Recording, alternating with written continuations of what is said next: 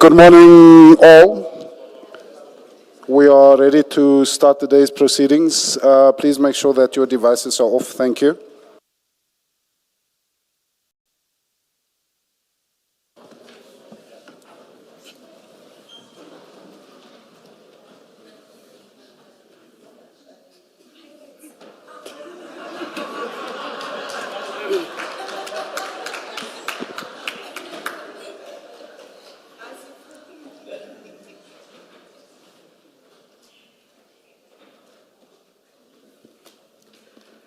Good morning, South Africa. As you all see, today we, the entire Commission, are donning the Bafana Bafana jersey. Since today is the opening of Bafana's 2026 FIFA World Cup campaign, it is fitting to show them our unwavering support. We trust that they will do well. I cannot resist telling this brief story. I've not alerted the person who is the subject of the story that I'm going to do so. According to the initial terms of reference, the Commission's life was supposed to be 6 months only. My colleague, Commissioner Khumalo, used to tell us his plans to go to the World Cup. Look where he is today. Right now, he would have been in Mexico to watch this football extravaganza. Unfortunately, once the period of the Commission was extended, those plans were dashed. Commissioner Khumalo and everyone within the Commission who has had to make personal sacrifices one way or the other to see to it that the work of the Commission succeeds. Many thanks to you all. Back to the subject of this morning, I urge all South Africans to support our team. Bafana Bafana, pull all stops and make us proud. Thank you all.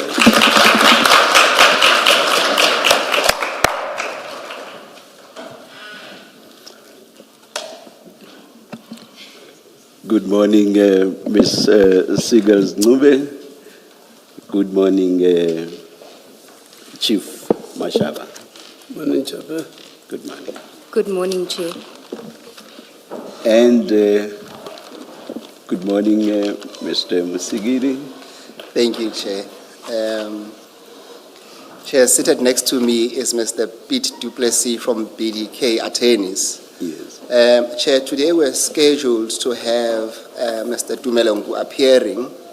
BDK Attorneys have since brought a postponement application explaining the circumstances that don't permit or allow for Mr. Nku to be present today.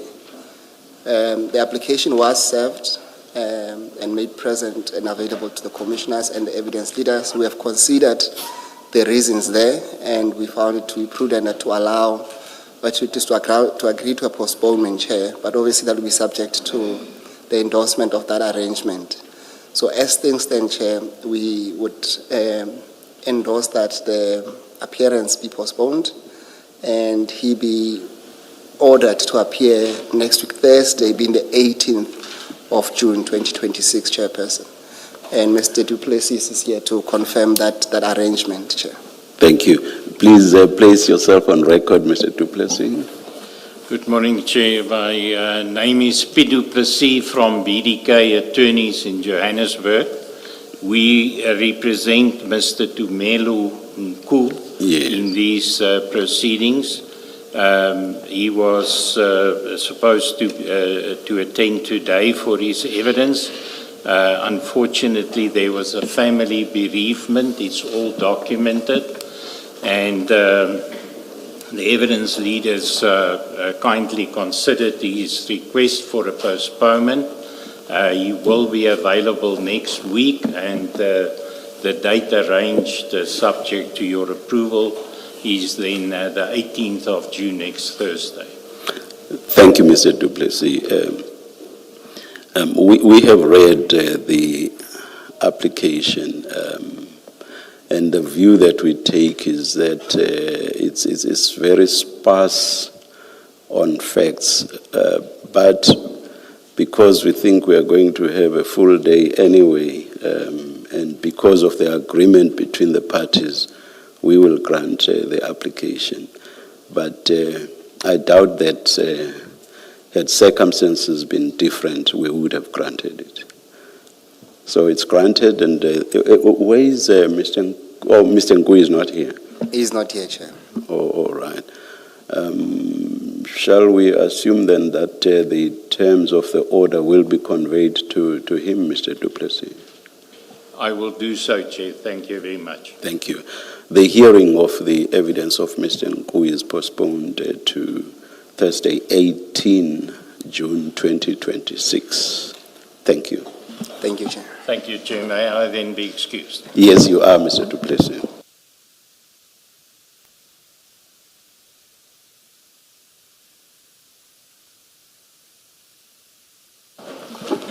Thank you, Chair.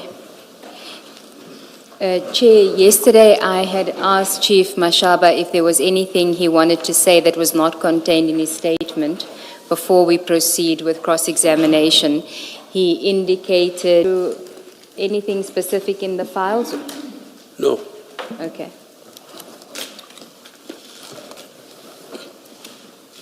I just forgot that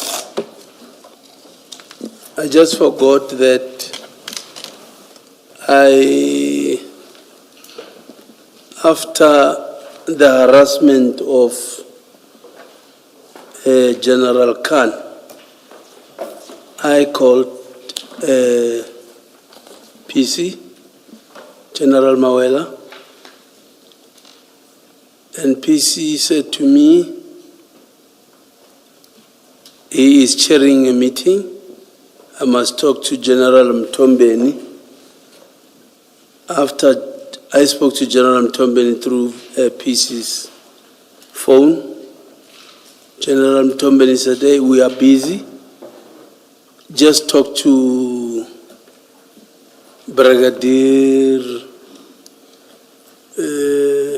Shibiri, and then maybe she will come and assist you guys there. That's what I forgot to add after after Khan. And then the second one is after Pakula's arrival that we cordoned off the scene. And then the third one, just to clear the alleged argument between Boysen's guys and us, myself and Warrant Officer Makhane. That's what I think I forgot yesterday. Thanks, Chair. You have not substantiated the last point. Or the arrival of Boysen's Sector Baki. We spoke to them. They said, guys, we are attending to a complaint that there's a hijack or you guys are bogus. Can you please identify yourselves? We identified ourselves, and then they were happy, and they spoke to their control room in our presence that there is no hijack, these guys are genuine, are not bogus cops. So everything is in order, plus already the driver of the truck is going to be arrested. So the argument that is being said was that there was a misunderstanding between us and them, that where are we going to detain or where are we going to book the consignment. So we said, we think because we started in Alberton, this thing started in Alberton, we will go back to Alberton. They said, no, we can't go to Alberton. It is happening now. You opened it in our area, in Boysens. So we'll have to book them here in Boysens. Then we agreed. We said, no problem. In any way, there was no plan of going to Alberton. It was just that we thought because we started in Alberton, we will end up in Alberton. So it was just to clear that, because it was like we had a plan of going to Alberton or something like that. Thanks, Chair. Thanks, Commissioners. Thank you, Chief Mashaba. Thank you, Chief. Chief, there's another aspect. The first one that you raised about PC Mawela, General Mawela, is that the provincial commander? Commissioner. Because the provincial commissioner is in Ntombeni. Oh, Before Mtombe. At the time, okay. So what was, because you referred to Ntombeni as PC, what was he at the time? 2021, General Mawela was the PC. And General Mtombeni was the Major General, second in charge of the province. Yeah, of Mawela. After Mawela went on retirement, General Mtombeni took over. Okay. He is now the PC. And then you said you were advised to contact Brigadier Shabiri. I was not advised. Okay. I'm saying I spoke to General Mawela. I called General Mawela. General Mawela he said, I'm chairing a meeting. He gave the phone to General Mtombe. General Mtombe said, what is the problem? I said, no, we're having a problem here. There's a general here, Barge Khan, he's harassing us. He said, what is the problem? I said, we were following on information of drugs, of a truck carrying drugs. Well, he said to me, okay, we are busy. Let me give you Shibiri, talk to Shibiri. On one phone, General Mawela's phone. Then I spoke to Shibiri. Shibiri said, okay, where are you guys? I said, Ayrton. Then they said, General Mtombeni said, Shibiri will come there and check what's happening and assist where possible. And did you speak to Brigadier Shabiri?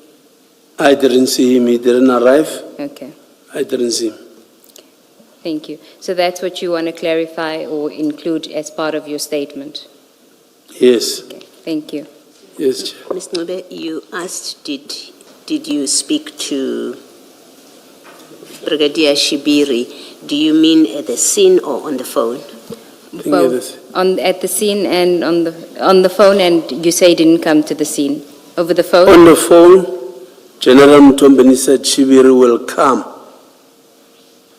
Then he gave the phone to Shibiri. Then Shibiri asked me, where are you guys? I said, we are in Ayrton. He said, oh, okay, I'm coming. But I'm saying on the scene, I didn't see him. He didn't come. Okay, thank you. May I just Before we start, Chief Mashaba, are you able to tell us in full, as fully as possible, what your duties are? Happily, you still hold the same position you held then. So tell us what your duties. To the extent that there may have been changes, you may touch on that. Just tell us as fully as possible what your duties are or were. As we speak, or the duty of me in my position, or a duty of a traffic officer? Chair. I prefer to say your duties. If they entail also doing duties as a traffic officer, you can tell us that as well. But I just want to know what your duties as chief inspector were. Well, and to the extent that maybe you may forget, I'll even ask that you give us a document that sets them out. Well, I don't know. No, I know you don't. That may follow. That may follow today's hearing. That may come after today's hearing. Oh, okay. Maybe let me start with because I think it is proper that maybe I clarify certain things. Yes. Because there is. Maybe it's a perception of or a confusion that a traffic officer cannot do law enforcement. Or a traffic officer cannot. Don't preempt that. And maybe when you are being probed further, you may then address the perceptions. But what I want you to do is to itemize as fully as possible everything that fell within the purview of your functions and indeed even your powers as at July 2021. Yes. Please, as fully as possible. And if that includes your involvement in what you just mentioned now, in the context of what you say are misperceptions, you may add that in the itemization.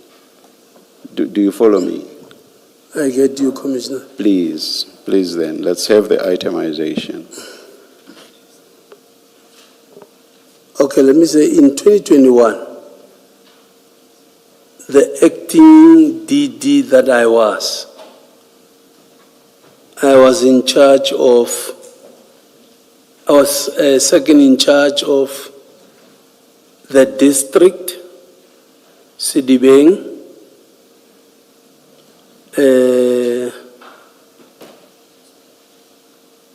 heading 4 offices.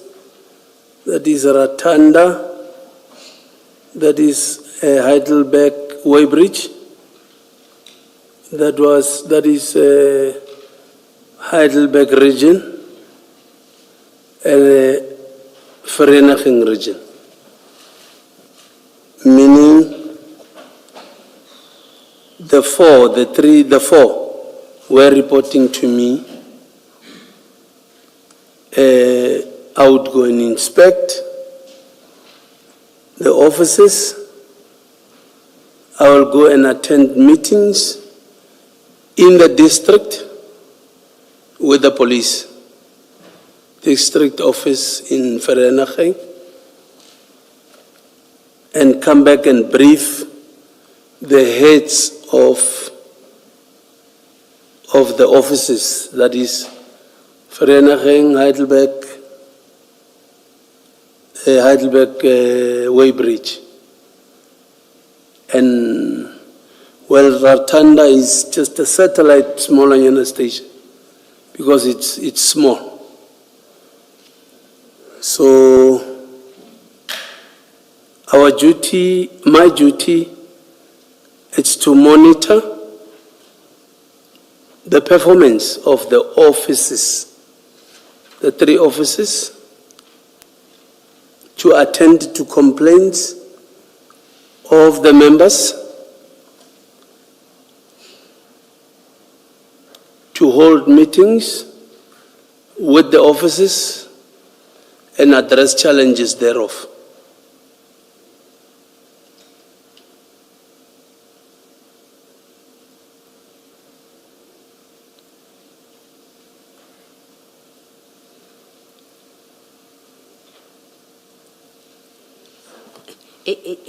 If that is the fullness of the description of your position at the time, it sounds more like a managerial position. Is that a correct description? I can say this brigadier level in the police. Yes. Yes. So it's managerial. Thank you. Yes. Can you please zoom in on the misperceptions you alluded to, or misperception singular that you alluded to? Well, regarding law enforcement, as you said. well, following the events in the commission, I could hear there is a separation in SAPS and traffic. So I think it is maybe proper that I put to the commission that there is no difference in being a traffic officer and being a policeman, because we work under one boss, that is the state, but given different duties. I think what's crucial is exactly the difference in duties. Tell us those differences. I'm still... Thank you. Sorry for interrupting you then, Okay. Chief Mashaba. We are given a traffic officer. Let me say a traffic officer is a policeman specializing in roads. That is our key responsibility. Roads, I mean accidents, road safety, and everything that comes with roads. And what gives us the authority and power, it's the act now as law enforcement officials and peace officers that we also have a mandate to fight crime.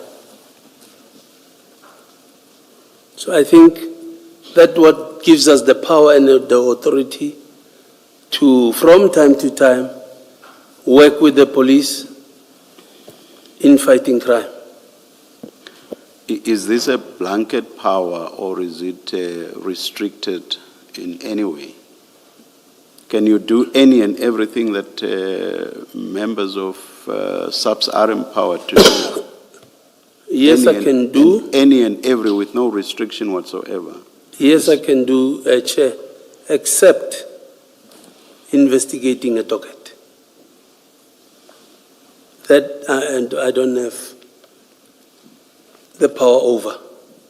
But other than that, as a law enforcement official, it does not mean when I see, for an example, a crime in progress, let's say rape, I can turn a blind eye. And I cannot turn a blind eye. And I cannot just turn a blind eye because I don't work with rapes. It's not my line of duty, but it's crime in progress. I cannot just turn a blind eye. But when I'm with the police,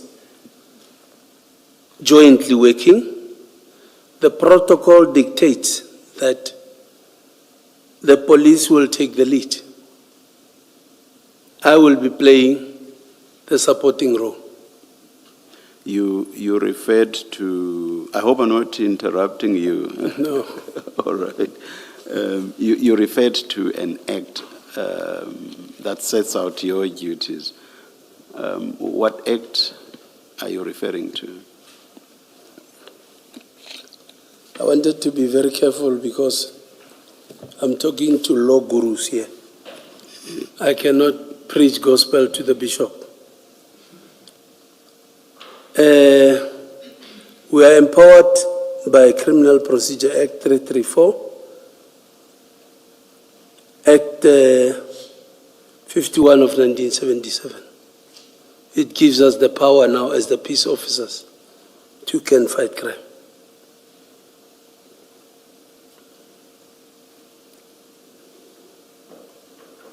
Any other act? Well, other acts are following it. I'm talking now the powers to fight or to prevent crime prevention. That's where we fall in. Other acts will be more on traffic.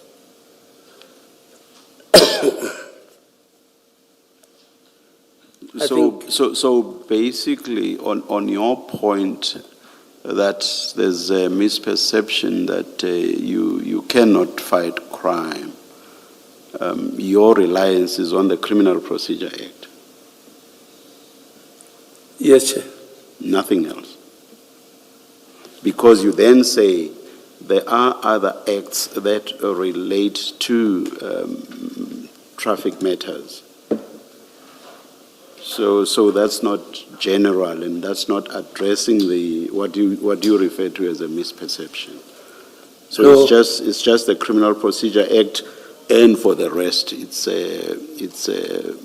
traffic. acts relating to traffic, Yes. traffic matters. The one that gives me power and authority is this criminal procedure. That's the one. Is the Criminal Procedure Act not more process-related rather than, how should I put it? For example, I know that around the sections around the 20s, there are powers with regard to arrest and things like those. Is that the sort of powers you are talking about, or what other powers in the Criminal Procedure Act are you talking about? Yes, that's the powers I'm talking about. Okay. Now, what I want to get an idea of is, would you, for example, of your own accord, go around investigating crimes, not arresting now, in terms of the Criminal Procedure Act, and not about traffic matters? So would you go around, for example, of your own accord, investigating matters like murder, robbery, of your own accord? No. No. Hence I'm saying. What restricts you? What circumscribes your powers? Hence I'm saying maybe when I said dockets, investigating dockets, that's what I. Let's say there's no docket at this stage, but you want to find out if a murder has been committed. You want to find out if an armed robbery has been committed. There is no docket. A docket will only come into existence once indeed it has been found that a crime appears to have been committed, and then a docket is open. So I'm asking you about pre all of that. Would you, of your own accord, just leave your house and say, I'm going to investigate if a murder was committed, if an armed robbery was committed? Would you do that? Specifically, not that I can, out of my own way, go investigate a murder. But Or- if it is brought to Or an armed robbery. I can hear you, Chair, I'm saying or an armed robbery. or an armed robbery. Yeah, you would not do that, you say. I would not do that. I will I will report to SAPS. Okay. Before you move on, thank you about the point about reporting to SAPS. And before you move on to the unless, because you heard unless, what circumscribes your powers? What is it that stops you from investigating the armed robbery or the murder? Remember, Chair, I said in the beginning, I am a policeman specializing Yes, okay.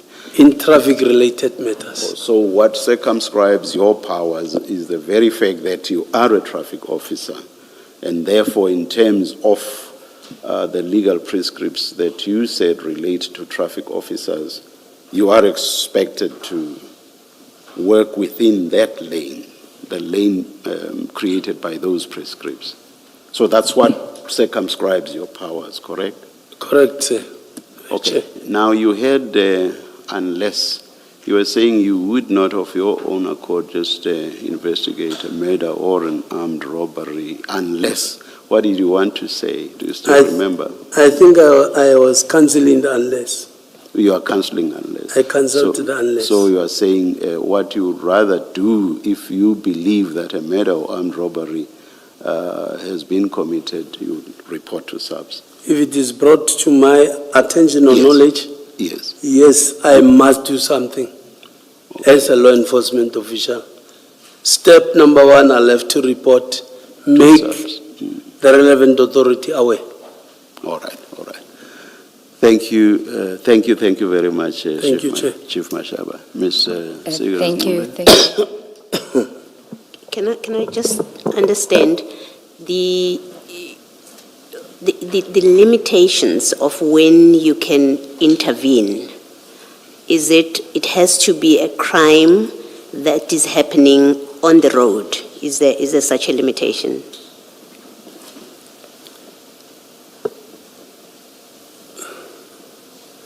Not necessarily on the road. Well, on the road, I don't need any permission from SAPS on the road because that's where my crime scenes are Yes. as a traffic officer. Okay. But on other on other crimes committed, I'll have to seek assistance that SAPS, I've got this information. Not that out of my will, I can just go and do it. No. I need to report it to SAPS and seek for assistance. Once SAPS joins, or I make sense to them, is then that jointly we will go and do that. All right. Thank you. And Chief, the area of your jurisdiction, so I'm not going to canvass what Chair canvassed with you about your duties and responsibilities, but when you're performing those duties, you have a specific area of jurisdiction that you must perform those duties in. You can't go beyond that, or can you? Do I have a jurisdiction? Yes, the areas you mentioned earlier, Sidibeng, Heidelberg, Weybridge. Can you go beyond your district? Yes, my jurisdiction is Gauteng. The whole of Gauteng? Yes. Okay, so what is the significance then of you being the deputy director for the Sidibeng area? What does that mean? That was where I was based. So it's, I am based in Sidibeng district, but nothing limits me in the province to go and work. I cover all the metros and all the local traffic. All the local all the local authorities within the province. But insofar as your role is concerned as the inspector or as the acting deputy director, as the director, the acting deputy director, is that what you're saying? No. As, like for instance now, like I said yesterday, I'm no longer an acting. Remember, when you act, it's not a permanent post. Yes, but we're talking about in 2021, because you were the acting deputy director. Still, Yes. nothing stops me. Hence, I'm saying to you, my jurisdiction is Gauteng. I'm not like your JMPD that works within their boundary. I'm not like Tshwane. I'm not like Ekurhuleni. I'm not like Mfuleni. I cover all the metros and the local municipalities. That's my jurisdiction. I just Ask a wanna- question on that point. Sorry to interrupt you. Chief, let's say it was 2021 and you were occupying the position you were occupying in July 2021. Are you saying because your jurisdiction covered the entire Gauteng, let's assume this commission was sitting in July 2021 and you hear that a stolen vehicle was in the commission's premises, would you then have the power to come and raid the commission's premises? Because according to you, you conduct law enforcement and your jurisdiction is the whole of Gauteng.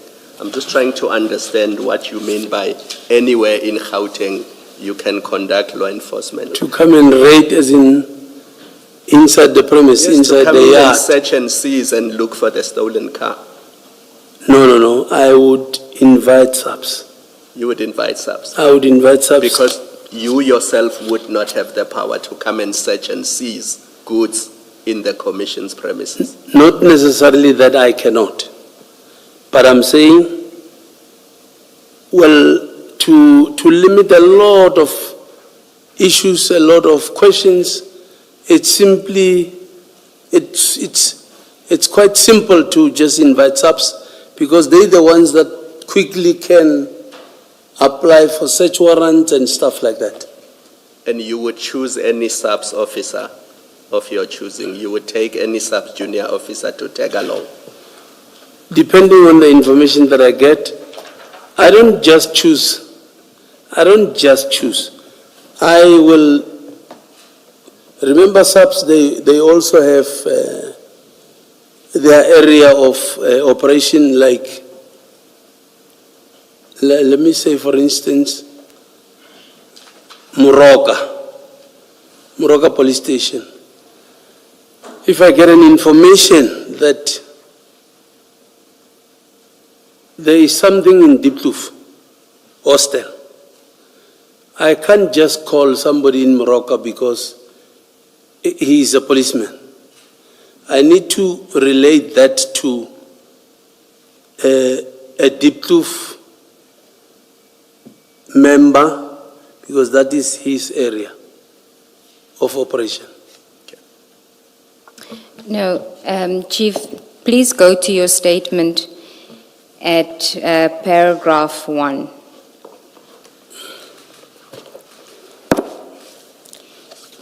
The last sentence in paragraph 1. You say, and let me know when you're there. Page 1, paragraph 1. Do you have it?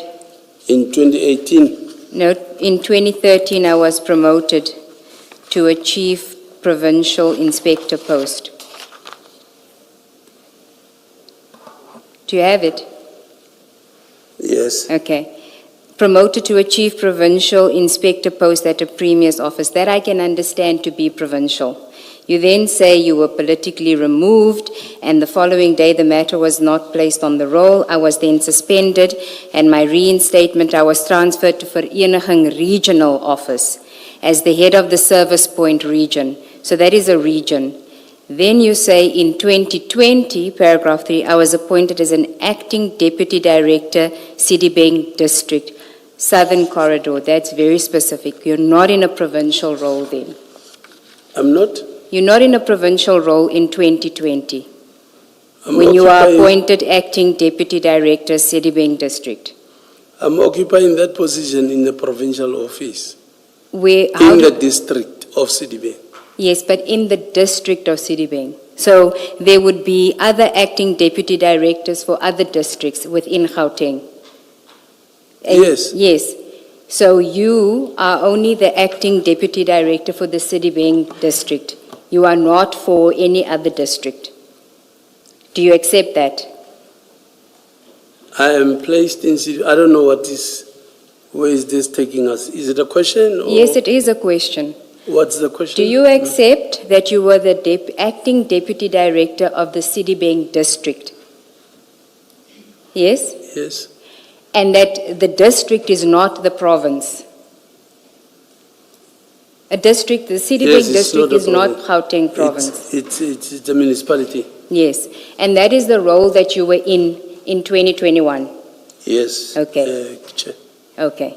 Now, in that role, in the district, what were your responsibilities and your duties? What were you doing on a day-to-day basis when you weren't chasing down drugs with Mr. Nku? What were you doing? Specifically, what Yes. was I doing with Mr. Nku? No, when you were not chasing drugs with Mr. Nku, what were your daily responsibilities as the deputy director for the Sedibeng district? But I think I've answered that because I said I would visit the 3 offices Yes. and Ratanda, that is a satellite station. Okay. The 4 offices where I was in charge of. But that does not take the fact that I am still occupying the position in the province. So, my role was to address complaints, address challenges, be it resources, be it conflicts among the members, be it non-performance from managers. Those were my responsibilities then. Yes, that was your day-to-day responsibilities as the deputy director. Now, you then go beyond that and you tell us about the province. But you say that because you want to explain why you went beyond the Sedibeng district on the 9th of July, 2021. Isn't that so? I don't want to just say yes, yes. No, you don't. I'm not don't- expecting you to say yes, yes. Please give me your honest answer. What is your question now? Sorry about that. When you are telling us about the province, that you had responsibilities within the province, when you do that, are you reporting to, for example, the deputy director for that district that you are going to? Because you are only for the Sedibeng district. I report to the director, And who is the director? Pompi then. Yes. And on that day, you didn't report to Pompi. On the day of, The 9th of July, 2021. no, I did not report. Yes. Remember, yesterday I said, I want to emphasize that the information is a sensitive information. I need to be careful because it involves senior law enforcement officials. Yes, this is the information that you got from Mr. Nku, Yes, Chair. a civilian, Yes. who is telling you not to report to your boss. No, he's not telling me not to report. He's saying, be careful who you involve because it involves senior law enforcement officials. And remember, I hear you want to push me to why didn't I report? I'm not. Sorry, Chief Mashaba, Please try not to, what? Just answer the questions that are asked. You may, in your mind, try to anticipate whatever you think the evidence leader wants to take you to. But you don't need to openly tell us what you think the evidence leader is trying to achieve. And sometimes witnesses actually give terrible responses because they are trying to anticipate what they think is sought to be achieved, and sometimes they go totally wrong. Okay, So thanks, Chair. just try as much as possible to answer the questions that are being asked. Okay, thank you, Chair. Thank you. Thank you, Chair. Please repeat it. You didn't report to your director because you said you were told by Mr. Nku that you must be careful as to who you inform of this operation because there are senior law enforcement officials involved. Yes, Chair. Okay. So you considered reporting to Director Pompey as being an issue, it will compromise this operation, Correct. based on the information of a civilian. Correct. And you must obviously have a good relationship with that civilian in order for you not to involve your boss in an operation where he's telling you that there are drugs involved. I also have a good relationship with my boss also. Correct. So why not inform your boss? I am not taking this information light because it talks about sensitive issues there. Can I just ask, did Mr. Nku mention your superior, as Mr. Pompey, I think it is, as one of the people that you should not mention this to? Mr. Nku does not know Mr. Pompey. Yes. So how did you determine that one of the people that you shouldn't be telling this is your immediate supervisor?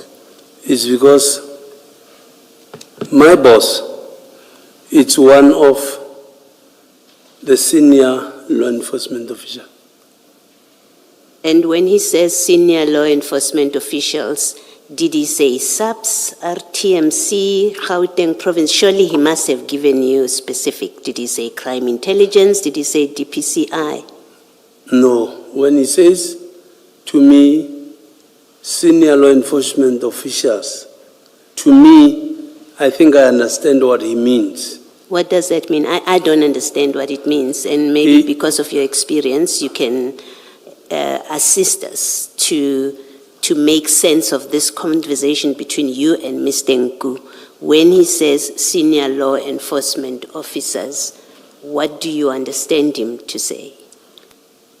Chair and commissioners, it's not for the first time that such informations come where,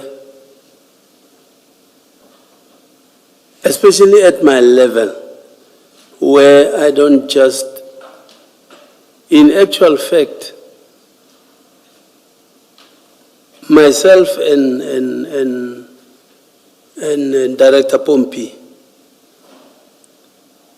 I don't report like I'm a junior. I sometimes go and work and give report afterwards.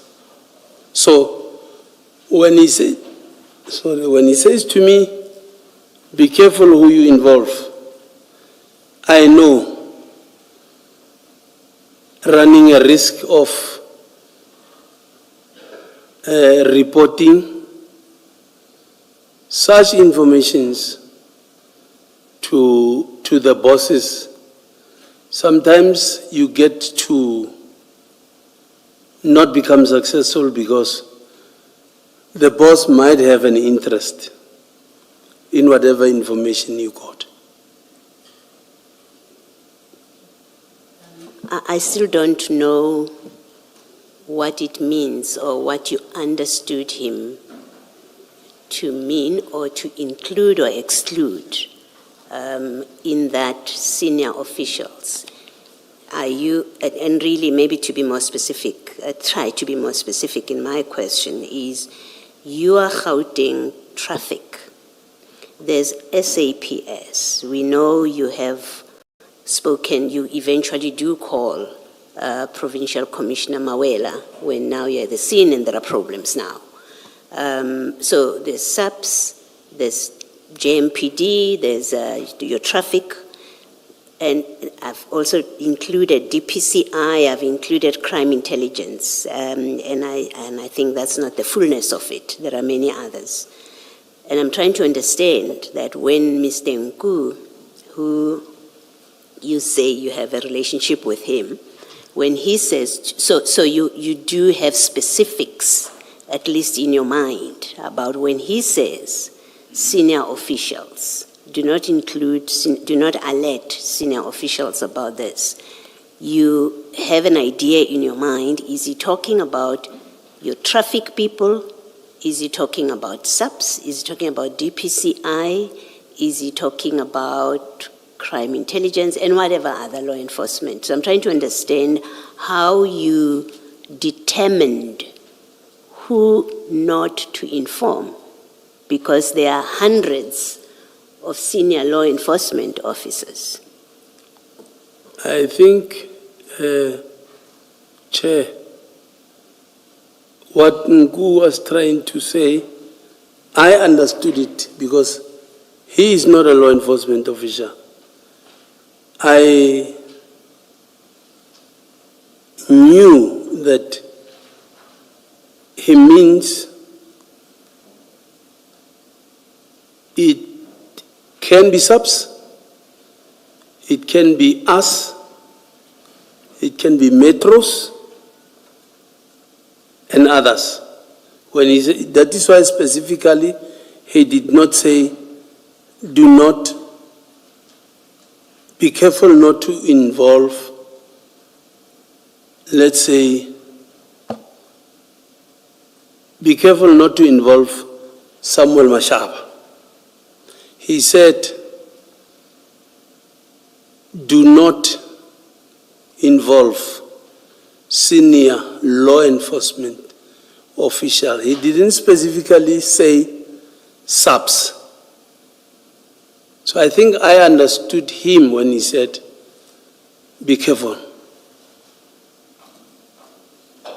Thank you. Can I ask you why you did not involve junior law enforcement officials, especially those that work within the Citibank region and reported to you, and those that are whose activities on a daily basis are operational in nature, because you were more management at this stage? Why did you not involve any of those who report to you and are operational officers? To be honest, commissioners, nothing stopped me from doing that, or nothing stopped me from taking the operation or taking responsibility of the operation. But looking at or listening to him tell me the info, it is relevant that I take it direct to where it belongs, that is SAPS. And did you record any of this in any document? Is there any book that you use on a daily basis to record this sort of information? Yes, we do. Hence I'm saying, at my level, I go and work and come back and report, give report to my boss. No, but your own, not what you report to your boss. Is there a book or a diary that you keep and in which the day before and on the day of the 9th of July, you recorded information that was given to you? Remember, you're not telling senior officers, you're not telling bosses, but you're keeping a record of your activities and what you are busy with. Yes, I've got my diary. So there is such a diary? There was. Where is it? My car, when I was locked up that day, I had a lot of things in my car. It was taken to 13 in Araten, 13 pound. and a lot of my stuff was stolen in 13. So one of the, the diary was also in there, my jackets, my uniforms, a lot of things. So now I don't have that record with me because it was stolen, it was taken in that day. All right. Can we leave it here then? As far as I'm talking only about Gauteng Traffic Police, as far as that part of law enforcement is concerned, for the purposes of this operation, you prefer that only you be involved in this operation and nobody else from Gauteng Traffic Police? Yes, because the information came to me, Chair. And I accept that it came to you. I'm saying, for the purposes of this operation, you prefer that only you from Gauteng Traffic must be involved. Correct. Thank you. Thank you. Chief, this allegation that you make now, this version that Mr. Nku told you to be careful who you involve because there are high-ranking officials involved. The first time you mentioned that was yesterday, correct? When you were reading your statement, it wasn't in your statement. It wasn't in my statement. And it wasn't in any other statements that you had prepared as part of the criminal investigation. If my memory serves me well, on the warning statement, if it serves me well, I wrote a lot of statements. Okay. I think it is in my warning statement, if it serves me well. Okay.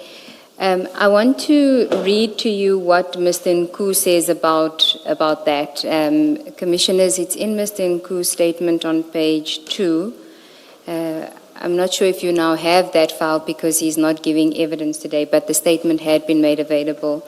But I'll read it into the record. At paragraph 2.3, he says, communication of information. I informed Chief Mashaba of the information on or about 8 July 2021 around 7:30 p.m. after I became satisfied that the information was sufficiently specific to warrant operational follow-up. As the yellow jersey truck, which was carrying the container in question, had been traveling in record time towards Johannesburg. In relation to Chief Mashaba, it was a last-minute request, as the high-ranking official who was supposed to have assembled the team to run the operation was not available at that point. So it seems to me that he actually was going to involve a high-ranking official, and you were his second choice. And yet you say he told you to be aware of high-ranking officials getting involved in this operation.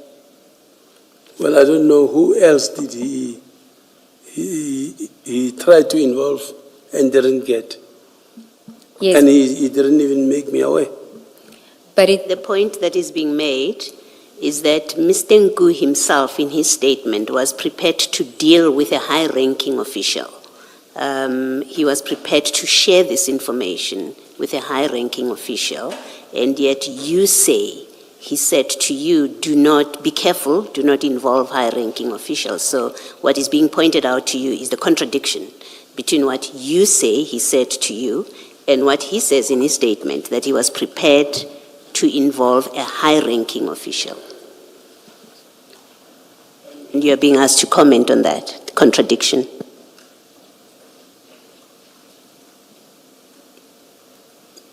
If I may ask, contradiction how? Contradiction in the sense that he first started with a senior before coming to me. No, contradiction as in he was prepared to involve a high-ranking official to run the operation. That's what he says in his statement. He looked for a high-ranking official that would assemble a team to run that operation. He didn't find that high-ranking official, right? And then he came to you. But what is being put to you is, on his statement, he was prepared to share this information and to involve a high-ranking official, and yet you tell us that he warned you not to involve a high-ranking official. You understand what I'm saying?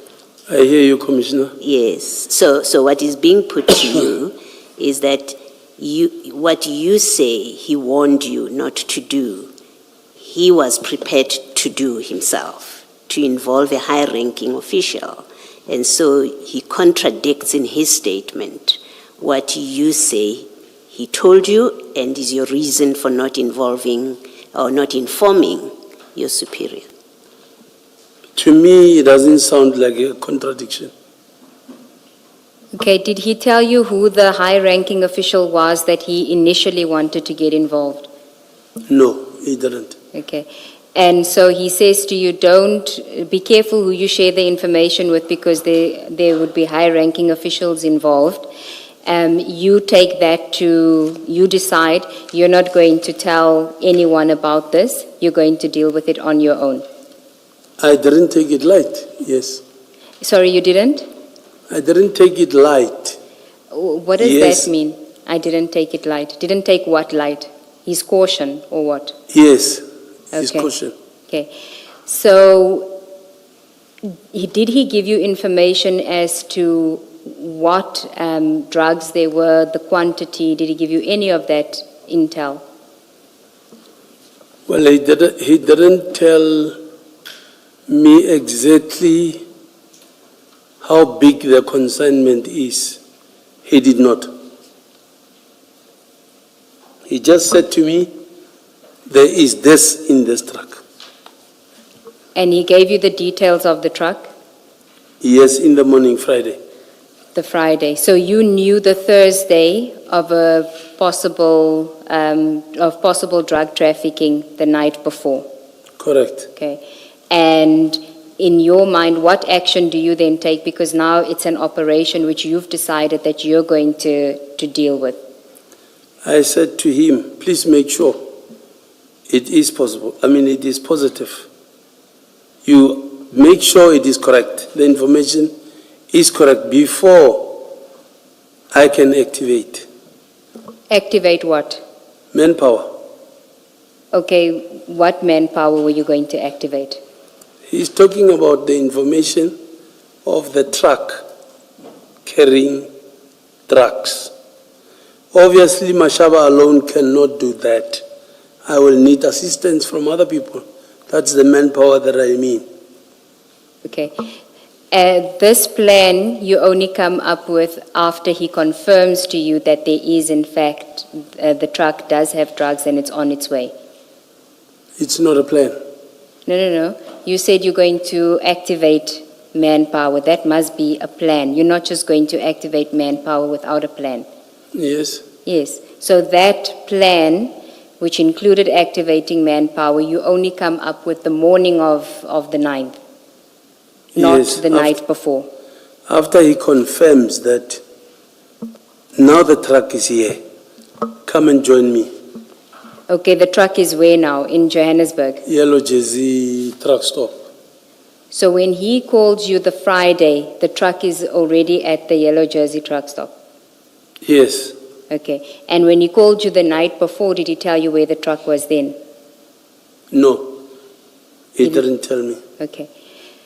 And what information did he give you for you to be sure that there was in fact drugs there? Did he tell you, he must have given you some information. It can't just be there's a truck with drugs, because you say to him the night before, make sure. So what additional information did he give you the next morning that gave you the assurance that he made sure that the drugs are in there? No other additional information. He said to me, there is this truck coming from Durban. It is carrying drugs. Can you assist? I said, provided you make sure you're telling the truth, I don't think that will be a problem. I will then make necessary arrangements. Okay, no, you say to him, make sure that he's positive. In your statement you say, I then asked Mr. Nku to first confirm if the information was positive before I could act on it, which means that he would have had to do something in order to give you that confirmation that the information was positive.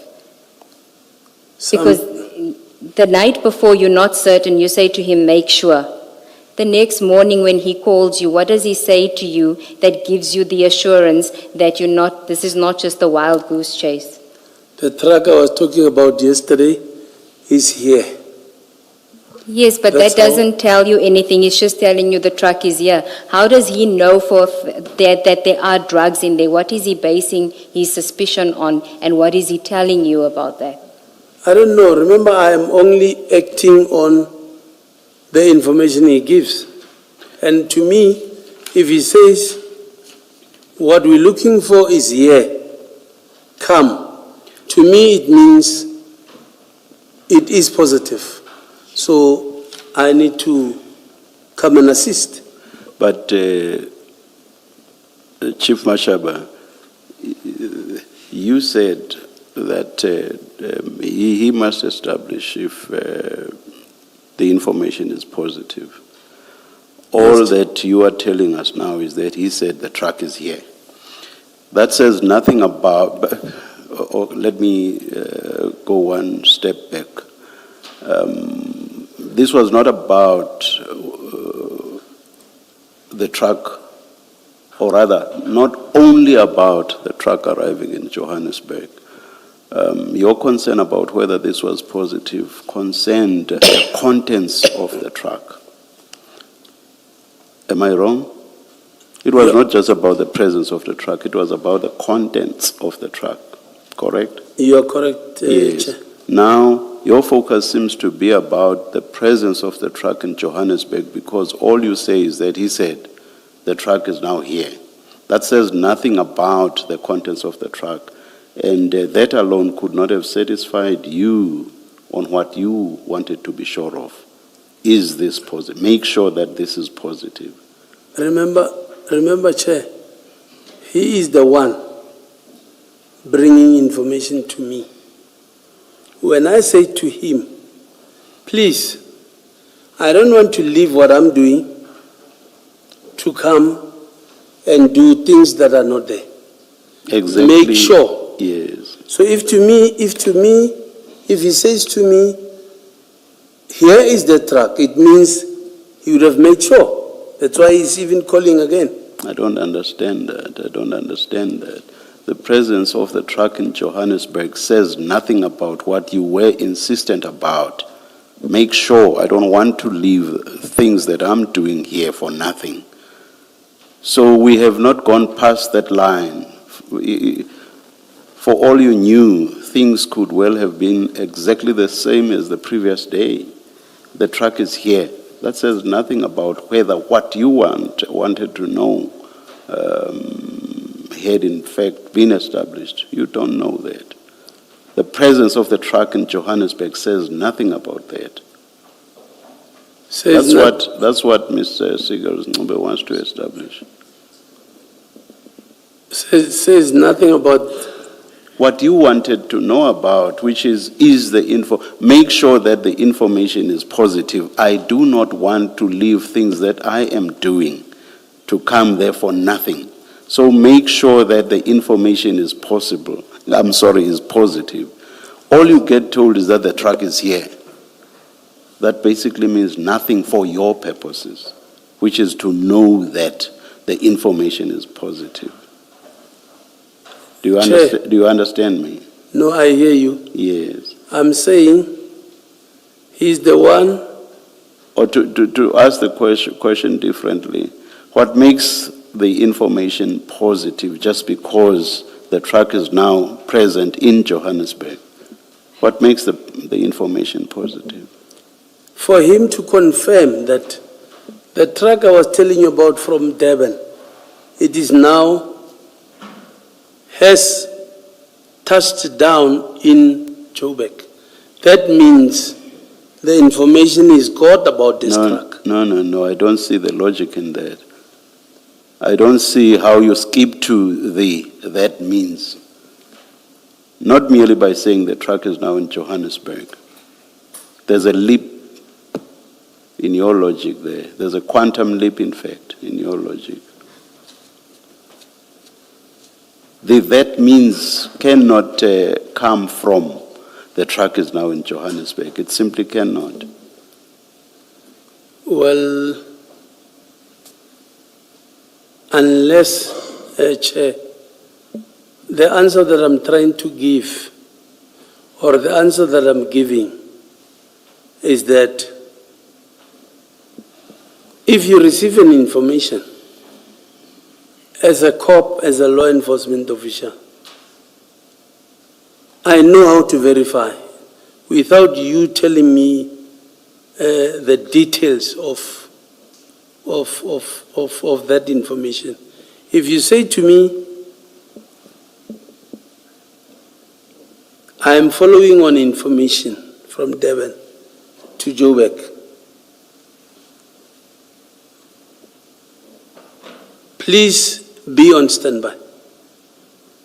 Once you say to me, the information I was telling you about has now arrived, it means, because it's your information, you know what you're talking about. It means it is positive. So, the question, the answer I'm giving, I think it's, to me, that's how I understood it,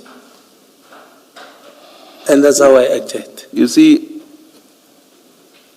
being prepared to act on a statement that merely says the truck is now in Johannesburg would make sense only if you already knew, you yourself already knew that this truck contained whatever it is that you were interested in. Otherwise, there's simply no logic in saying, I was told that the truck was now in Johannesburg. That meant that the information I wanted had been established. There's simply no logic in that. You would only be satisfied by a statement that says the truck is now in Johannesburg if you knew what the contents of the truck were. That's the only thing that makes sense. Otherwise, what you say, No, Chief Mashaba does not make No, sense. Chair, I don't agree. Make it logical then, because that's why it's simply not logical, and the example that you give does not assist, and I'm not prepared to be dragged into that example. I'm talking about specific facts here. You say, I'm not going to leave what I'm doing here for information that may well not be established or may well not be truthful. And all you get is that the truck is here. And that satisfies you that the information you wanted established has in fact been established. That does not make sense. It's as simple as all that. So if you say you were satisfied, make it logical, make it make sense. Otherwise, that's why it simply does not make sense. I was satisfied, Chair. I want to know why. That's what I'm engaging you on. I want to know why, or how could you have been satisfied? Yes, I was satisfied because at the back of my mind, the information I got is the truck will be carrying drugs from Devon. Obviously, when you say the truck I was telling you about yesterday, it's already here. Obviously, I know I'm coming for the truck that you told me about yesterday, that are carrying drugs, and the truck is here. That is why I acted. Ms. Sigels-Ncube? Chief Mashaba, you just said now that the information you were given was that that truck will be carrying drugs. So Mr. Nku knew it as a fact that there were drugs in there. That's his information, yes, he knew. But in your statement, you say, which was allegedly suspected to have drugs in its cargo. So it was an allegation. And earlier on, you also dealt with it on the basis of a suspicion that there would be drugs. Now you're saying he told you as a fact that that truck will be carrying drugs. So Mr. Nku knew for a fact that there were drugs in that truck. Mr. Nku knew because he's the one who's got details of that truck. Okay, so did he tell you that the Thursday night that there will be drugs in the truck? The truck is carrying drugs. Definitively. Yes, I knew the Thursday. Okay. So we can forget about your statement where you say that it was allegedly suspected. Your information was that there are drugs in that truck. To me, it's an allegation. It's not a confirmation. To me, I'll treat it as an allegation. Hence, I said, please make sure it's positive. But it brings us back to what the chair is saying. So if Thursday night you're not satisfied with what he's given you because you don't activate your plan Thursday night, what is it that he tells you Friday morning that makes you activate your plan to get somebody involved, to take you away from your regular duties so that you can go and chase these drugs with him? What does he say to you? Did he give you pictures of it, of the drugs? No, he didn't. Okay, what did he say? I don't know. Maybe you want me to tell you what you want to hear. I'm saying, to me it's enough when he says the truck is here. Okay. No verification done on your side? No? No verification of the information from a civilian done from your side as a law enforcement officer? The verification would be, I need to come. And okay, with the truck I need to come and open. That is the only verification. Other than that, I treat it as an allegation. Okay. Did it at any point occur to you that you're getting information from a civilian and perhaps you should involve crime intelligence to verify the information that he had given you? Crime intelligence, this thing, already it's Thursday. On Friday it was in progress already. I don't think I had that luxury of time. No, you did. Because you knew Thursday night that there are drugs in the vehicle. You went to bed, you slept, you woke up the next morning, you were given no new information, and then you still ask him to come back to you, and then you activate your team. You had at least 8 hours. At least. So you did have the luxury of time. I did not have. Okay. If you didn't have the luxury of time, what were you doing between the evening when he told you about it, the next morning when you activated your plan? I slept and waited for his call the next morning. Is that not a luxury of time? I slept. Yes. Waited for his call. And maybe if you had activated crime intelligence that night, they could have taken over and they could have confirmed the information. No. And is it not? Okay. No. How do I activate something that I still am waiting for its confirmation? I cannot invite anybody until I am satisfied about it. And then on Friday, it is now in progress. So will I have time to involve or to invite crime intelligence? Yes, you would have. And that truck was coming from Durban. Please, okay, sorry. Please, let's talk a practical thing here. Let's not talk theory. Yes. I'm saying to you, I did not have time, and there was no time, because how do I have time where this thing is in progress?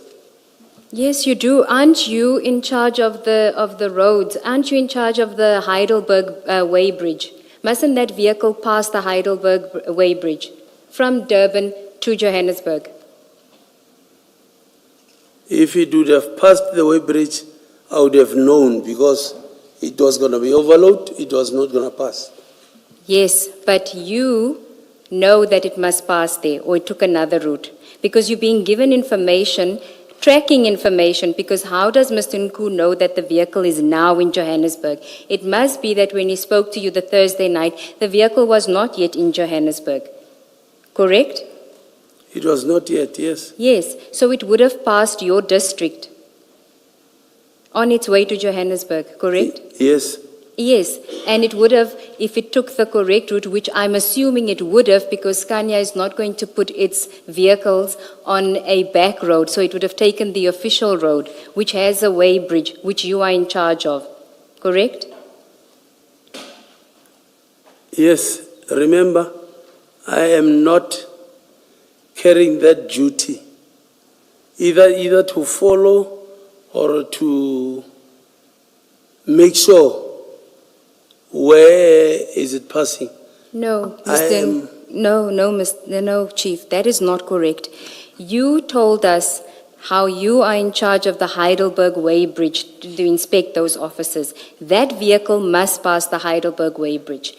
If Mr. Nku had given you the details of this truck and told you where this truck was going to, presumably he gave you the license plate details of this truck, because how would you know which truck to find when you get to the logistics company? So you knew the drivers, you knew the license plate of that vehicle. You were in charge of the Heidelberg Way Bridge. So you could have asked your members to stop that vehicle at the Way Bridge. You could have, and then you could have inspected it at the Way Bridge. And if it was overweight, that would have given you more suspicion, and you would have had the manpower within your district officially conducting the operation. But you missed that opportunity intentionally so that it can go to Johannesburg, which is out of your district. Why would you do that?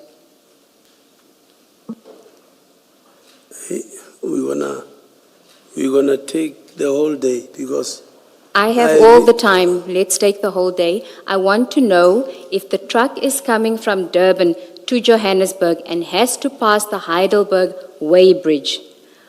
Why do you not activate your official team and tell them, if you see a truck coming to that Way Bridge, because it's a truck and buses must. I know this because I used to be a hostess on the bus. Those trucks must stop on the Way Bridge.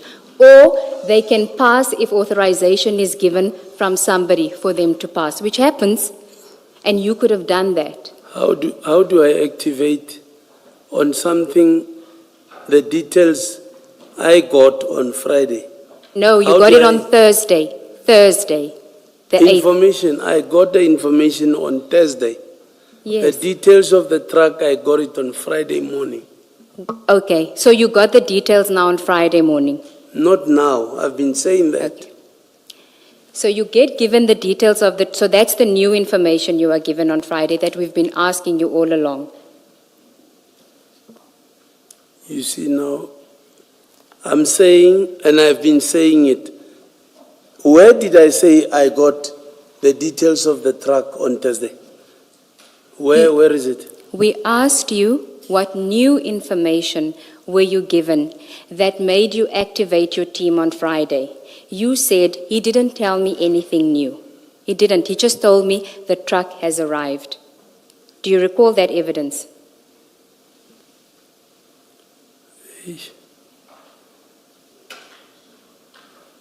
Do you recall the evidence? I said, the information came on Thursday. The details of the truck was given to me Friday morning. Hence, when you said to me, why didn't you activate crime intelligence? I said, this thing is in progress. How do I have a luxury of time to inform other people? Whereas crime has been committed now, it's moving now. So, same with and there's a lot of trucks that comes from Devon that doesn't pass through our way bridge, especially trucks that are carrying wrong things. They don't. So I didn't have the details of the truck, and I did not say I had the details of the truck on Thursday. I said I got the information on Thursday. That's what I remember saying. Let me take you back, Chief Mashaba, to something you said when I was engaging you right at the beginning. You said that when a crime outside of traffic matters, in fact, I specifically referred to murder as examples, of course, and armed robbery. You said you would report that to SAPS. At what level of SAPS would you report this? At what level, Chair? Yes, within SAPS.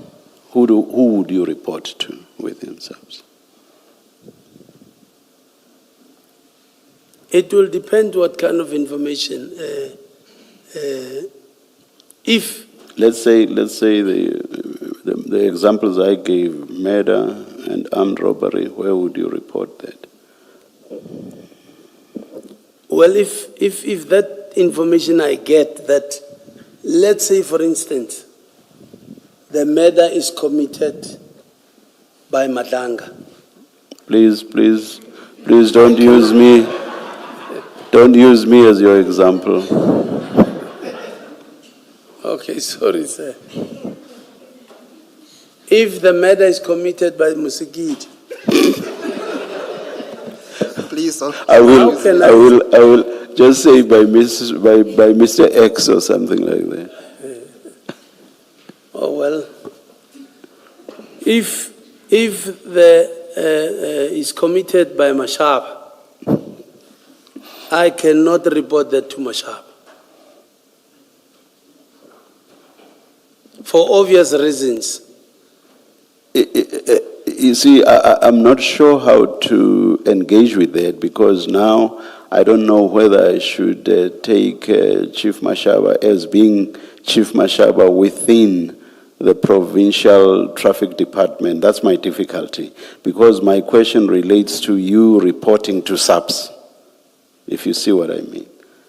So now I don't know where to place you. Do I place you within SAPS? Do I leave you within the provincial traffic department?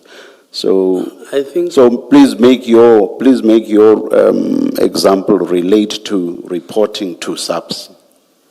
I think, Chair, what, in all honesty, Yes. what makes us sit here is the issue that I involved SAPS.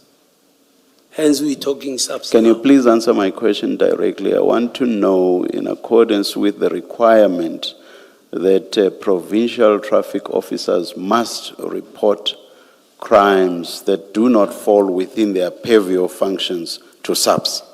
So I want to know, in terms of the applicable prescripts, who you would have to report the examples that I gave, murder or armed robbery.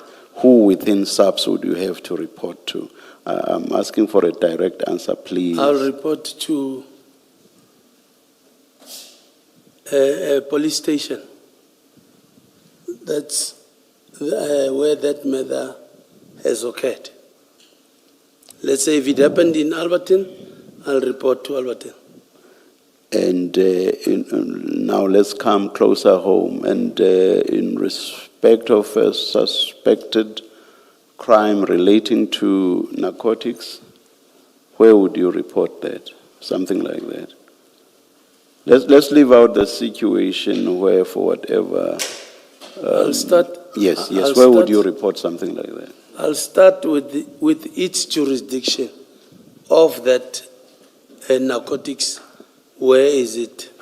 Okay, now again coming even closer home. Now here we know that we had narcotics that were alleged to be transported from Durban to Gauteng. Where would that's a moving jurisdiction, as it were? So where would you report something like that? Alberton. Within SAPS, Alberton. Alberton. Because it is in Yellow Jersey. Yellow Jersey is policed by Alberton. Also, you would look where the truck would ultimately land or end up. Yes, Chair. All right. Thank you. Yes, Ms. Sigels Ncube. Thank you, Chair. I was wondering if this would be a convenient time to take the tea adjournment. Let's adjourn and resume at 11:25.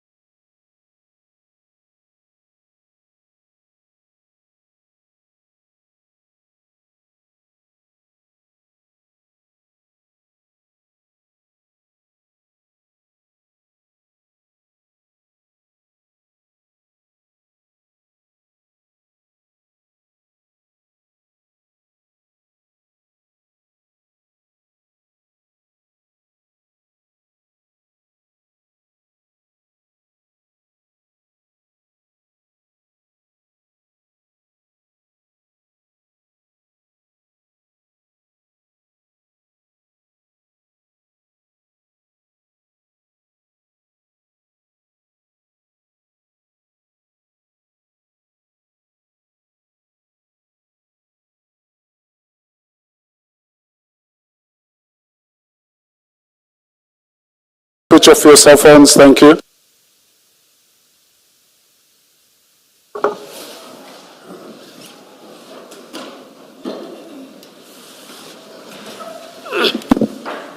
Yes, Ms. Thank you, Seegers Chair. Ncube. Thank you, Chair. I just wanted to find out if Commissioner Kumalo had handed up. Are you going to deal with it or? Okay. Chief, can I just go back to what we were discussing just before the adjournment about the information that you had on the Thursday night? Had you asked Mr. Nku about the details of the truck? Well, you didn't ask him about the details of the truck on Thursday. He just told you about a truck with drugs. I didn't, yes.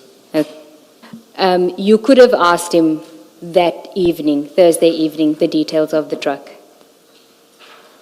I could have. Yes, you could have asked him for the details of the truck to get more information from him. Correct? You could have. Well, yes. Okay. Yeah. He didn't say to you, I don't have any details about the truck as yet. That's all I have. The only details I have is that there's a truck coming from Durban to Johannesburg with drugs in it. He didn't say to you that's the only information he had. No, he didn't. Okay.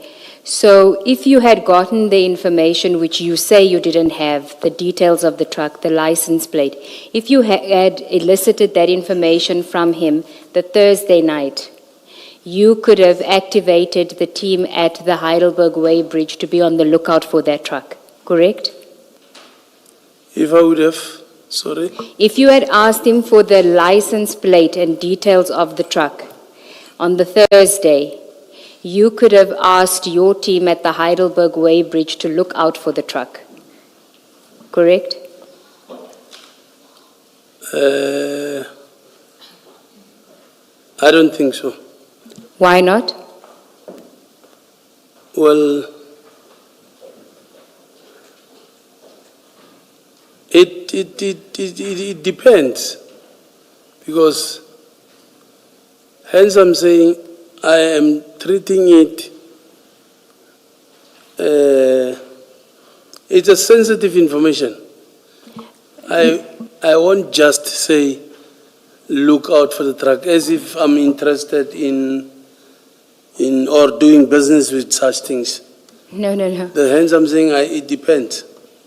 No, it's not sensitive information to say to your team, to say to the people at the Heidelberg Way Bridge, there's a truck with license plate XYZ, please be on the lookout, and when this truck comes by the Way Bridge, pull it over and make it wait.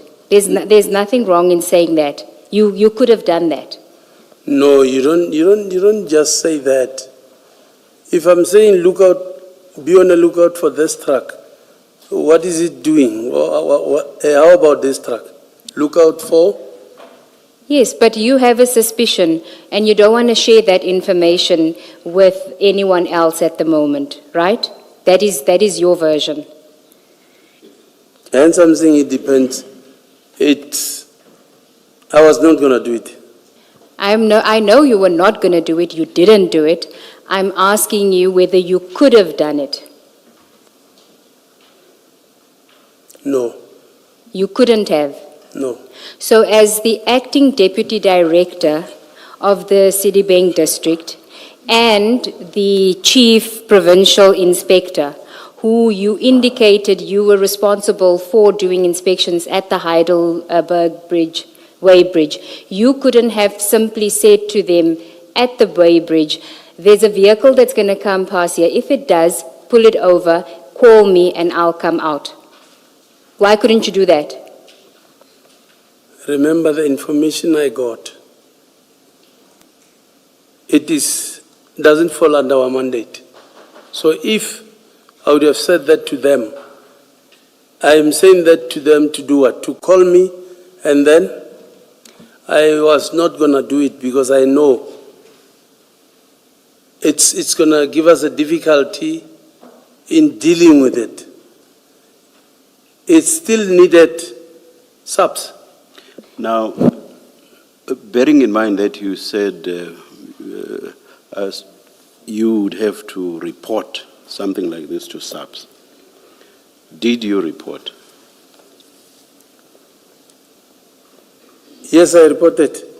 To whom? I did not report. I requested manpower in the morning. My understanding is that asking for manpower to then engage in an operation like you did is not the same as reporting to SAPS. So your answer is you did not report. I did not report. And this is something that you ought to have reported, not so? You reported to who, Chair? To SAPS? I think When, you on Thursday or Friday? doesn't matter, but before engaging in an operation, did you not have to report? This is about, I asked you earlier that whether you would have to report something that involves narcotics, and I think your answer was yes, you must report something like that. On this one, Chair, I was cautioned on this one. Hence, I did not report directly to SAPS. So you do not comply with prescripts based on something that a civilian tells you. So you basically bow to the wishes of a civilian and you do not act in the manner you are required to. You've said you had to report something like this to SAPS, and you say that you did not report, and you say you did not report because you were cautioned by Mr. Nku, a civilian. So basically you are saying Mr. Nku said, do not comply with your prescripts, and you did not comply with your prescripts. Is that what you are telling us? I did not bow. That's the effect of it. No, I did not bow.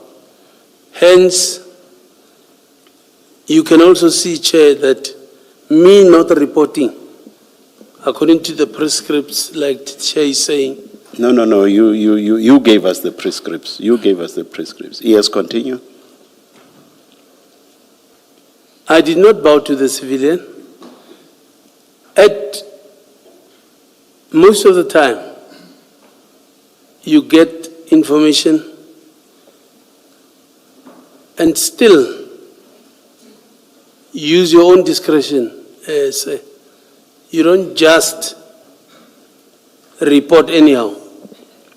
Use your discretion to the extent of not complying with prescripts?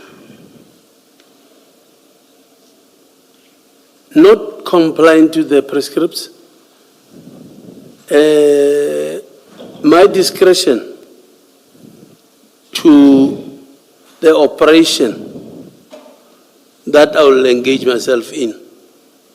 If that operation was unsuccessful, yes, it would mean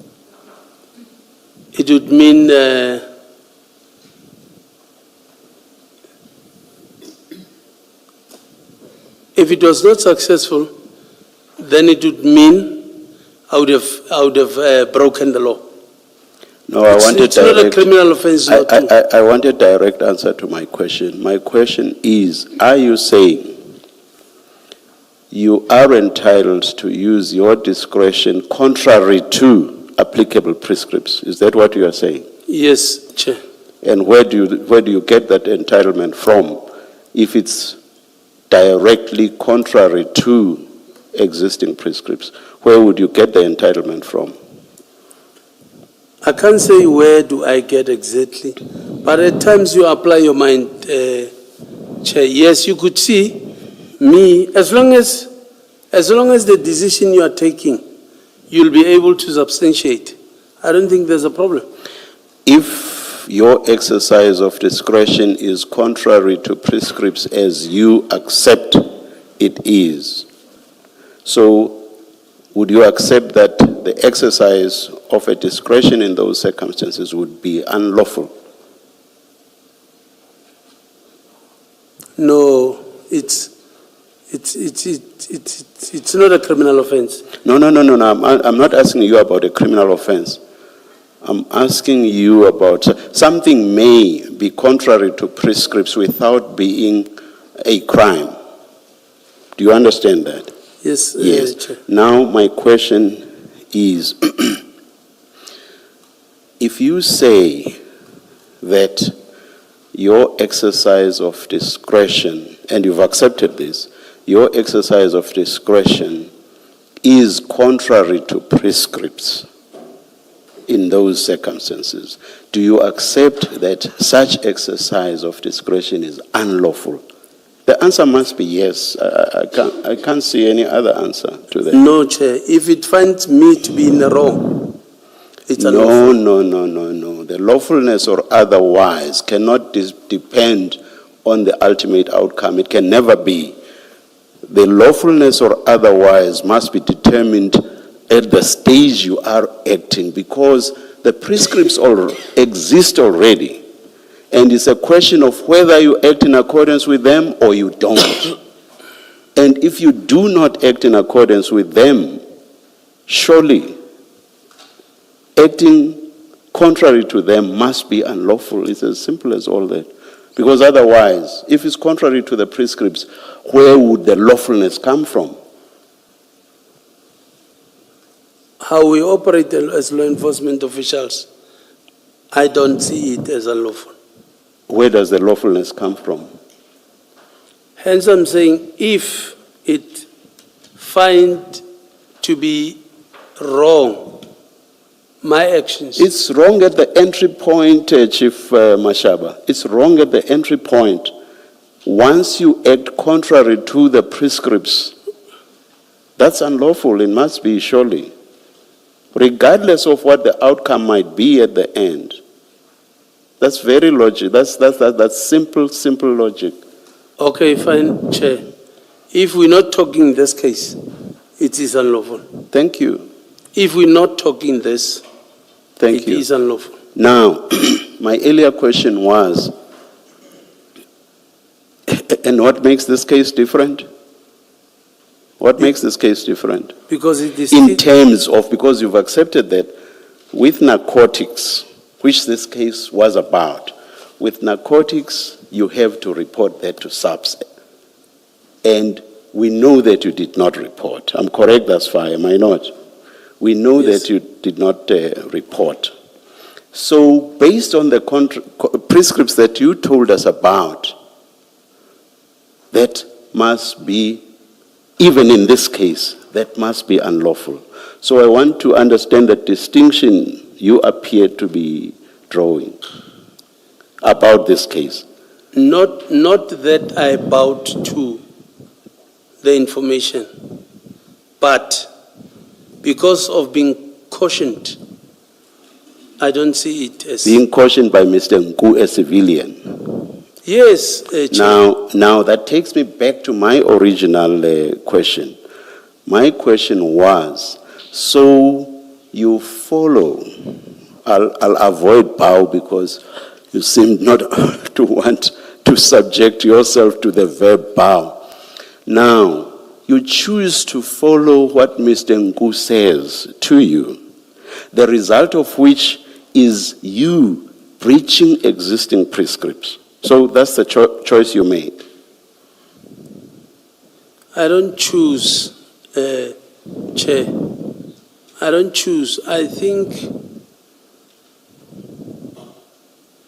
like I'm saying, if I will be found to be in the wrong, yes, I would agree. But in this case, because at the ultimate end, we know that our bust was successful, I still give myself a tap on the shoulder. So the breach of prescripts becomes irrelevant because of a fortuitous outcome. The breach of the prescripts right at the beginning becomes irrelevant according to you. Hence I said, Chair, if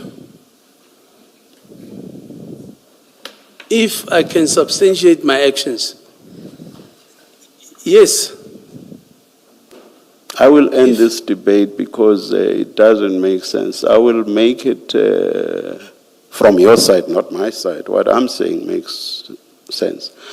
I will end this debate, Chief Mashaba, by saying, I suggest to you that, one, you breached existing prescripts, which we get from you, and in respect of which you actually accept the breach. Two, I will go further. Everything I've said thus far, you have agreed to, and this is the part that you don't agree with. I will further suggest to you that your conduct was unlawful. You may comment if you want to. That is, the conduct of not following prescripts, but instead following what Mr. Nku said to you. That was unlawful. You have no discretion not to follow existing principles. That is what I suggest to you. Other people will say that is what I put to you. Do you care to comment? I don't agree with you, Chair. Thank you. For the reasons that in the end the past was successful. That's your main reason. Or That's one of the reasons. That's the reason. That's the reason. Thank I don't you. agree with you. Thank you. Can you just clarify in response to Advocate Ngube's question? You said something along these lines. I think she was asking you why you did not involve the team in the way bridge. And in response, you said, information I got did not fall within our mandate. What did you mean by that? It did not fall within our mandate. We're talking drugs, and it's not our specialty. That's what I mean. So because the information you got involved drug trafficking, it did not fall within the mandate of the traffic police. Is that what you meant? It doesn't fall within, but nothing, like I'm saying, nothing stops us from acting. Hence I'm saying, you choose informations. Nothing stopped me from, I would have brought my team and stopped it and did it. But because to save time and other things, I said, no, you know what, this thing is going to give us problems, it's going to give us talk too much. Let me just give it to subs. That's where it belongs. Thank you. Chief, the information you get on Thursday night is that there is a suspicion that there's drugs on a truck coming from Durban to Johannesburg. I'm following on what Commissioner Khumalo is asking you, because you did say, when I asked you why wouldn't you just give the information to people at the weighbridge to just pull over the truck and wait for you to come, right? And you said that falls out of my mandate. Now, why does going to the Yellow Jersey Logistics Company to try and get the truck there, why does that fall within your mandate? Is it simply because you had a SAPS member with you? I didn't have a SAPS member with me. I called the SAPS member after. Okay. Yes. So why do you go to Yellow Jersey Logistics without the SAPS member, with the civilian, without any backup at that point, but you can't mobilize your official team at the weighbridge to look out for this vehicle and pull it over? So sorry, what is your question? You are taking it too long. Okay. I even forget the question. You say when you went to the Yellow Jersey Logistics, you didn't go with a police officer. Yes. So you went there with the civilian, or you met the civilian there. You met Mr. Nku there. Correct? Yes. Okay. Sure. So why were you mandated to go with Mr. Nku to Yellow Jersey Logistics, but you weren't mandated to simply tell your team at the weighbridge to pull over the vehicle if they come across the vehicle? Because the information came to me. I wanted to verify. If I saw it fit, nothing, I'm still saying, nothing would have stopped me to call my team. Yes, and you could have done that the night before, but then it would have been official because it is at the weighbridge. No, let's leave the night before. Hence I'm saying, the night before, I waited for the confirmation for Friday. So, when I got there, let's say if I wanted to, I would have called my team. Because nothing stops me from doing that. It's crime prevention. But I saw it fit that let me call the nearest police station. Sorry, I'm confused by this and earlier evidence that you gave.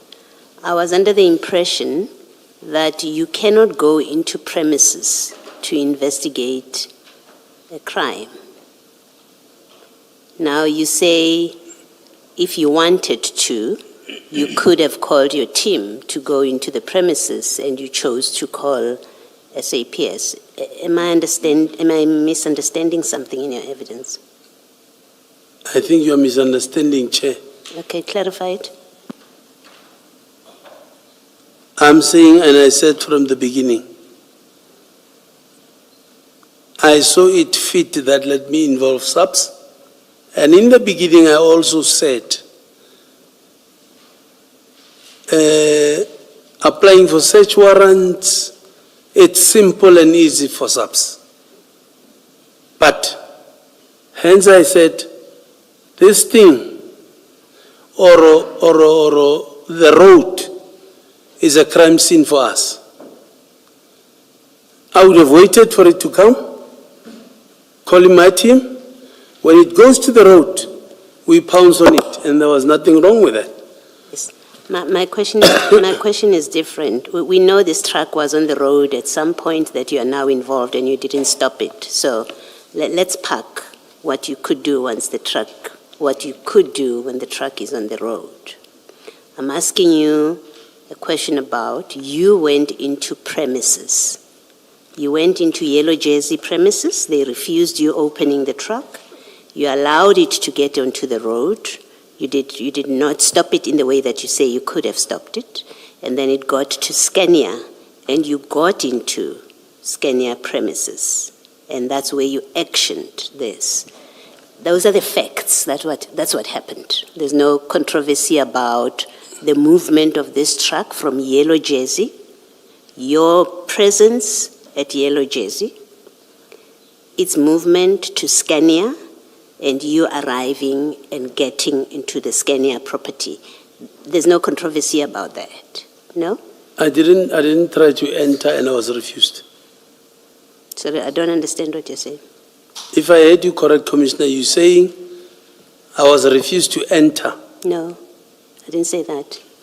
I'm saying to you, the facts that have been established from your statement, Mr. Nku's statement, Mr. Mohane's statement, the employees of the two different companies' statements, the common facts are you, Chief Mashaba, went into the property of Yellow Jersey when the truck was there. You meet with Mr. Nku, he briefs you, and then you speak to Mahane eventually, and the three of you proceed to Yellow Jersey where the truck was parked. Am I correct so far? That's not correct. I did not go to Yellow Jersey. So you didn't enter that property? I did not, and I entered with Mahane. Yes, that's what I'm saying. You were there on that property. Well, what is there? What is it that you're disagreeing with? Oh, I said, I heard you saying I entered and I was refused. I didn't say that. I didn't say that. Please try and walk with me here. Don't anticipate me. Just walk with me and you can correct me if I'm wrong. I'm saying to you, you, Mahane, went to Yellow Jersey property. Yes, you entered that property, right? You then left the property following the truck. The truck left for Scania. You were behind the truck. Correct. You were accompanied by a Yellow Jersey employee. You give us his name, right? That you said he can join you just to make sure that you are not bogus. He gave us the escort, correct? Yes. So you all traveled together in convoy. And then you arrived at Scania, this yard, the Scania yard, and you all went onto the property. I'm right so far, right? In Correct. That recollection of the Yes. evidence. Yeah, so there's no controversy about that. My question is I earlier understood, much earlier in the day, today, I understood your evidence to be that you don't, as traffic police, get onto a property to investigate a crime. I understood your evidence to be that. And I was asking you to correct me if I'm wrong in that understanding of your evidence, that when it is now on a property, you don't have the jurisdiction to go and investigate it. You call the SAPS and you go in with the SAPS. Hence I said, Commissioner, as a traffic officer, it's something else. As permitted by law under 334, nothing stops me. Hence I was asked at some stage, where na Mashaba, what else can you do? I said the only thing that I cannot do is to investigate the docket. Other than that, I can, Chair, Commissioner, I can. So you didn't, are you saying you did not need the SAPS to be there for you to conduct the operation that you eventually conducted? SAPS did not have to be there.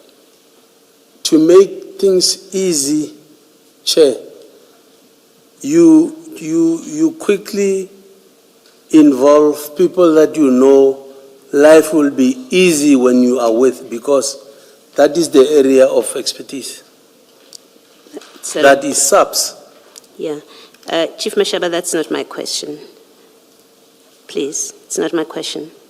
My question is, and it's simple, it's straightforward. It is your evidence that to conduct this operation at Skenia, where you instructed them to open the container, and it was opened, the drugs fell out, and they were put onto a van. It could have been anyone's van.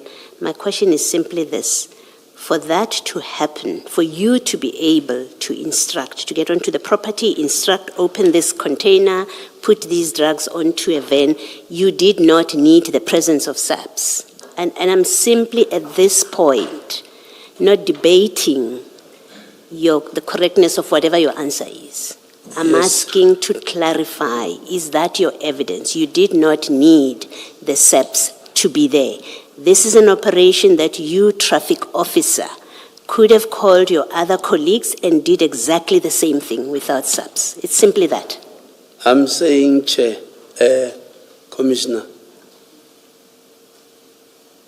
I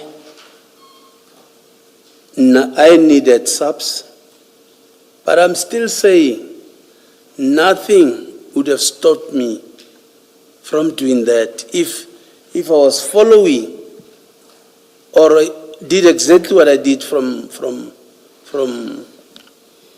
Yellow Jersey.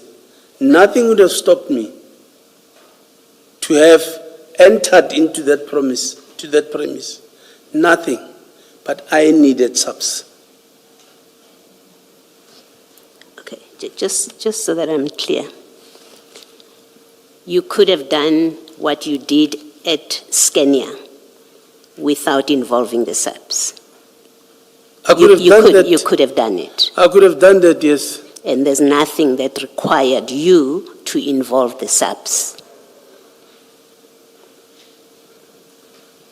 Nothing like what, Commissioner, if I may ask? Call it a prescript, a rule, a procedure, whatever. There is nothing that obliged you, maybe let me use the word, nothing compelled you to bring the SAPS onto this operation. It's an operation that in terms of the law, your prescripts, your rules, your protocols, you are entitled to do exactly what you did without the SAPS. If I had reasonable suspicion, nothing would have stopped me. Don't add facts that are not part of this case that we are dealing with. The facts remain the same. Nku tells you on the 8th, there's a truck coming up, right? Nku calls you on the 9th. You meet with him. He briefs you. You all go to Yellow Jersey. Well, you bring Mohane onto the picture. You all proceed to Yellow Jersey. You get onto the road. You all proceed to Scania. You all got into Scania's property, right? You instruct the Scania people to open the container. The drugs fall out. Those facts don't change, and we don't add anything. I'm saying to you, on these facts, are you saying to us there is no protocol, rule, prescript, law, nothing that obliged you to bring the subs onto this operation on the property of Scania as it unfolded there? Nothing. Okay, thank you. Nothing. Thank you. Thank you, Commissioners. Chief, I'll come back to this aspect. I just wanted us to deal with your relationship with Mr. Nku. How do you know Mr. Nku? I know him through a friend in 2019 as a businessman in a forum of business against crime. So was your relationship with him a social one, business with Mr. Nku? What kind of relationship was it? Were you guys friends? Not friends, a contact, I will say. A contact in what sense? Business contact? Socially means I will go out with him, maybe go drink or maybe go party or something. I'm not in business with him, and I don't do that with him. It's just a contact, a person that I know. Did you do any work for him in your official capacity? I would, yeah, he once gave me an information. Unfortunately, other informations were out of the province, out of my jurisdiction. I could not assist. But I remember he once gave me the information of a diesel, this fake diesel in Vereeniging. And we did it with the police. Okay, so that was something that was within your jurisdiction. I did it with the police. Okay, and what was the one that you said you couldn't do it because it was out of the province? Well, because of it's out of my scope, out of my jurisdiction, I wouldn't want to entertain such. Oh, he didn't give you details of it? No, he didn't. He just said, for instance, let's say there is something in Beitbridge. I said, no, I don't want to know. Beitbridge is really out of my jurisdiction. Did you consider him an informant, acquaintance? What was it? I would say an informant because he was doing it voluntarily. And were you aware of what type of business he was doing? I was not aware. Okay. Did you know whether he had a boss? Was he reporting to a boss? No, I don't know. You didn't know if he was reporting to a boss? No. He never mentioned to you that he was that he had a boss that he was doing certain work for? No. Okay. And you say that you didn't know what type of business he was doing? Yes, I didn't know. Okay. I want us to go to a bundle which is called, if you look at the spine, and we'll ask them to assist you, WhatsApps and screenshots bundle.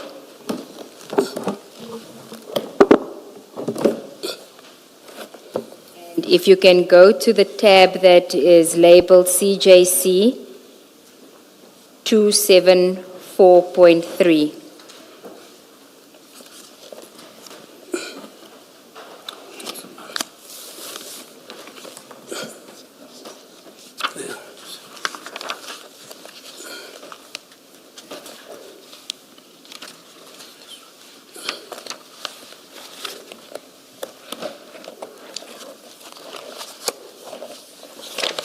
Page 55. Yes, page 55. Yes. Now, CJC 274.3, which starts on page 55 and goes up until page 124. Yes. It's WhatsApp messages between Mr. Nku and somebody whose name is saved as Doggy Walks. And we have confirmed that that is the number that's associated with Doggy Hawks is a number, which I'm not going to read out, that was recorded to you in 2019. I'm going to... Doggy Hawks. Yes. Okay. So what I'm proposing to do is there's an exhibit that I'm going to hand up which shows the number and confirms, and then I want you to confirm that that is indeed your number. And Chair, we'll hand it up. It's CJC 275.1. I think, are you handing up all of them? Which page? She'll hand up a copy to you. Oh. Thank you.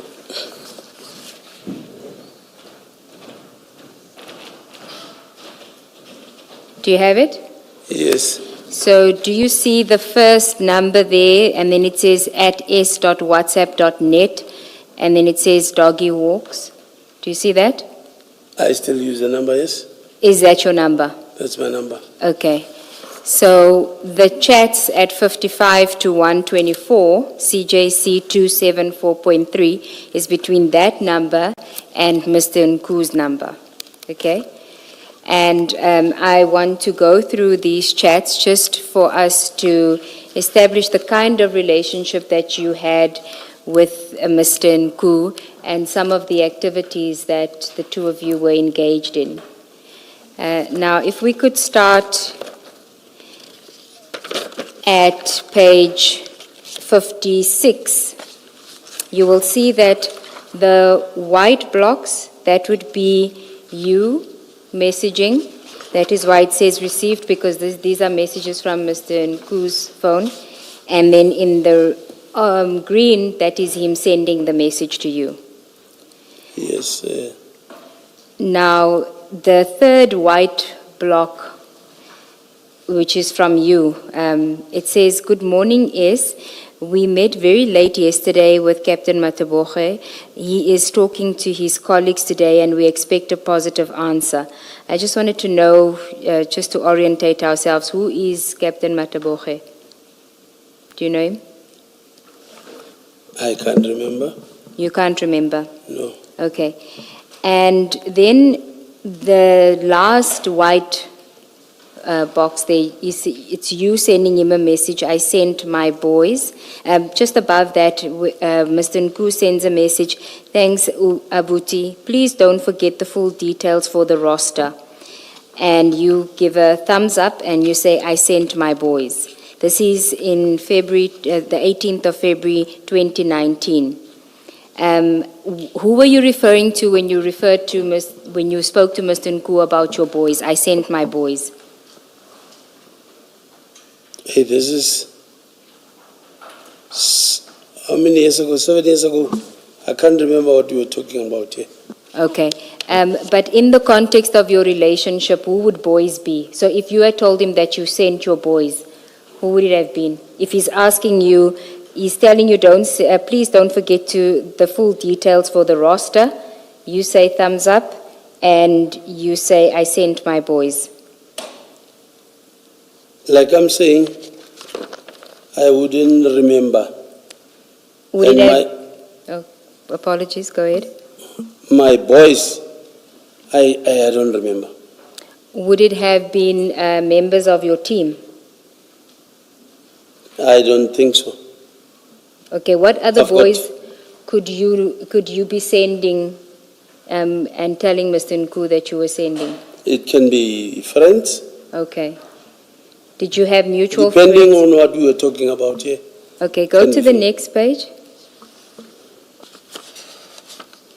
You'll see at the top he sends you the praying hands or high five, which signifies he's grateful. And then your message, you say, I'll bring back your dignity to your bosses. Who were his bosses?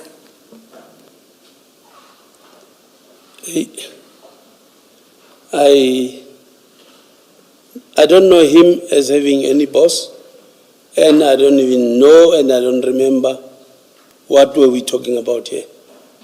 Okay, but you must know that he had bosses because you say, I will bring your dignity back your dignity to your bosses. So for you to bring somebody's dignity back to your bosses, you must know that he's faced with a situation where he either needs to redeem himself to his bosses or there's something that's troubling him regarding his bosses. And how are you going to bring his dignity back to his bosses?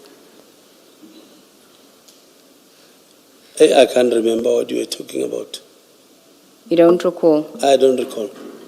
Okay, Sorry. I think, Chief Mashaba, even allowing for, the passage of time, that this is in 2019, Yes. this kind of communication, this kind of language speaks more to you knowing something about his relationships, his activities, and his relationships. That's what it speaks of. And I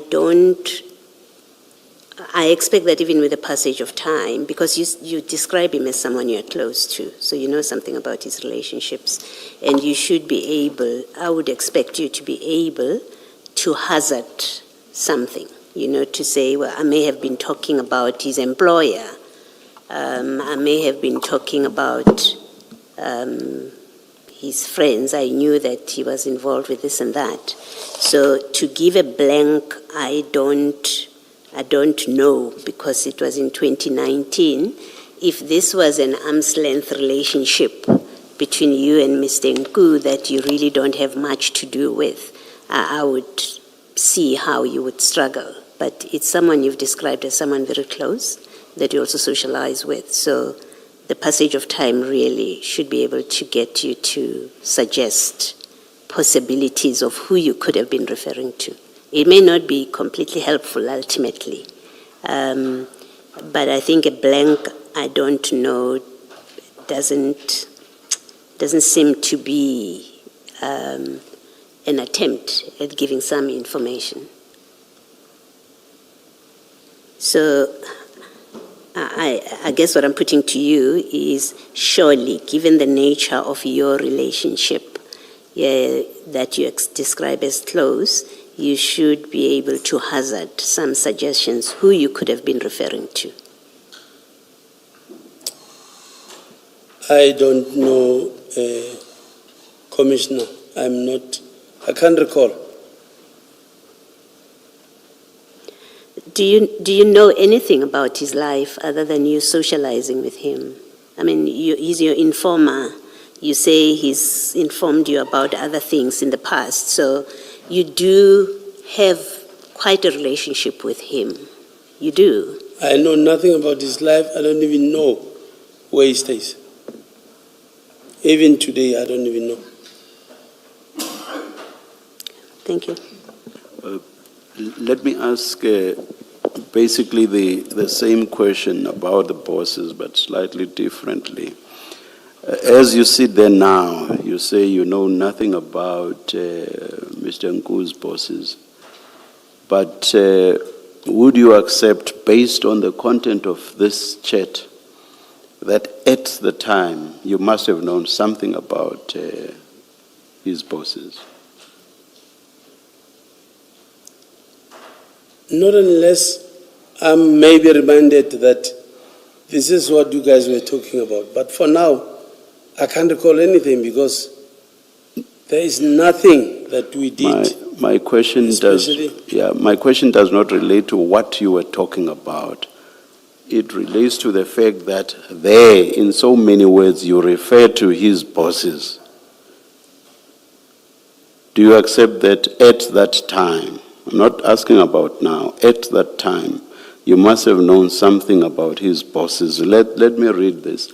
Well, I'll bring back your dignity to your bosses. You could not have written about his bosses if at that time you did not know something about them. Do you follow me? I get you, Chair. So do you accept that at that time, let's forget about what you know now or do not know now, at that time you knew something about his bosses?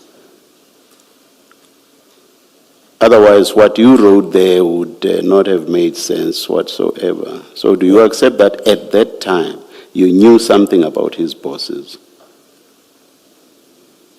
I wouldn't agree because anything with cell phones, it's possible. So at that time, maybe because Yes. we were, if it's really me, yeah, if we were talking about that, those bosses and the dignity, at that time, if it's me. So you are saying anything, you just said anything is possible about phones, and you've added to that that if it is you, you said speaking or maybe writing. So are you now suggesting that it may well be that the content of the chats has been tampered with? Is that the suggestion you are making now? Is that possibility? Yes, Ms. Sigels-Ncube. Thank you. Can I just follow up on this?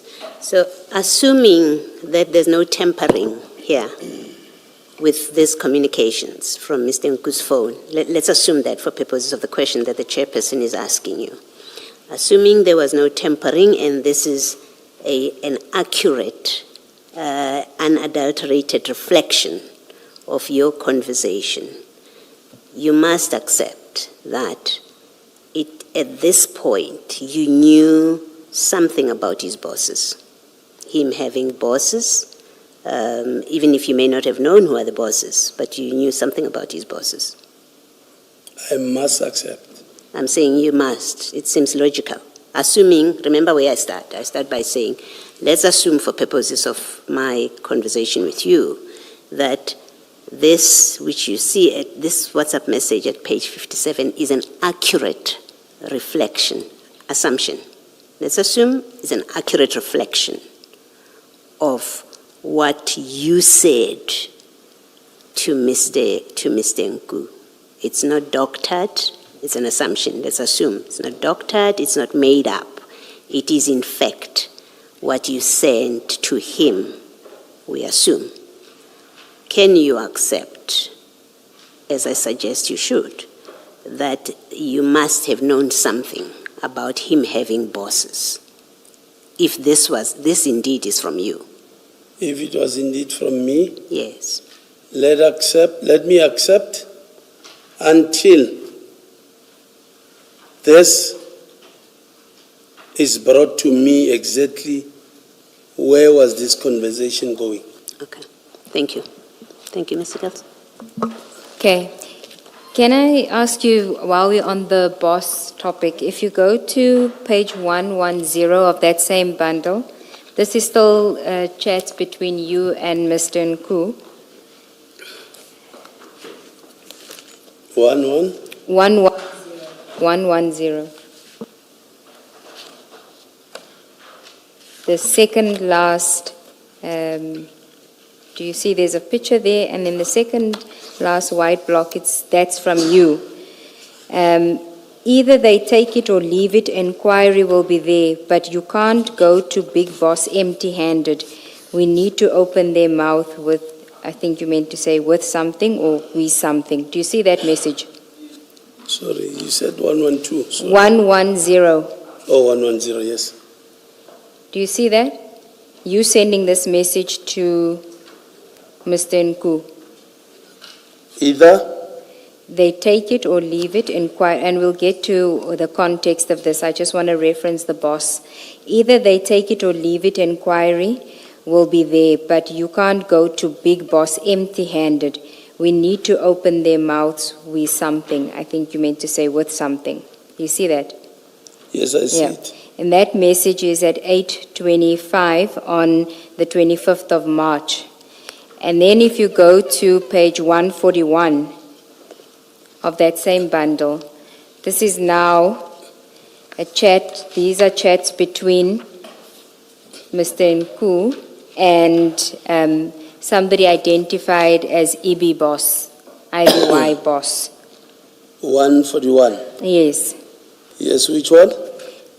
That whole page there. You go, Yes. flip to 110, put your finger at 110 and 141. Yes. And now you see the picture at 110, the blurred picture at 110? It's blurry, yes. Yes. Do you see it also appears at 141 in a chat between Mr. Nku and EB Boss? Yes. So whatever you sent to him, he then sent to EB Boss. You see on 110, he's receiving it from you. Yes, I see. And then at 141, it shows that he's sending it. Yes, I see. Yes, that picture. And the message on 110, is this the boy? You asking him, is this the boy? On 141, he's Yes, sending yes, it to EB Boss, is this the boy? So the exact message that you're sending him. I see. And then the message where you say either they take it or leave it, inquiry will be there, but you can't go to Big Boss empty-handed. We need to open their mouth with something. If you go to 141, that same message is there. Do you see that? Either they take it or leave it. Yes, I see. Yes. And then if you look at your page 110, the next page 1111, it says drugs inquiry opened. Do you see that? Yes. If you go to page 142, which is now a conversation between EB Boss and Mr. Nku, he says, "Salam, boss, they just came back to my guy now." You the guy. You Mr. Nku's guy. Which one are you talking about? 142? Yes. He's sending a message to, after he Oh, sends yes. all those same messages that you sent, Yes, I he see. then sends a message to EB Boss saying, "Salam, boss, they just came back to my guy now." Do you see that? Yes, I see. And then the boss says, "Yeah, yes." And then at the next green box, he says, "Give me till 3 p.m. to check with my guy, then that means they have the correct file." Do you see that? Do you see that? On 142. Yes. The boss says, Yes, I "Okay." see. And then EB Boss starts an audio call, and then the next message is from Mr. Nku to the boss. "Drugs and money laundering inquiry opened, so ball is in their court. We're not going to approach Big Boss empty-handed. It's a serious one." Do you see that message? Yes, I see it. Now look at 111, which is your chat to Mr. Nku. The first white block on 111. Yes. Drugs Correct. and money laundering inquiry open, so ball is in their court. We're not going to approach Big Boss empty-handed. It's a serious one. Do you see that? Yes, I see it. Were you aware that Mr. Nku was communicating with EB Boss? I think I'm getting somewhere here. It's coming to you now. Yeah. If Nku says to me, "I talk to the boss," that necessarily mean I know that person is talking to. I'll only refer him as the boss because Nku says to me, "That's my boss." I don't even know this EB boss, I don't know. Sorry, Ms. Siegels, can you please explain the point you made about the text at the top of page 142?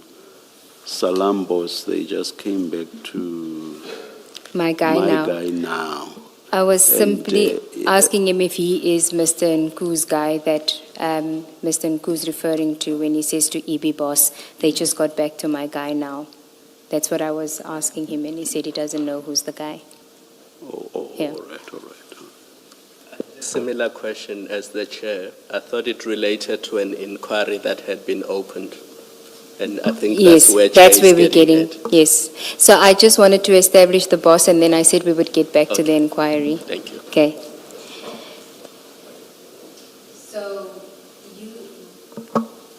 Do you want to? Okay. So you say that you didn't know that he had a boss, but you were referring to boss because he said or you didn't know who the boss is. I didn't know who the boss is. Like I'm saying, when he talks to me and say, the boss, this, the boss said, I'll also refer that person as the boss. Okay. That don't necessarily mean I know the person. Okay, but I had asked you earlier whether you knew if he had a boss, and you said no. And I said, did he ever speak to you about the boss? And you said no. Now you're saying you referred to boss because he referred to somebody as his boss, but you don't know the boss. Hence I said when I started right now, or before, I'll agree if as we go, I know where is this taking us. But now that he's talking about the boss, I know that I don't know any of his bosses. Okay, But you knew, it looks like, and I'm trying to understand your answer. You knew that he's dealing with someone that he refers to as boss. That's what you're saying? That you knew in with whoever he communicates or has dealings, there's someone that he refers to as boss, and you just continued to use the same Yes. descriptor. Okay, thank you. now do you recall what the drug and money laundering inquiry was about? I don't recall. Were you involved in anything related to that? Because why are you sending him information that the inquiry's been opened? Did I say the inquiry has been opened? This one that I said to you, either they take it or leave it on page 141, which is the same message that you sent to him, he sends to his boss. Either they take it or leave it, inquiry will be there, but you can't go to big boss empty-handed. We need to open their mouths with something. So what's the question? I'm asking what was your involvement in this inquiry, because you knew that there is an inquiry. And what was this inquiry about? I am not sure because obviously I don't open inquiries. Okay. So you must have known somebody that can open inquiries. Maybe. Do you want to tell us who that person is, or should we go to it and then it may jog your memory? Maybe let's go to. Okay, go Yes. to 110 just so that we can see that you do then communicate that the inquiry has been opened. At page 110, the last block, you see that the message is cut off. If you go to 111, you send a message saying drugs Is it and... a conscious decision now no longer to flight this?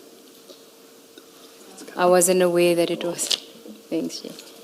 At 111, at the top, drugs inquiry opened. That's you sending that message. Yes, Do you see that? yes. So you would have known that the inquiry was opened. How would you get that information? Yes, according to this, yes. I would have known. Yes. Now, I'm trying to find out from your point of view, how do you get to know about inquiries being opened? If you say that you don't open inquiries, how do you get to know?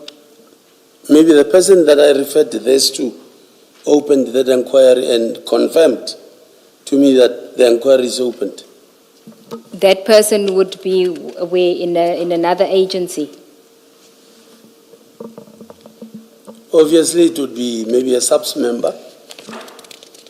Okay, so would you have referred the matter to them and ask them to open an inquiry, or ask them if an inquiry has been opened? Ask them to open an inquiry. Why? You must then know the facts in order for an inquiry to be opened. And it's specific, drugs and money laundering inquiry opened. So the ball is in their court. That's what you say. But we're not going to approach Big Boss empty-handed. Because he is talking drugs and money. I know I would have done nothing about it. I would have referred it to somebody else. And that will be in SAPS and nowhere else. You say that would have been in SAPS and nowhere else. Yes, But you would have communicated with that person at SAPS. yes. Okay. And so you said earlier when I asked you about your relationship with Mr. Nku and whether you had done anything for him in terms of your work, and you mentioned 2 incidents, one that was within your jurisdiction, one that was not. What is this one about? How is this within? Surely, unless proven otherwise, surely this would have been just a communication. It didn't go anywhere because I don't remember this going anywhere unless proven to me that I'm lying. I'm not suggesting that you're lying. I'm just trying to get the information as to what you knew about this inquiry and who you would have dealt with regarding this inquiry, because it seems to me that you are giving him information about an inquiry, a drugs and money laundering inquiry, which I'm not sure that he should have access to, and you are referencing his boss, that the boss can't be left empty-handed, the big boss. So what's the question, Soria? I'm trying to understand why you would make such a statement. Why would the inquiry being opened be something that's related to the big boss and him being empty-handed? We can't leave him empty-handed. Because he talks about something that I know and there's nothing I can do about. Sorry to say that again. He's talking about? Something, money, drugs and money laundering. There's nothing I can do about this. Especially when you're talking inquiry. It would have mean I referred this to somebody else. So No, it doesn't necessarily mean you referred. It may also mean that you asked someone in SAPS whether there is an inquiry open, and now you're telling Ms. Nku that there is an inquiry open. So that's the other possibility. Yes, correct. Yes. What is the reference to we? Who is we in that chat? It says we are not going to approach Big Boss empty-handed. Who is we in that chat? I cannot recall we. Who did I refer to? I can't. But it obviously includes you. When I say we, it means, yes, I'm involving myself. You and somebody else. Yes. And why would you need to approach the Big Boss? Why would you and somebody else need to approach the Big Boss? Because he's talking about Big Boss. Yes, but it's his boss. Why would you need to approach the Big Boss? He is talking about the boss. I understand that he's talking about the boss, but you are saying we are not going to approach the Big Boss. I asked who you are referring to, and you said it's you and somebody else. Now, why would you be approaching the Big Boss? Because it's not your boss, it's Nku's boss. So why would you be approaching the Big Boss? I don't recall. Thank you. I don't recall. Okay, let's just go back to the sequencing. We're now on page 57 of the bundle.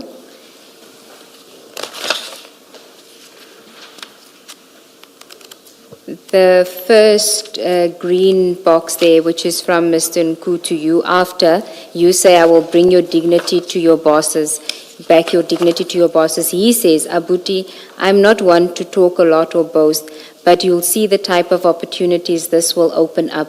I can only guarantee a formidable financial future. And you say, Dankim Fetu, and then I believe. So what was that about? clearly there's a link to the boss here, because you're going to give him his dignity back to his bosses, and there's going to be opportunities that are going to guarantee you formidable financial future. You must remember that. I would remember if somebody was promising me a formidable financial future. I don't because I know there's nothing that came to me as a benefit financially. This time, I don't know of that. I wouldn't know. Maybe not this time came, but I mean, you will see, you will see, and I'm sure you will remember even before your memory is jolted, that there are WhatsApp messages that involve money, conversations between you and Mr. Nku, and bank account exchanges and confirmations of proof of payment. So we know from the documents that there's been money exchanges between you and Mr. Nku. And I preface myself to say, keep that in mind when you answer, that you will still do the exercise of looking through your financial dealings or conversations with him. Now, you must remember, even if it's in 2019, that what was he talking about when he says, you will see the type of opportunities this will open up. You don't ask, what are you talking about?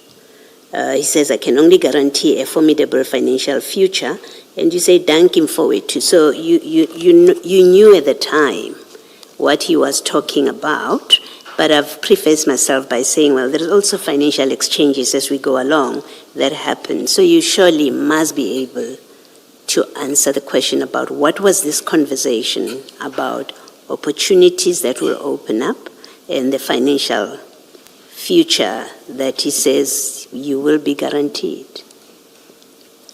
At the time, it means I knew. Yes. And we are asking you to tell us what it was. At that time, it means I knew, but I can't recall. Oh, you won't recall for us? You just won't recall for us? I can't hear you. You won't. You just won't recall for us. You don't want to. No, I think let me put it to you, because we are doing this, and I think we are going from how it's proceeded so far. I anticipate we are going to be doing this exercise the same way the whole afternoon, and I want to put to you that there is a big difference between you don't want to tell us what this was about, you don't want to, and you genuinely do not recall. And I want to suggest to you that you don't want to even try and remember if you have forgotten. You don't even want to. You don't want to tell us what these conversations are about. That's what I'm putting to you, that's what I'm picking up in the way you're dealing with this. Genuinely, I don't recall. Thank you. Can you, before we leave this chair to the very first one, can you recall an instance where Mr. Nku would have lost his dignity with his bosses and you would have had to do something to restore that dignity for him? Because what you are making here is a promise to him to bring back his dignity that he has lost with his bosses. That's what the chat says, even if you don't remember what the context was. But are you aware of an instance where his bosses were not happy with him and you had to do something in order for his bosses to be happy with him? Honestly, commissioners, I don't want to be seen as denying everything, but I'm genuinely saying I don't recall. Okay. Can I then just take you, we're still on page 57. You ask him in the, I think it's, you've got 1, 2, 3, 4. After the first green block, there's 4 white blocks. The fourth one, you're asking him, who is sending you info for the criminals? Just checking. Then he says, the check-in boy, the one who checked us in on the day in question. You say, okay, now, what were you dealing with here? What were you talking about here? Because it seems to me it has something to do with the airport, a plane, checking in, he was going somewhere, and he's getting information from the check-in boy.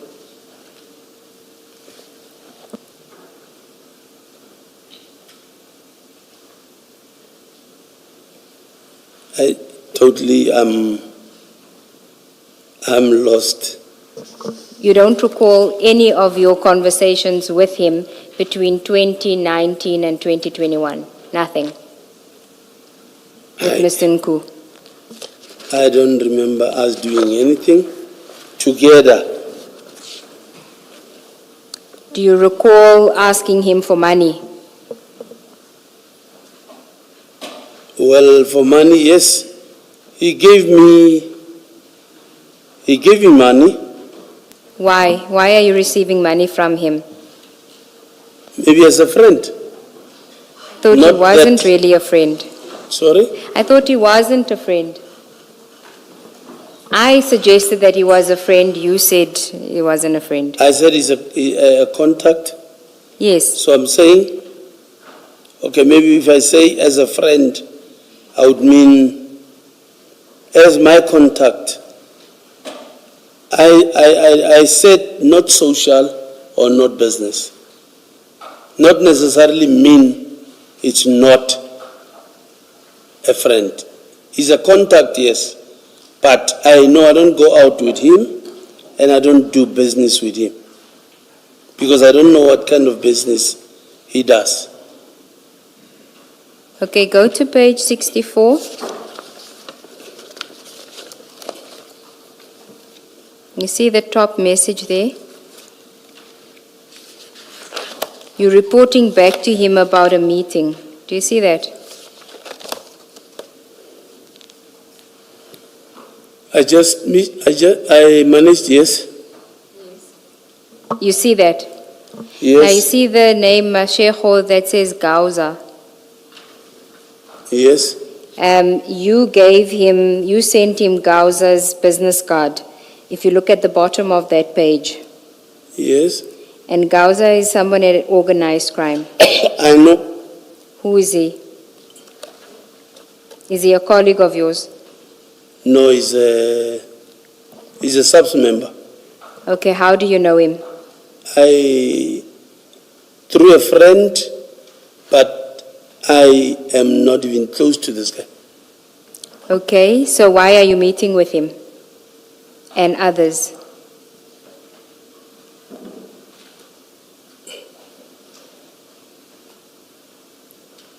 I can't recall exactly what we met for. I seriously cannot. And then you say to him, and tomorrow they're meeting the guys for inquiry.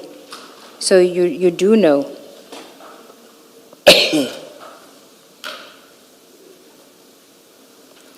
Hey, this is a long time ago. I genuinely don't recall. Okay, if we gave you these messages for you during the lunch adjournment for you to go through them again, do you think it will jog your memory? If I gave it to you over the lunch adjournment to read over it, do you think it'll jog your memory? Exactly, if you tell me where to go exactly, I will maybe Okay, I want to know, remember something. how often do you meet with Gauza? Have you met with him from 2019 to today? How often have you met with him? I don't even know when last did I see him. Okay, so we know you saw him at least once in 2019 because you say you've met with him. Yeah, Khausa, I know him, but I don't know when last did I see him. Okay, would it have been more than this one time? If we would have met, I don't even think it's more than 5 times.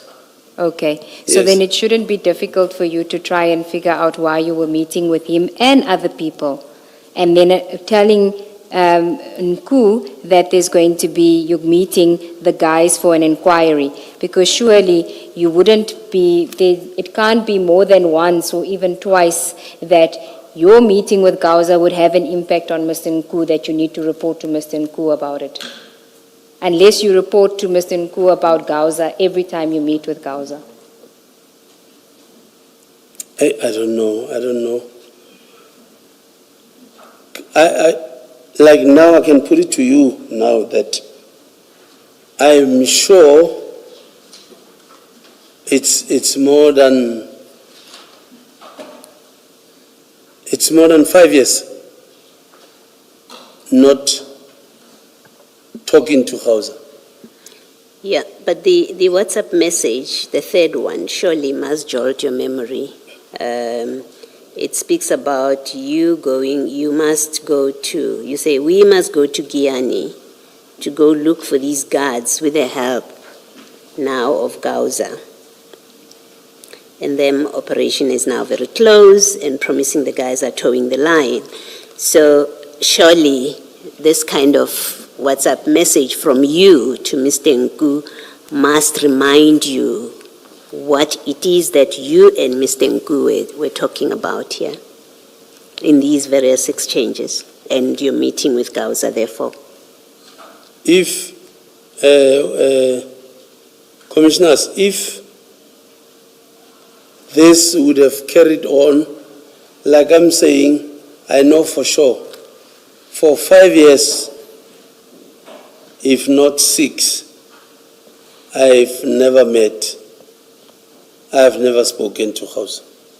Yeah, no, I accept, at least for purposes for now, that you haven't spoken to Gauza for 5 years. I'm making a different point, that you have quite a detailed SMS, WhatsApp message rather, the third one that you send to Mr. Nku. And it speaks about doing an operation in Giani. You say, we must go to Giani to look for these guards. So it's very specific. With the help now of Gauza and them, operation is now very close and promising the guys are towing the line. So I'm saying to you, you're a traffic officer in Gauteng. It's not every day that you get involved, even 10 years ago, it's not every day that you would get involved in operations that take you to Giani. Yes. And I'm saying to you that for that reason, this must remind you, you must be able to remember why were we talking about Giani, by the way, which you don't do every day in your job. Why were you and Nku talking about going to Giani to do an operation to look for these guards? Surely. I can assure you that, Chair, Commissioners, I can assure you that I don't recall because we didn't go to Giani. Yes, you may not have gone to Giani, but yes, you spoke about going to Giani. This is not something that you would have sucked out of the air and put a random message about Giani. Can't be. It's a message that suggests there are other conversations that preceded it, including, and which also explain a meeting with Gauza, Ntatengwana, and Mvinjelwa 50. There's that preceding conversations before you get to, we must go to Giani to find these guards. And what I'm suggesting to you for your comment, for your response, is it's not every day you would have been involved with Giani, even in 2019. It's not every day. So this must have been an exception, hopefully. And if it was one of the few times or even an exception, you must be able to remember it, what this was about. You can conclude by saying we never went to Giani, but you should be able to say this is what this was about, but nothing came of it. You know, commissioners, not everything that you communicate on WhatsApp can be true. Not everything. So, What do you mean by that? Are you saying you may have made up this which you say? I would in this have message? maybe talking to Nku here, but because I don't even recall, I might maybe be lying here, because you know for a fact, not everything in the WhatsApp or in the message you say or you type is correct or true. No, I don't know that. I don't. You can tell us that in your communications, not everything you say is necessarily true. And if that's what you're telling us, and I must say that until you tell me that I mishear you and misunderstand you, that's how I understand you. You're saying not everything that you say is necessarily true. That's what you're saying. Yes, Commissioner. Okay. Because, And I'm going to put this challenge to you that then that also must apply to your evidence right now, because you're stating a general position. You're sitting there. We have to be cautious. That's what you're telling us. We have to be cautious when we deal with your responses and your evidence, because on your own confession, not everything that you say is necessarily true. on WhatsApp. Thank you, Chief. Just on this, the very first charge, can you recall a time when you met with these three people and you were in a meeting with them? So if you look at Khauza, Tatengwana, and Mvinjelo. Hey.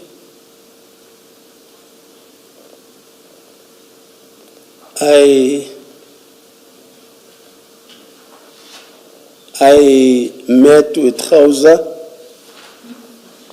at his house alone. I met with Musa alone, not with Khauza. This Mavinjelwa, I don't remember. When you met with Khauza and Twala, were you discussing the same issue, although you met with them separately? No. It was different issues.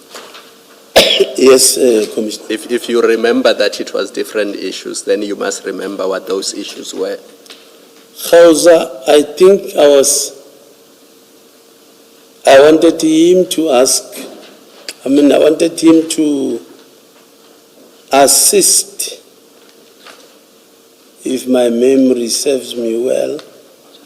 I think I wanted him to assist,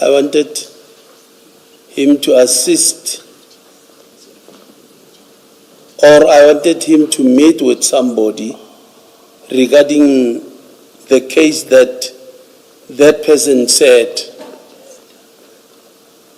Khauza is the only one that can assist. Okay. Not necessarily knowing exactly what was that. I mean, if you met with somebody 7 years ago and then you didn't speak for 5 years, it's difficult to remember exactly what were you guys talking about. It's exactly that makes you remember, because it's not somebody you see often. So if you saw somebody 7 years ago and that was the last time you saw them, it is exactly that will make you remember. If you communicate with somebody regularly, you communicate about so many things that you won't have a specific memory of what you were discussing. But if it's somebody that you say you haven't seen him for 5 years and you went to his house to discuss something, then surely you must remember what that was. What I remember exactly with Mashihu was that there is a case that he needed to assist somebody with. That's why I went to him. And he said, I'm at home. I said, please send location. That's when I got to him. And I know I prefer that let me be a middleman here. Let me not be a middleman. You said I must go do this for you. I got him. Please talk to him direct. Because I don't want to be caught up in a crossfire tomorrow that I facilitated something that I don't know. When you say you met, maybe let me first ask, Musa Twala, is that a member of the SAPS? Yes. And you say you don't know or you don't remember Mvinjoelwa 50? Vinjalo, I don't remember. Okay. And when you say you met with them separately, what, on different days? Is that what it means? Yes, Commissioner. Then explain why in that page 64 WhatsApp you say, I managed to meet with them just now.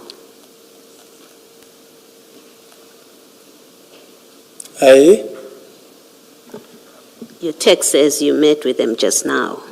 And if you met them over different days and not together, why would you say I met with them just now?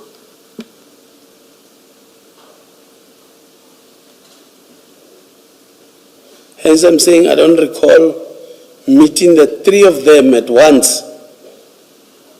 Can we at least agree this? Yes, Even if I were to accept you don't recall, can we at least agree this, that this text, the way you wrote it, suggests you met them together? According to the text? Yes. Yes. All right, thank you. Then can we go to page 78?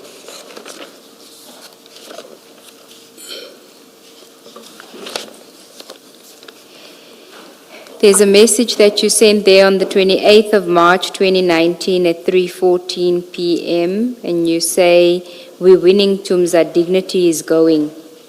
Do you see that? Yes, I see. I suppose you don't know why dignity is going now. Earlier on you said you're going to get dignity back for him, so this must refer to somebody else.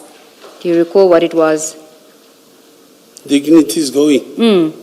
Yeah, you see, this means I said I will bring it back, now it's going. It means nothing happened. Oh, you're not succeeding. You were not succeeding in getting his dignity back. Because why would you say we're winning? Winning means that you're doing something good for him. How can I win with somebody that is going? I don't know, that's your message. We're winning, Tumza, dignity is going. So you must be talking about somebody else's dignity that's going, because you and Tumza are winning.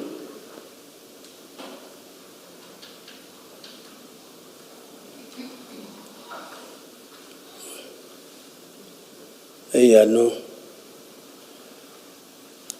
I hate the fact that it's like I'm denying everything. And I don't want it to be that way because it's like I'm hiding something. But seriously, until we get to the bottom of this whole thing, I will then agree that all these dignities, all these bosses, now I know, I remember. Okay, I'm going to give you an opportunity during the lunch adjournment to go through them. But until then, can I then ask you, you see, you send a message, the next message is smiley face. Yes. And then a few hours later on the same day, you say, don't feel annoyed and I'm not taking advantage. And then you send him a bank account details. Whose bank account details are those? Is my business bank account. It's your business Closed. bank account. Yes, closed. I don't even remember this time it was open, but it's Yes. my business. It must have been opened if you're giving him your business bank account. Why are you giving him your business bank account just before you say, please don't feel annoyed and I'm not taking advantage? It would mean, please don't feel annoyed. I'm not taking advantage. Obviously, put something in my account. Yeah, why must he put something in your account?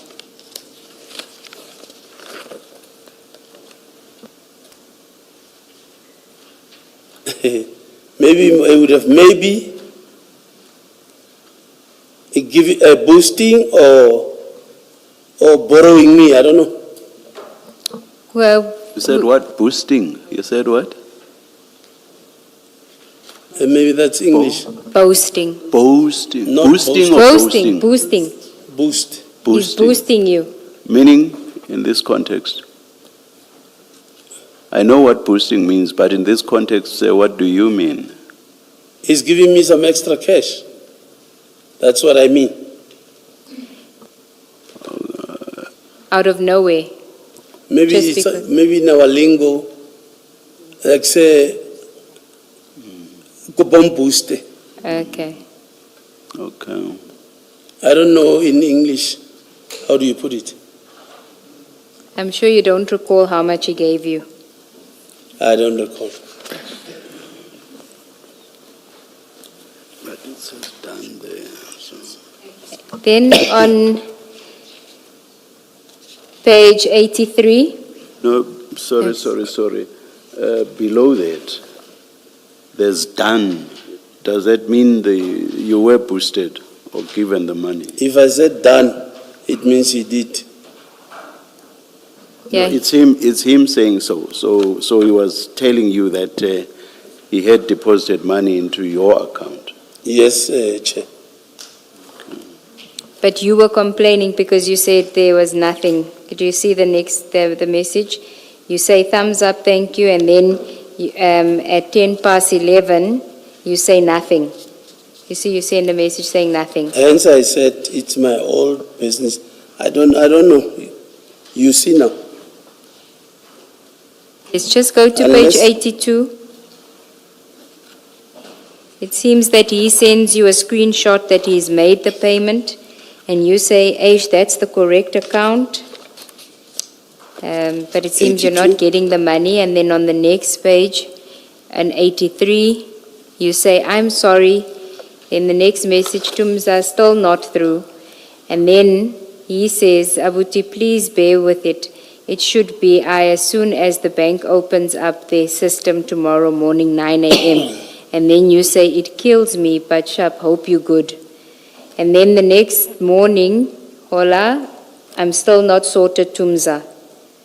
Then the next message, starting to stress, I'm getting calls now from Aish. Who are you getting calls from? You must remember that.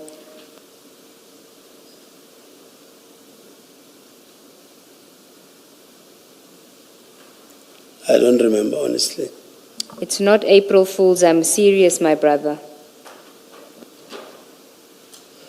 I don't remember. Okay, he then sends you the bank confirmed payment, and the next page you say, please send proof, because you clearly don't trust that he has. Do you see that, page 84? Yes. And then you say, I'm in here, please send Tumza, they want to see. Who is they? Like I'm saying, I don't even know what we're talking about here. No, Chief. This is on the 1st of April 2019. You stressed. You clearly somewhere where payment needs to be made immediately. You're there. You say, I'm in here. Please send Tumza. They want to see. Who would want to see that you are getting a payment from Nku into your business bank account? Does that happen every day? Did it happen every day in 2021 that you can't recall? 20? In 2019? We're talking 7 years ago here. Yes, but how And- many times were you somewhere where you needed money to be sent immediately by Tumza to you into your business bank account? How many times did that happen in 2019?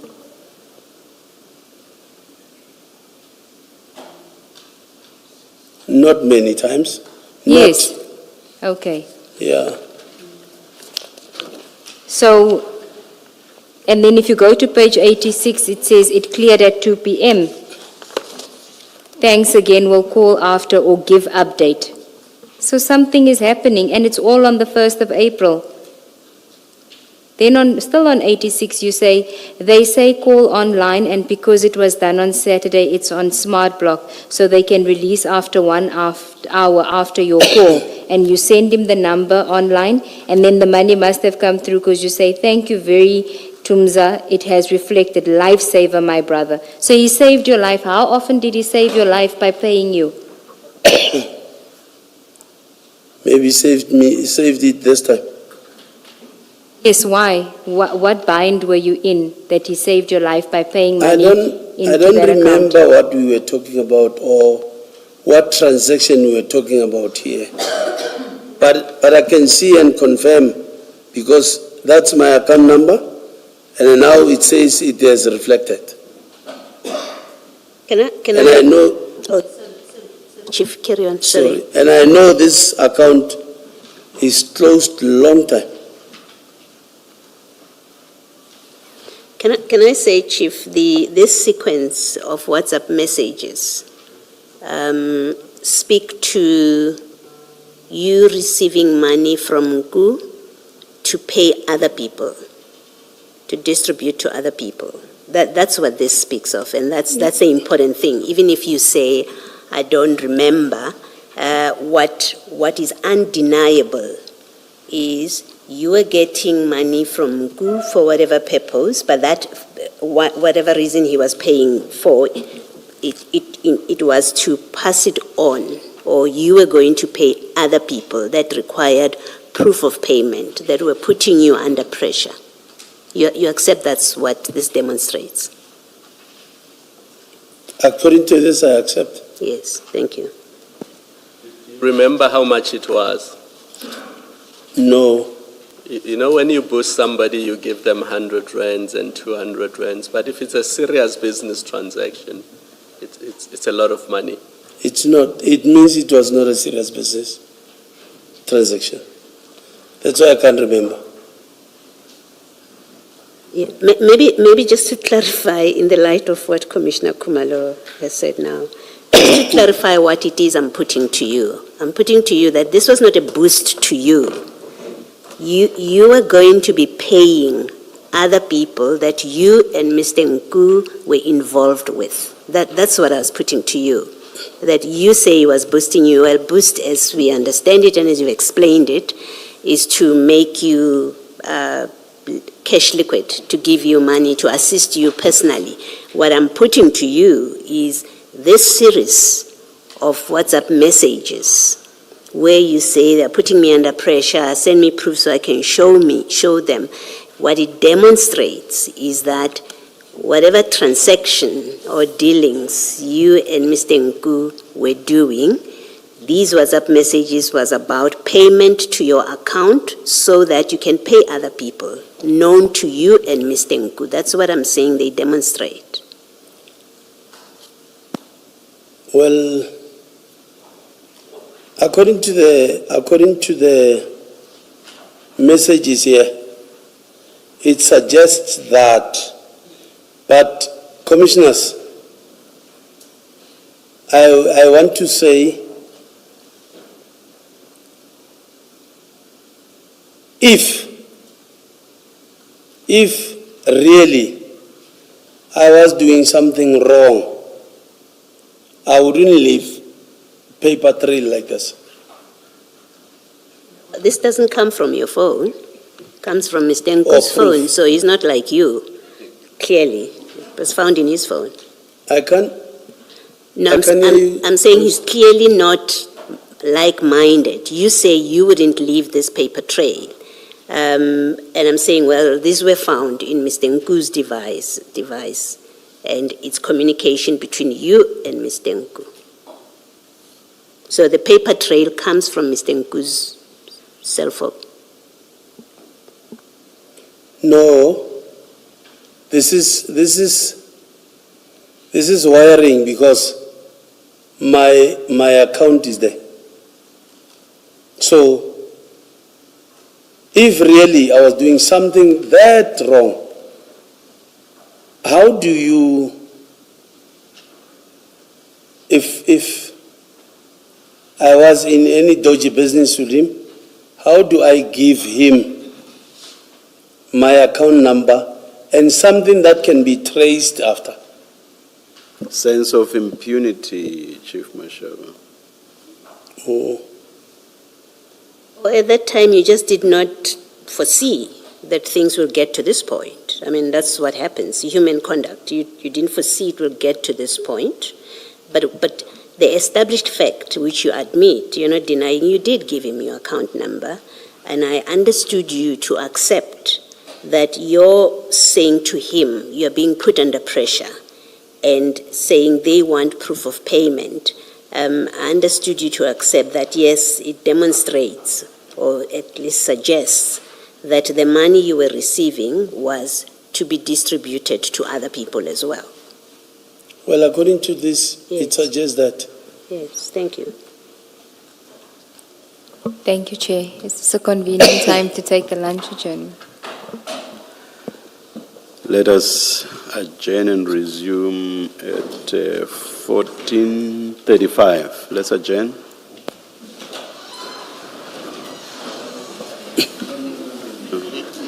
No. 14:10.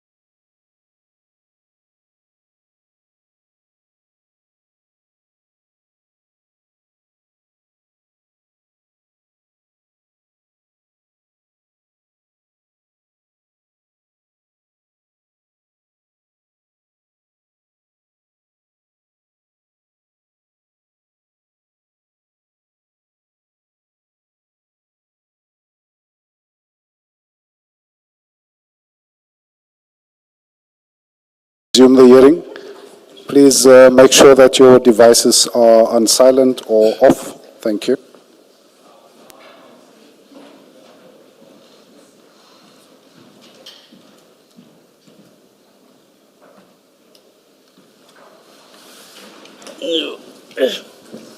Yes, Ms. Sigels-Ncube. Thank you, Chair.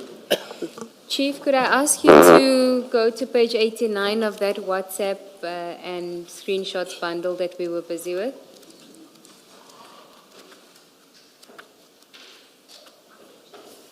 Do you have page 89?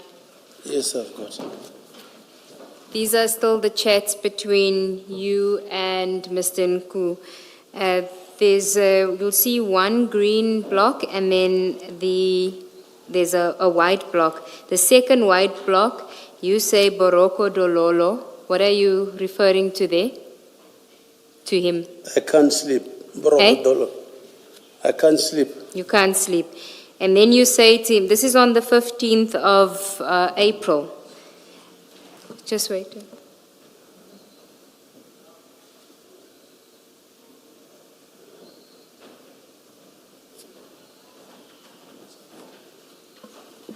Thank you, Chair. So you're saying to him you can't sleep, and then the next message on the 15th of April, you say we need to work, responsibility piling up, mark timing. Why do you need to work with Mr. Nku, who's a civilian? What work are you looking to go into with him? Maybe here, maybe I'm talking about maybe the information, I don't know. And maybe commissioners, I've tried to go through this chat. I don't want to lie. 2019, I cannot recall. And I don't want to be seen as, I don't want to be helpful to the commission, because a lot of things here I don't remember.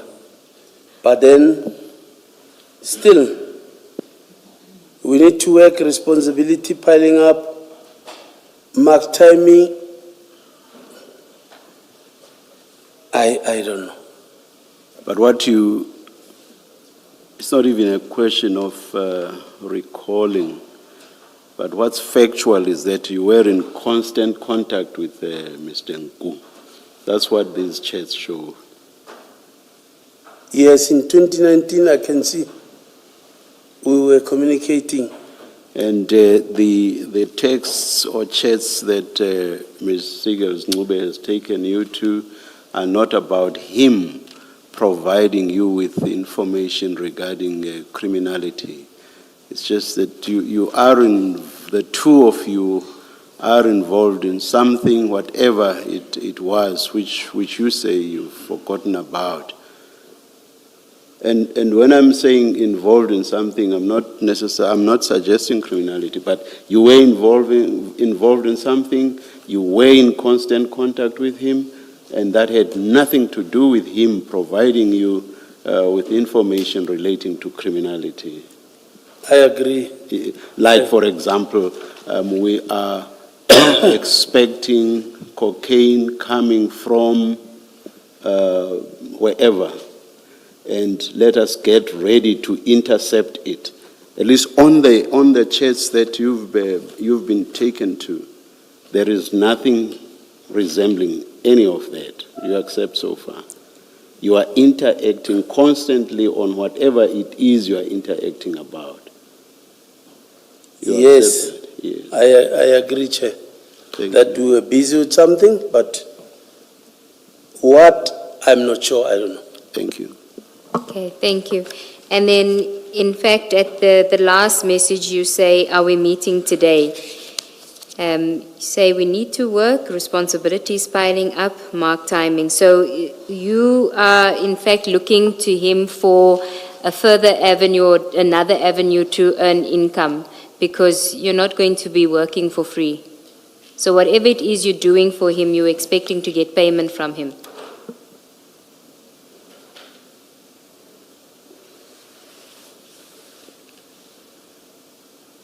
But I don't see anything that talks about that here. No, I know, but you're not going to work for free. You say we need to work, responsibility piling up. Responsibility can only pile up if you need money. It's for money. That's your responsibility that you're referring to. Let me say yes. Well, every man hustles. Yes, I mean, So- it's logical. Yes, every man hustles. But here, I don't remember what. But let me agree with you, yes. So this would have been a side gig, something on the side that you were going to do with him. Yes. Okay. And so then you must know, have details about what it is that you intended to have on the side with him. What was it? Well, most of the time, when Nku calls or called, he would need favors or he would need to meet with somebody, or he will ask me,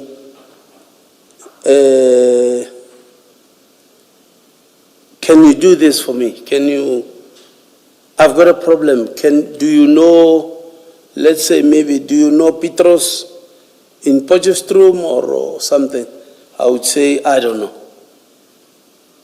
But here, I can see we were talking constantly, but honestly, I cannot remember exactly what we were talking about, or what deals were we talking about here, because I don't remember any dodgy deals with him. Why do you assume that it would be dodgy deals? Why do you associate Nku with the dodgy deals? No, because I would maybe assume that maybe the chats or the chats looks like there is something wrong that we are doing, or there is dodgy businesses that we are dealing. Hence I'm saying, I don't know exactly here. So you agree that is what it looks like when one reads these chats, that there is something untoward going on between the two of you? It paints that picture. Yes, it's a reasonable inference to make when one reads it. It paints that picture. Yes. Sorry to interrupt. In one of the questions you asked, I wanted to follow up because you said it's a side gig, and Chief Mashaba agreed and said yes. So I just needed to know, what side gigs did you do with Nku in 2019? Side hustle. Yes, side hustle. Seriously? Well, Let me tell you why I'm asking you this. When the question was put to you that it was a side hustle you and Nku were doing, you agreed. So my follow-up question is, what side hustles did you do with him in 2019? Let's limit it to that period. Well, to be honest with you, commissioners, Nku, maybe I didn't put it nice at the beginning. He would be very much helpful to me. He would help me, would assist me with a lot of things. So, Financially? Financially, yes. Not official. Yes. Not official. For an example, maybe let me say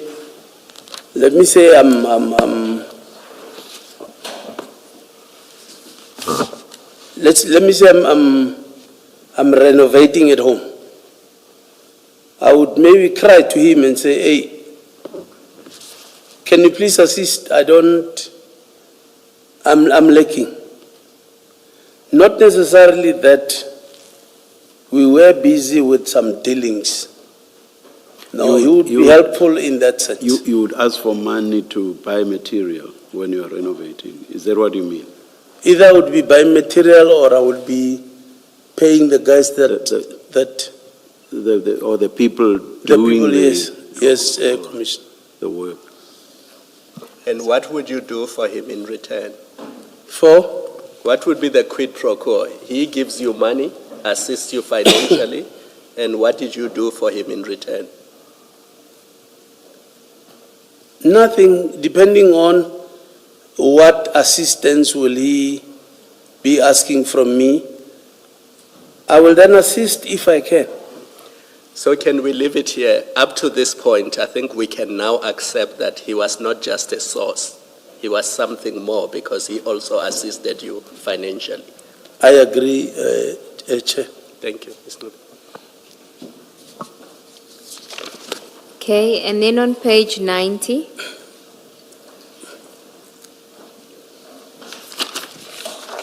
you had asked him on page 89, when are we meeting? He didn't respond on the 15th, so on page 90, on the 16th, you say, would prefer you tell me what's wrong, Mfetu, that just ignoring calls, that's not how we work. If it's a stop, please tell so. I can stop bothering by calling. I can't talk alone. So again, you're referencing that's not how we work. If it is a stop, please tell so I can stop bothering by calling. What were you referring to that you thought was being stopped here or he wanted to stop? Mr. Nku, it's somebody who doesn't like the phone.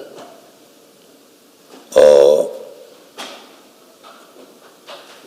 somebody that travels a lot. You might call him and not get.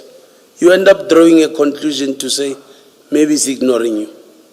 Not knowing maybe he was out of the country. It's a person, he's like that. Maybe, yeah. No, but you are referring to him, you're saying to him, just ignoring calls, that's not how we work. If it's a stop, please tell, so I can stop bothering by calling. So a stop to what? Like I'm saying, it would have been maybe the help that I asked, because I don't want to say now, I don't know. Because it also put me in a bad light to say I'm not useful to this commission.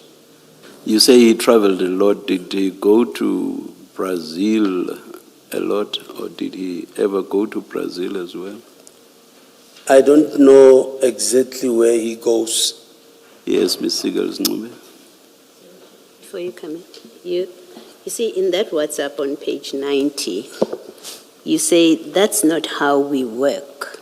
So you are working with him on something, and then you say, if it is a stop on whatever you're working with, that's how to read this paragraph.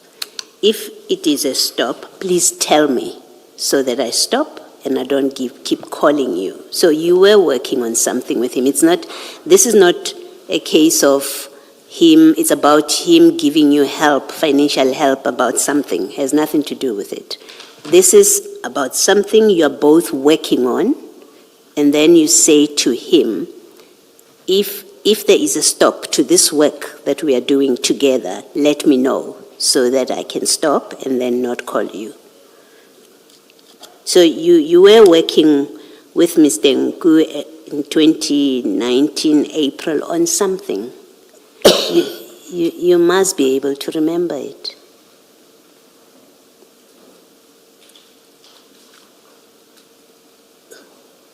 The interpretation might suggest we were doing something. But Mina, I know, commissioners, how I communicate at times. Every word has got more than one meaning. Everybody knows that. In 2019, I know it's not a work that most of the time, 2019, 2020, I know I was busy at home. So the stop would be what? On that interpretation, and I don't agree with you that there's a question of interpretation. You use very clear words. That it doesn't require interpretation, but working with what you're saying, if it was about you, something to do with your building at home, where you say, if it's a stop, please tell me so I can stop bothering you.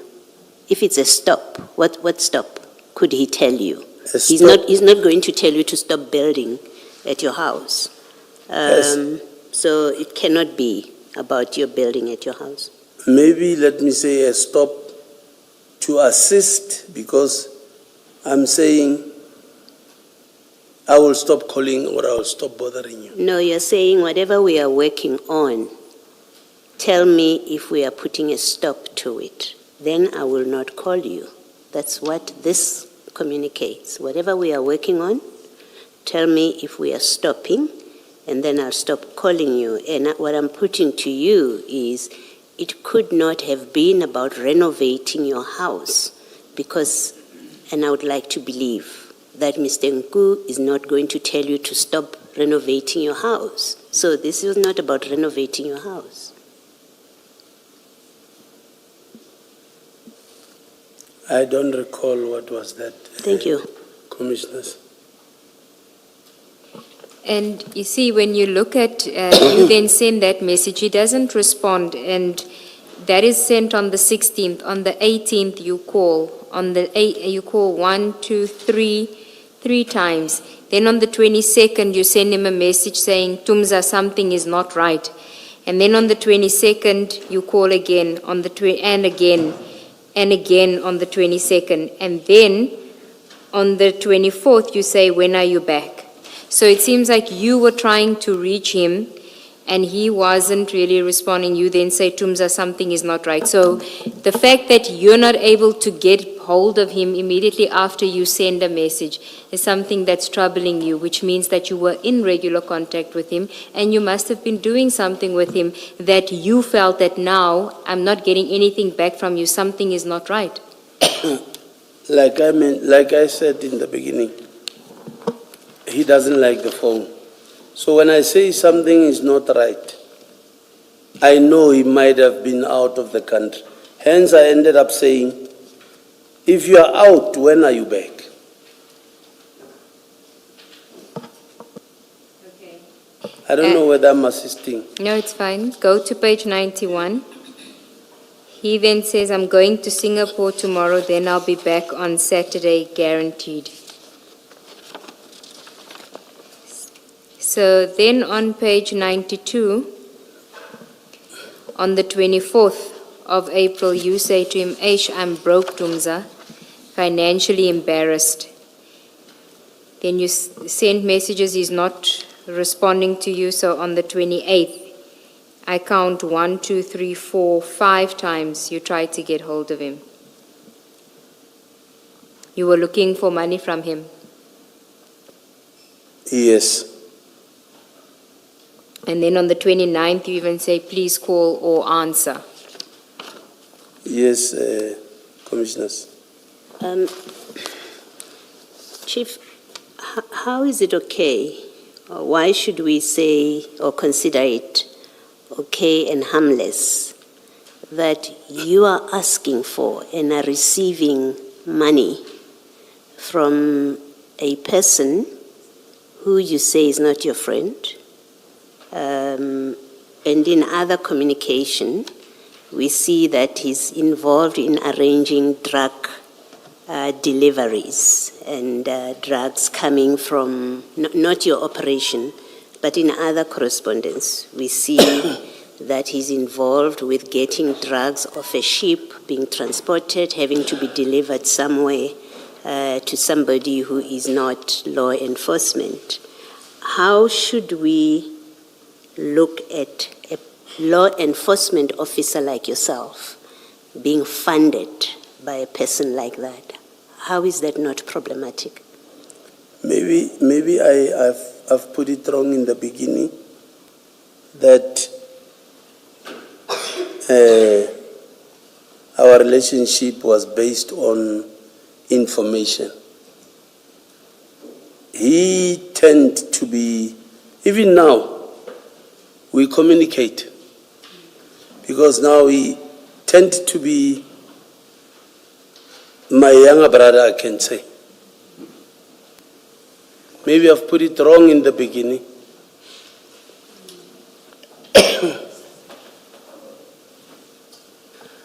Let me ask you this. You made witness statements to IPID, you made witness statements to the police after the July incident in Eroton. And in all those statements, you described Mr. Nku as an informant, as a source. Were you lying under oath? Because in all those affidavits, you didn't describe him as a friend, you didn't describe it as somebody who often gave you money when you were desperate for cash. So were you lying in all those affidavits when you said, he's just a source, he's just an informant? I was not lying, commissioners. Maybe it's because we were talking about the Eroton matter. That's why I said, let's say, commissioners, I know a person that I'm busy with our own things. But on this issue of 2021, I'm being asked, who is this person? How are you related to this person? On this one, the role he played is he gave me information. I was not lying under oath. But do you accept that how IPID and other institutions would have dealt with the information would have been different if you said, this is a friend of mine who often gives me money. I have side hustles with him. He often gives me money to do renovations at my house. That's the person I got information from. But for obvious reasons, commissioners, if you say that as a law enforcement official, you are saying I'm being funded. But that is a fact. That is a fact. He was funding you. But commissioners, I'll be answering something that I'm not asked. Yeah. No, but your conduct is far more serious than that, because as a result of your complaint to IPID, police officers were investigated and they were charged. They were not dismissed, but some of them could have been dismissed. And it led to divisions within SAPs, where crime intelligence and ordinary SAPs and Hawks, what do we call them, DPCI now, were fighting. And the feedback from the NPA was that these are misunderstandings and fights between law enforcement. That's how they characterized all of this. And it starts with you giving information that is clearly false to IPID, because you were the main complainant in the IPID complaint. And IPID records what you gave as follows: I received information from a source. And that is different from saying I received information from a friend of mine who often gives me money, and that I have a side hustle that I'm running with. Not that it's unlawful, because we don't know what that side hustle was. But that is material information that you withheld from IPID, from the police. So I would have caused a division within SAPs and crime intelligence. That's what the complaint led to. No, I don't agree, commissioners. The complaint, I was very angry about what happened on 2021. I still am, because that was a genuine operation. And we will get into whether the operation was genuine or not. For present purposes, all I was confining myself to was you were not truthful in all those affidavits when you described Mr. Nku as a source. Because he was more than a source to you. Well, he is more than a brother even now. Yes. So you were not truthful in those affidavits in your description of your relationship with him. For what? For the information that was needed for 2021.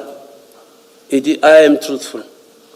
No, you were not truthful in not disclosing the nature of what you say now in this last engagement was the true nature of your relationship.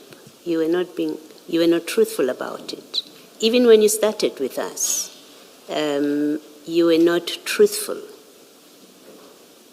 And you have said why. You say, I could not disclose it then. I couldn't say it then because then what would it look like that a police officer is being funded by somebody? You're correct. That's how it looks. And it's your reason for not being truthful about the nature of your relationship. And I agree with Commissioner Khumalo that had you disclosed the true nature of your relationship with the person that you say gave you the information, it would create a different way of looking and interrogating what was going on there in that operation. And you withheld that material information. Commissioners,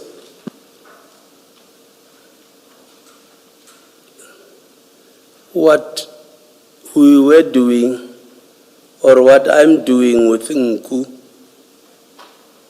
in him, maybe I'd be saying if it is taken as a funding, it's unofficial. But on my official capacity and basis, I don't think I was lying. But other things, it's not only Nku that I know. No, we know, we don't even need to get there. We know, or we can assume, that it's not just him that you know. We are talking about your relationship with Nku. Let's not distract from that. You are funded. You've told us he funds your renovations. Here you say, I'm broke. Earlier we read something and you agreed it indicates you were receiving money from him to distribute to other people. So your relationship with him is not just an informer. You actually are working together. There's things that you're doing together and you call them a side hustle.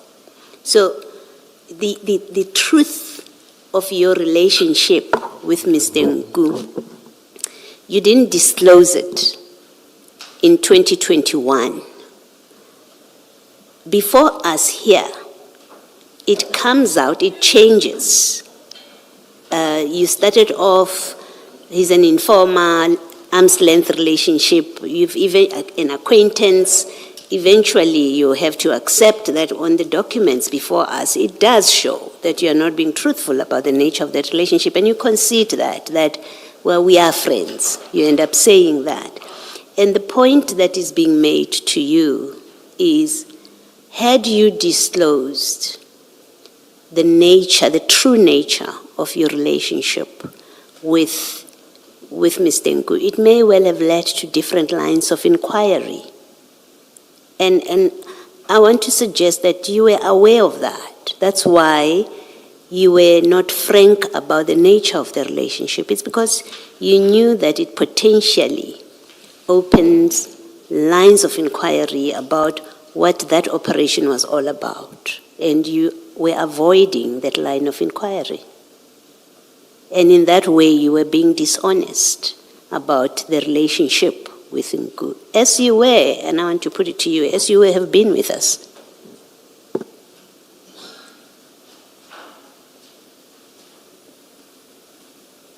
You may comment if you want to, Chief. Otherwise, Ms. Sigals, I'm back with you. Thank you, Well, Commissioner. Commissioners, I know, and I don't want to seem to be diverting. I know how honest I am. Together with the people that works with me, they know how honest and how I operate. On this one, I wouldn't say I have seen it, that it will come as I'm lying under oath on this one. I didn't see it, that it can be interpreted that way. And my humble apologies again that I gave a wrong picture about my relationship with Nku, because truth be told, something of 2019, I forgot about it. I never thought it will be dark until this deep. So humbly, I would agree, I didn't see it. It will be interpreted that way. Thank you. Ms. Siegels? Thank you, Commissioner. Chief, do you recall how much you received from Mr. Nku into your the business bank account? Honestly, I don't recall. Okay. And you said that your relationship with Mr. Nku started in 2019. Yes, Commissioners. Can I just take you back to page 78 of the bundle? So your relationship starts in 2019, and by March, you already feel comfortable enough to ask him for money and send him your business details.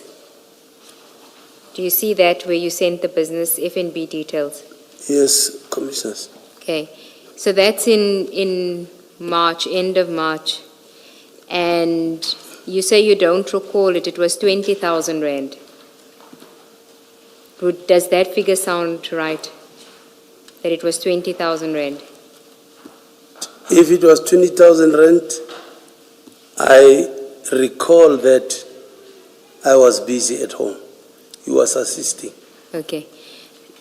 So he gave you 20,000 Rand in March, and your relationship started earlier that year, at least 3 or maximum 3 months earlier. I know it's 2019. Yes. But when exactly, I can't say. The beginning of the year or... Yeah, I'm giving you the benefit that it started in January of 2019 to make it a bit longer. It could have been later, but my point is by March 2019, you feel comfortable enough to give this person your business details. He's comfortable enough in the relationship to give you 20,000 Rand. And this is somebody that you just met that year. That's what you're saying. Yes, Commissioners. And you did nothing for him to get that 20,000 Rand? No, nothing. Okay. And then there was another amount in May of 2019. Are you aware of that? Do you recall that? In May.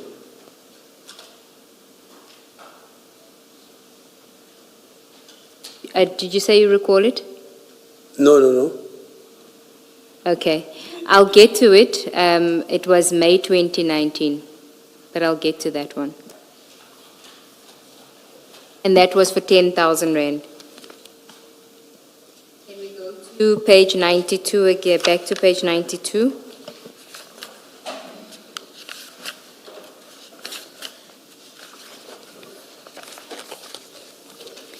I had already dealt with that where you had said to him that you're broke, you're financially embarrassed, and then there's a series of calls or attempts for you to get hold of him.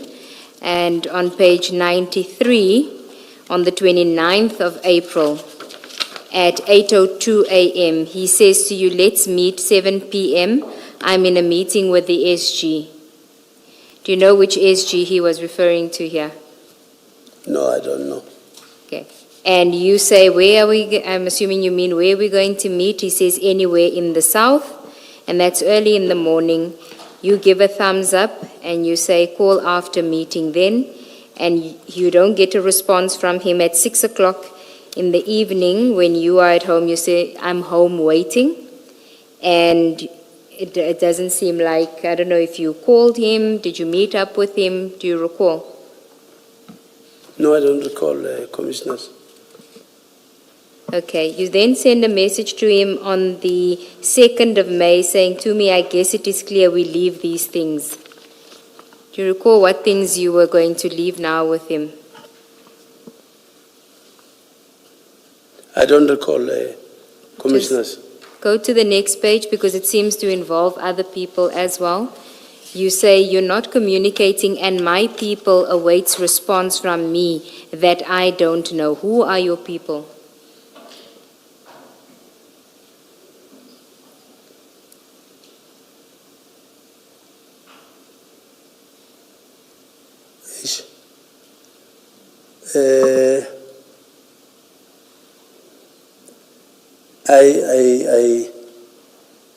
I hate to keep on saying I don't recall, I don't know, but honestly, it can ring the bell. I don't know. Chief Mashaba, Chair. it does not look like this related to several matters or several issues. This must have been one theme. That's the distinct impression I'm getting. For you to say that you've forgotten every and anything about this, let me tell you that to me, it looks like you are feigning this forgetfulness. Your comment? It will look like, commissioners, hence I'm saying, in 2019, honestly, I don't remember what were we busy with. All I know or can recall is that I was busy fixing at home. And other than that, I know there was no other businesses or side dealings with Nku. Are you suggesting by saying that everything relating to these texts was about you renovating? Is that what you are suggesting? That is the only thing that I remember I was busy with in 2019. But it could not have related to renovating. What was this about? Your people. You've already been asked that before.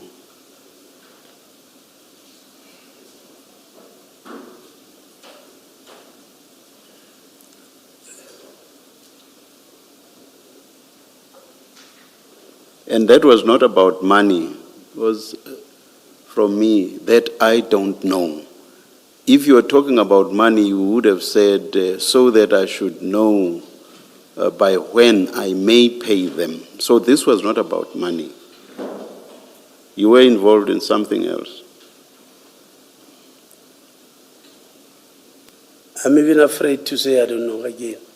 You Because do know. genuinely- You do know. That is why I'm saying you are feigning this forgetfulness. You do know.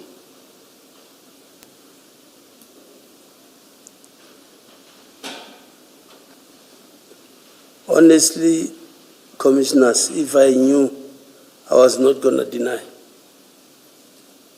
I can promise you, I was not going to deny. I don't remember who or what was this all about. Yes. Can I just check one thing? Chief, did you travel overseas in 2019? I've never traveled overseas. All right, thank you.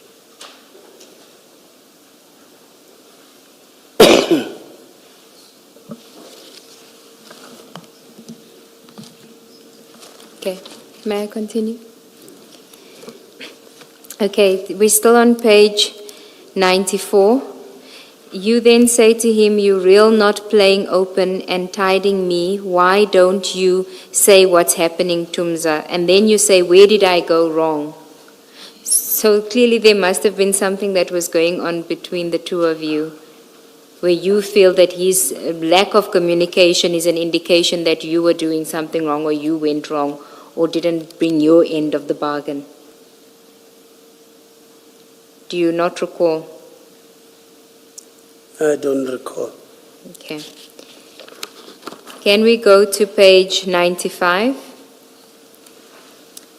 You say to him on the 5th of May, you must be happy that the rally is over. Surely you remember which rally? On the? The 5th of May, 2019. You say to him, you must be happy the rally is over, and your next message, distraction is now over. Do you see that? The rally. Yes. So he must have communicated to you that he was being distracted by a rally. I know Tumelo is an ANC person.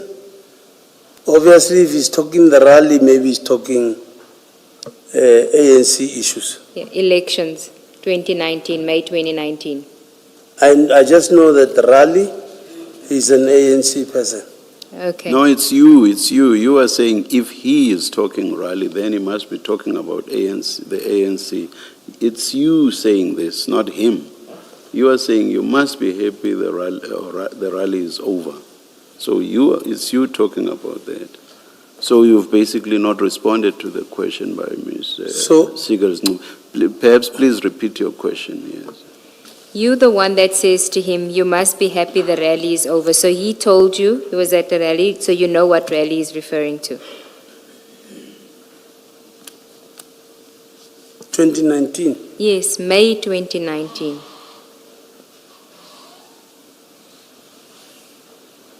You even say in the very next chat, the distraction is now over. So obviously you were aware of what rally he was talking about. Or rather, what rally you were talking about, and which would have been distracting him. Like I'm saying, 2019. Like I'm saying, I know. If it's something to do with rallies, it's ANC things. So I can't remember 2019 what was happening or what was the rally all about. Or which rally was this? Okay. See, you then send a message on the 6th because he's not responding. Please talk to me. You're stressing me seriously. I don't want, and I think you meant unfinished businesses because you say unfinished later. And then you say, please just tell me what's happening. At least let me know. So he is a significant figure in your life at this point because nobody sends such a distressing message to somebody that's a mere acquaintance. You're either very reliant on him for finances or for something else. So what was going on? Well, I know business will mean anything that has to do with money or finances. Yes. I know for the fact. But then, it's difficult. Well, you have it's really unfinished business with him because you say, I don't want unfinished business. So you do have business with him. So you're saying to him, please just let me know what's happening. At least let me know. If we're done, then we're done.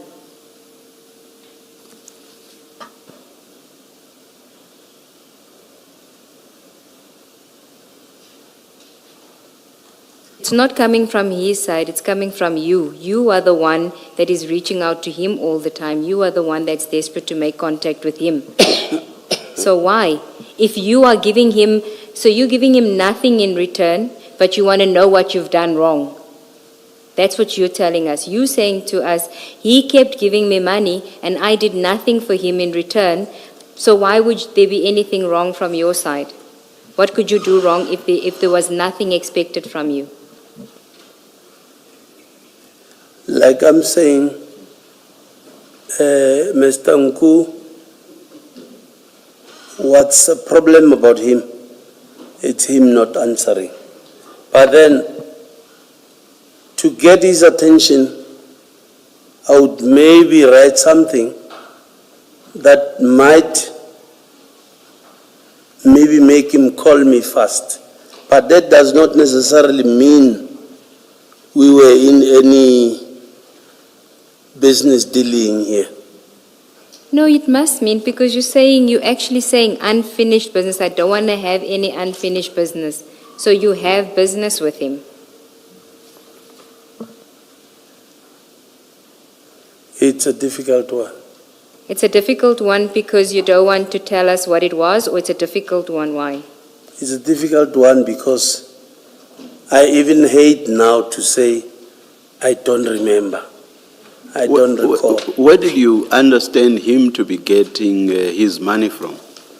The very fact that he could have given you 20,000 rand, where did you understand him to be getting his money from? I just know him as a businessman. He is in business with Coca-Cola. Yeah, that's what I know of.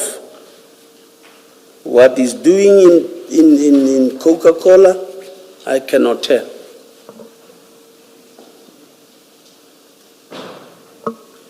Yes, Mr. Thank you, Garzube. Okay, can we go to page 96? He then responds on page 95, you'll see on the 14th of May. He says, "Afternoon, Abuti. Apologies, you will understand the dynamics of everything when we meet. I couldn't respond nor meet you at the time. I'm done with my tasks. I'm just awaiting clearance." Please tell me you remember what he was referring to here. He's done with his tasks and he's awaiting clearance. Clearance for what? I don't know, will I be safe to say what was happening in 2019? I will be asked each and every one, sentence by sentence. Honestly, 2019, I don't know what were we busy with. And I want to be honest with the commission. I don't recall. But Not that I'm playing with the commission. You do remember that you were renovating that time, though? That's the only thing that I remember. Okay. Go to page 97.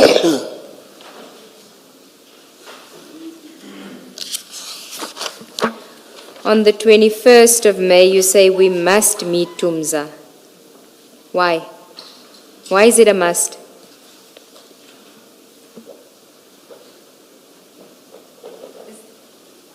You are the one that's reaching out to him. We must meet. Why must you meet with him?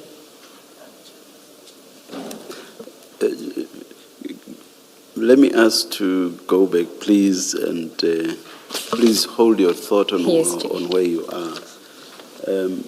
Page 96, after asking when do you meet and there's no response, then you say, that's the third chat from you, third chat. You say, Fem iwi lena.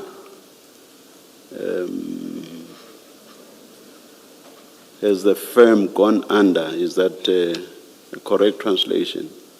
Fem iwi lena. Yes, Femi Wilena. That's you asking him. And then you say, Mara, why and why usabu wimfetu? So basically, if the firm has gone under, why aren't you saying anything about that? Am I interpreting this correctly? You are interpreting it correct, Commissioner. And I already know you will say you do not know what that was about. Or do you? Just surprise me and say, at least this one you do recall, and then tell me what it was about.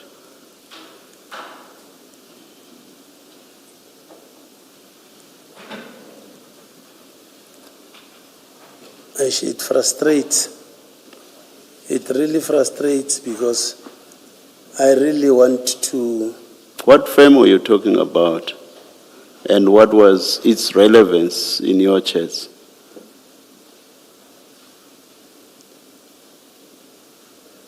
It can be our friendship, that I'm talking about here. Because, and I want to say to the Commission, if really something happened in 2019, I was gonna quickly, rather than what I've mentioned, I was gonna quickly remember. You see, from it's March, I think the first chats you've been referred to, we are now in May. And I don't think that this is a whole lot of themes that you and Mr. Nku are engaging on. It doesn't matter that it was 2019. You couldn't have forgotten one or two themes that the two of you were engaging about. You couldn't. You are simply not being truthful in this regard. I cannot but make that suggestion to you. Honestly speaking, Chair. No, you are not. Honestly. You are not being honest, Chief Mashaba. You are not. You are not.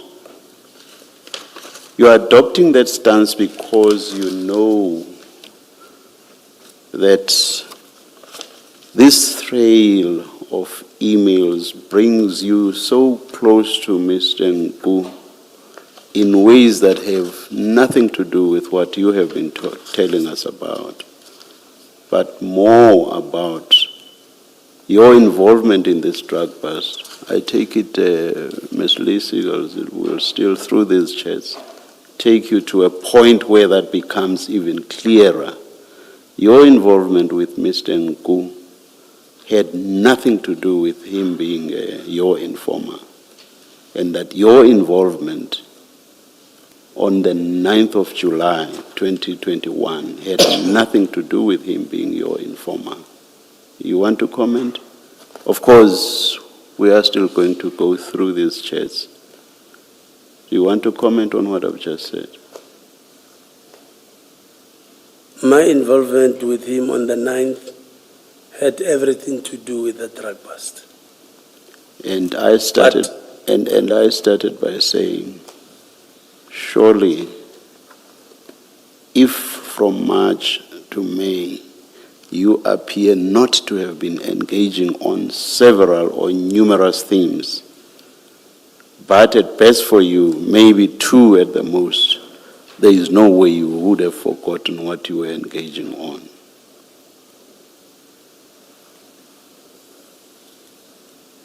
But honestly speaking, Commissioners,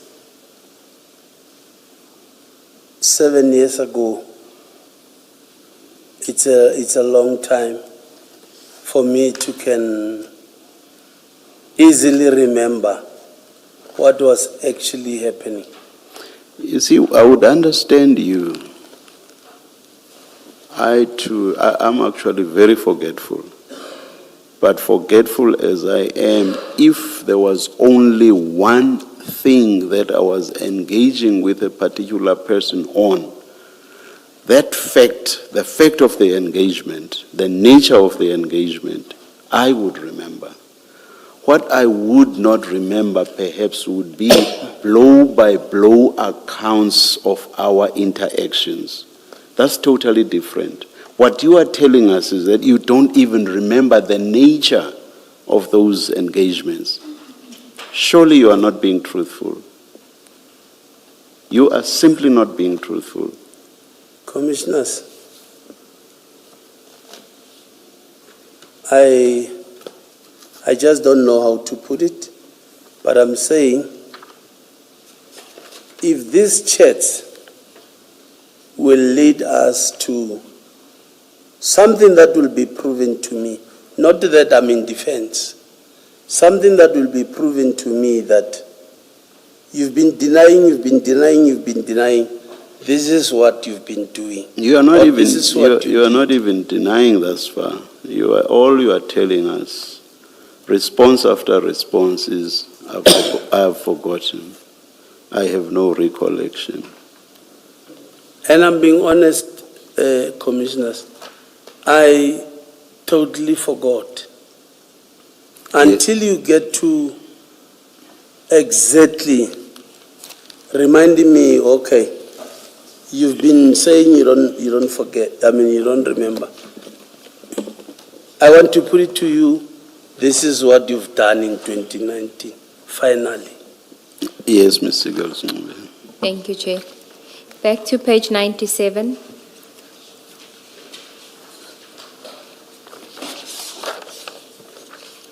You say you don't recall why you had to meet with Tumza. At the bottom, on the 21st of May, he says, I've just done with my meeting. I'm going to spend the day in Lutuli. Will be available anytime from 6 p.m. So, Lutuli, what is that in reference to? Lituli's ANC house. Okay. And then you say to him, honor it, please. So he must please honor the meeting. On the next page, page 98. Now, I want to skip a few pages and go to page 100. It's on the 22nd of May. There's a photo that he sends to you at 8:37 p.m. with the name Kensani. Do you see that? Yes. And then you say, get and send more details.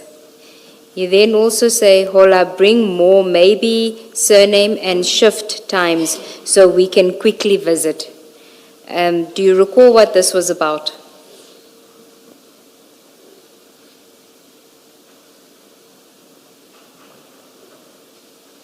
Kensan.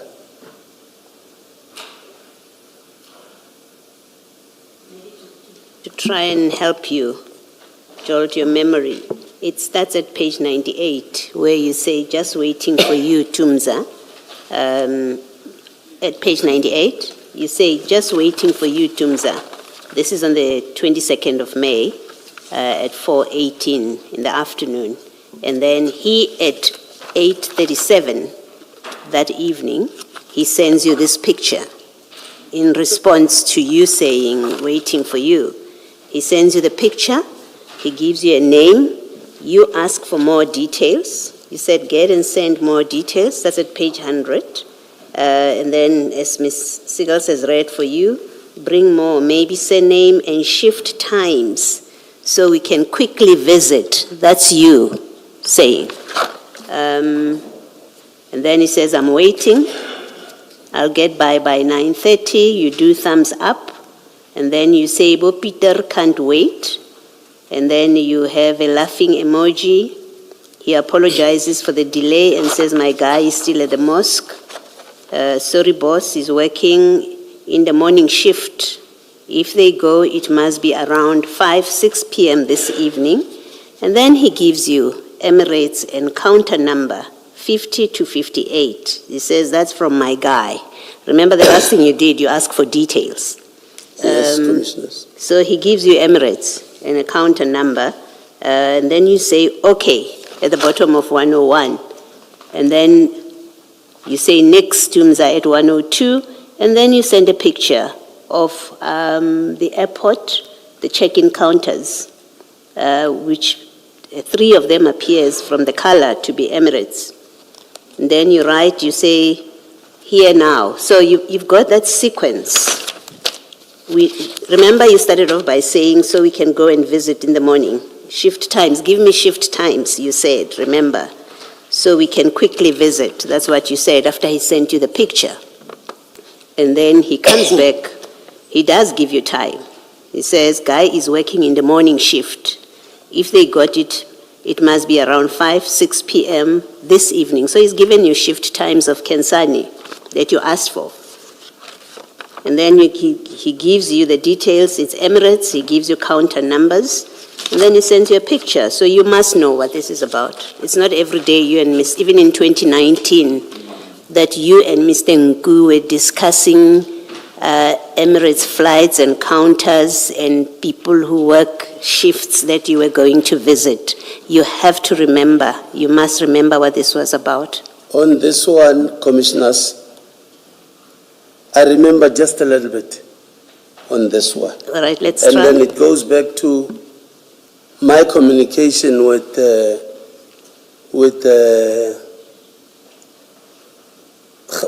Mashiko.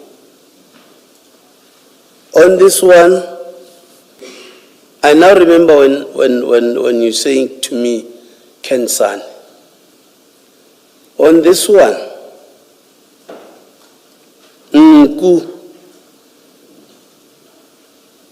had a problem that somebody I can't remember if it was gold or either gold or platinum. Nku needed help. I remember now when you're talking Kensani. Nku needed help to say, do you know Hausa and these other guys? Because there is that thing, I can't remember is it gold or platinum. They stole it from the airport. I said, I don't know, but I can find out who those guys are. Because I know that name. It's in our circle of friends or something like that. I know, Nku needed assistance that, can you please get me Hausa's number so that I meet with him? I tell him what or can he assist to recover that thing that belongs to somebody that Nku knows. That's when I got to look for Hausa and the other two guys. It's only now that we're talking Kensan that I remember. That is the reason why I met Mashiko. I wanted Mashiko to assist Nku about maybe recovering whatever that was lost at the airport, because they were working there, or they still working there. I don't know. Okay, look at the entry on 103 where it speaks about a previous event on the 5th of May. This is what he sends to you. Because you say get a surname, he says on it, and then he says on the 5th of May on the night flight at 22:20 p.m., 150k USD was stolen from a client's bag. Ayanda checked him in the passenger's name, it gives the name, and also 4 million in cash rands was also stolen from 2 bags from another passenger. So which one? Number 103. 103. Yes. He's referring to an incident that occurred on the 5th of May. He's sending that to you. What do you know about that, about Ayanda being the person that checked in the passenger, 150k USD and 4 million in cash was stolen? Now I remember. It was the dollars that got lost or stolen at the airport. That's how he requested me to assist and get the 3 guys, because they're working at the airport. This is the assistance he needed from me. The check-in guys at the No. Emirates counter. No, the details he was giving me here was for me to give to the policemen that are working at the airport. You see, I can't even remember what was it. I'm saying gold or something. I remember it was, yes, money stolen from the airport. Yes. Of somebody that Nku knows. But Kensani is somebody that works at the Emirates check-in counter. Where does Kensani? I am not so sure, but Kensani is somebody that was maybe assisting Nku. For sure, Kensani is not police. Okay, if you go to the next page, it says, when you grab him, ask him about Ayanda. They work together on this. He's referring to Kensani.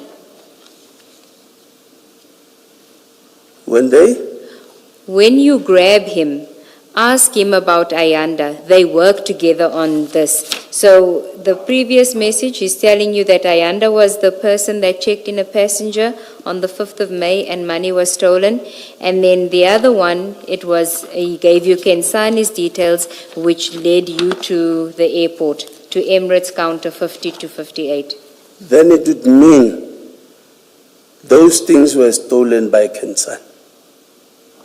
Okay, so... That's why, sorry? No, go ahead, that's why? That's why he sent me the picture for Mashihu and the guys to find out about this Kensani.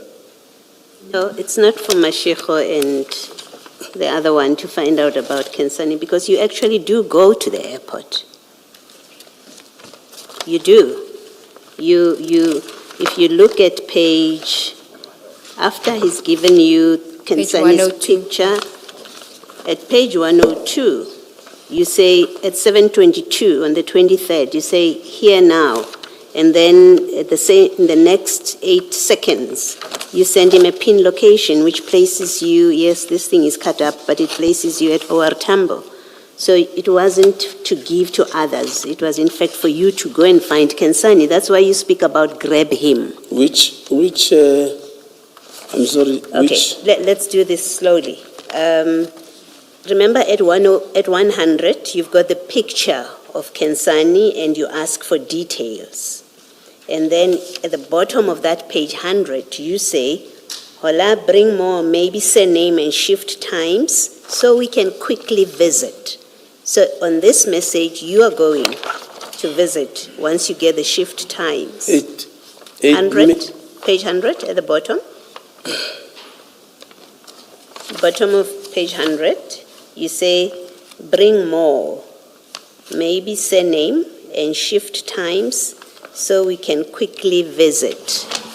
That's you saying. And then at page 101, he's the one that gives you Emirates, counter 50 to 58. Can you see where I'm reading towards the bottom? Yes, sir. Okay, so he gives you the details. And then, in fact, before that, just above that, he says, sorry, boss, guy is working in the morning shift. If they got, it must be around 5, 6 p.m. this evening. That's Mr. Nku to you at 8:33 in the morning, 8:33:10. And then you respond. Rather, he sends another message immediately after. He says, Emirates, counter 50 to 58. So he's telling you, that's the only way of reading this. He's telling you where to find Kensani. He works the day shift and they must go and grab him in the evening. And then you say, at the bottom of that 101 page, you say, okay. Next page, you send him the picture of check-in counters. Yes, Commissioner. You see that. And then you say, that's at 7:22:25. And then at 7:22:30, you say, here now. And at 7:22:38, you send him a pin location.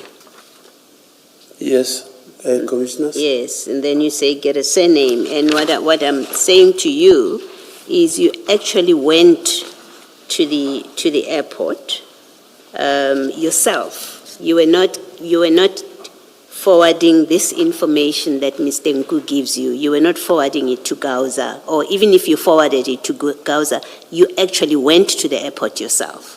I agree, I went. Yes. But not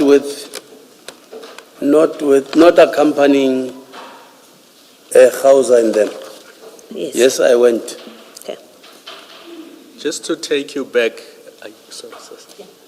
Just to take you back to page 63, this is another incident where you are at the OR Tambo Airport and you're asking for details of the baggage guy. And you place yourself there because you say in the third last chat, I'm on the ground now. Are you on page 63?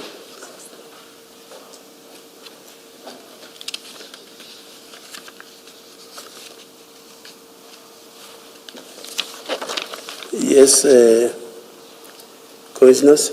Do you see that? Which one exactly? The third last chat, so third from the bottom? We are on the ground now. Yes. Yes, Chair. So you are referring to yourself and Hausa and other people, because what then follows on page 64 is that you had a meeting with Hausa and them. So there must have been an incident in February of 2019 when you were at the OR Tambo International Airport and you asked for details of one of the baggage guys, and those details were provided to you by Mr. Nku. Yes, what's the question, Commissioner? What were you doing with Mr. Nku at OR Tambo International Airport that required that you get details of the baggage guys? I think I was maybe introducing him to Hausa and them. For what purpose? For him, because he needed assistance. There's dollars that got stolen at the airport. No, but that's the May incident. This is a different incident in February. Do they get stolen twice? That is the only, I'll be lying. Does this not have to do with the stolen gold or platinum? Because if you read the earlier chat, this is the chat we went through earlier where you said you will bring back Nku's dignity to his bosses. Is that why you then involved these four people? Because you guys are trying to recover whatever that was stolen? I think so. Yes, Commissioner. And So you basically put up a team to go and recover stolen gold or stolen platinum on behalf of Nku's bosses? I don't put up a team. I ask if they can assist. Yes, it's the same thing. If you ask them to assist, it means you're putting a team together. And the idea was what? That you will go recover the stolen gold or stolen platinum on behalf of Nku's bosses. They will go because they work there. I don't work there, Commissioners. All right, thank you. but on page 64, the message there is, are you still on page 64? After you speak about the meeting that you had and meeting the guys for the inquiry, then there's the third message, the fourth message from you. And my team is now complaining a bit. Please top up if you can. I'm winning, trust me. You're winning the team's trust in this operation that he must top you up with money. My team is complaining. Yes. Not. I know that the top up will be, or would mean money. Yes. So your team was successful because there's going to be an inquiry lodged, and now you're saying, but they're complaining because either he's not paying you at all or he's not paying enough, and you're asking for a top up. And you say, I'm winning their trust, so give something to maintain their trust, because if you don't pay, then they're not going to trust me to deliver on these kind of jobs. It means I meant money here. Yes, you did. Yes. Yes, and your team. And your team. yes. And who was your team? Hausa and them. And sorry to interrupt, Advocate Nube. I think earlier when we engaged you, we may have misinterpreted chat number 3, because when we first looked at it, we assumed that it meant one of the guys was missing. Do you see the chat that says, Exeti Rashot Amfetu, we must go to Guyani? Remember we talked about that chat earlier? Yes. Reading it again now, it looks like you were talking about money, and you needed money to be topped up because what was made available for the team was not sufficient. No, and I can tell you for sure that all this, now that I remember what you're talking about, when we're talking this, it never materialized. No, we're That is not why- there yet. We're not on whether you went to Guyana or not. We're still dealing with, there was a team that was put together, and you do say that my team, which means it's a team that you put together, is complaining a bit. Please top up. And I think you've admitted that topping up refers to money.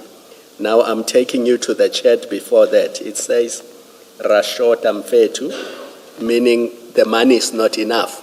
So when you read them together, what they basically mean is the team is here, but the money that has been given is not enough, and Nku must top it up so that the team can proceed to do whatever work that they were supposed to do. No, I know for a fact, commissioners, nothing was given from Nku. The top-up would mean, or here means, Bashota. No, but Not- Rashota and Bashota are two different things. I'm Rashota not- means you are short of cash. It's not enough. I'm not excluding myself, because I can see here is Rashota. Rashota means I was there, but because it never materialized, that is why I could not remember exactly what was happening. Because it went nowhere, this thing.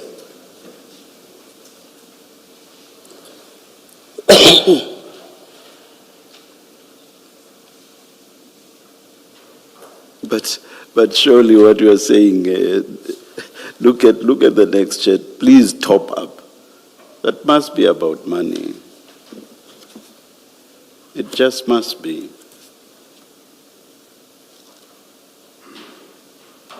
Rashota, please top up. It's about money. Okay, I agree. Thank you. Commissioners. Thank you. But also, what team would you have been talking about? You're surely not speaking about your subordinates in the traffic department. What team were you speaking about? The very same ones on top. The three guys on top. Mashiko, Twala, and Vinjela 50. Yes. So you were arranging for police officers to be paid by Mr. Nku. When you say, please top up, you've accepted its cash. So you are asking Mr. Nku to, you've constituted a team of the three, and they're all police officers. You're arranging with Mr. Nku to pay them. Well, obviously, commissioners, if you are asking a favor from people, they would always tell you how they work, and they would maybe demand what they demand, and I will just relay that back to Nku because he needs help. So you have a team, you constitute, because you refer to them as my team, you constitute a team of police officers to do a favor for Mr. Nku, who will then pay them. It only makes sense if these police officers were not executing their duties, they were working outside of their duties for Mr. Nku, who pays them. It only makes sense if that was what was happening here. Is that what was happening? Yes, commissioners. Okay, so you organized SAPS members to provide services at a fee to a civilian outside of their duties. Thank you.